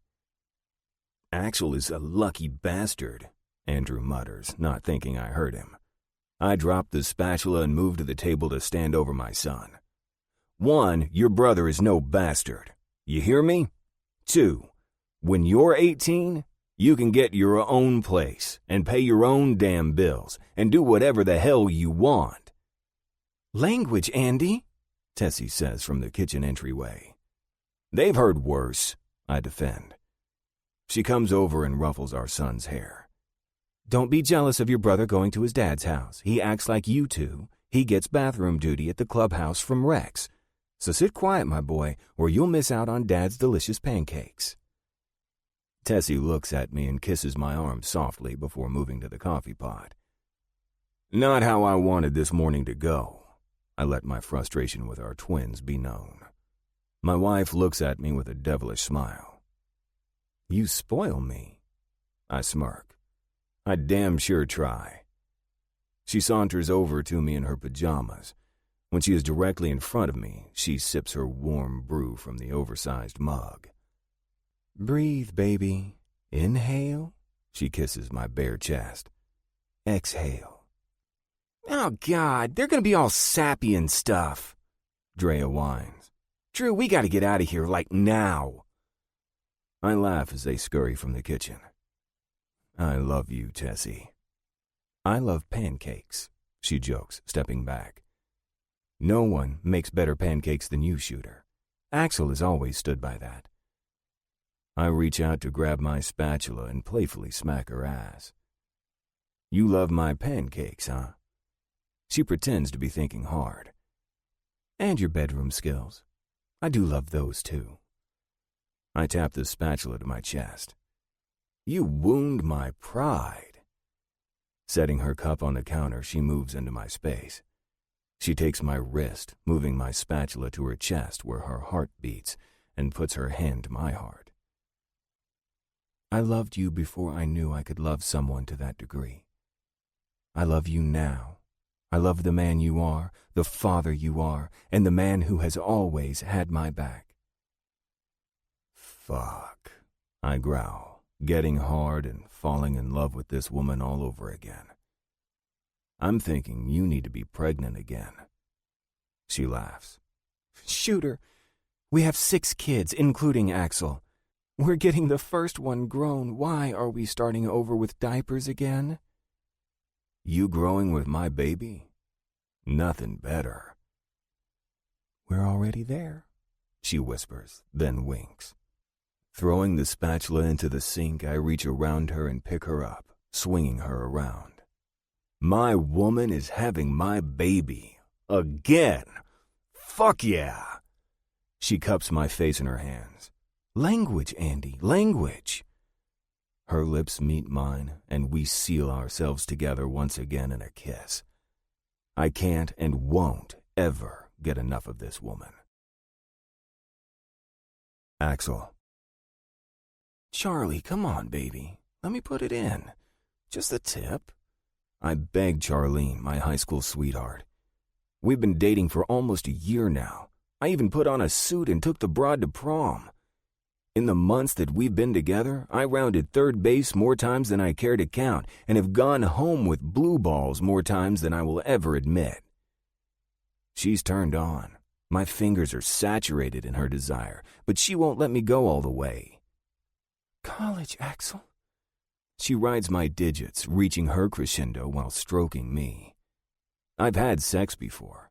In my mind, I can feel her walls clamp around me as her wetness surrounds my cock, only heightening the experience. I want to sink so deeply inside her that she will feel me in her throat. Charlie, I've not had my dick inside a pussy in almost a year.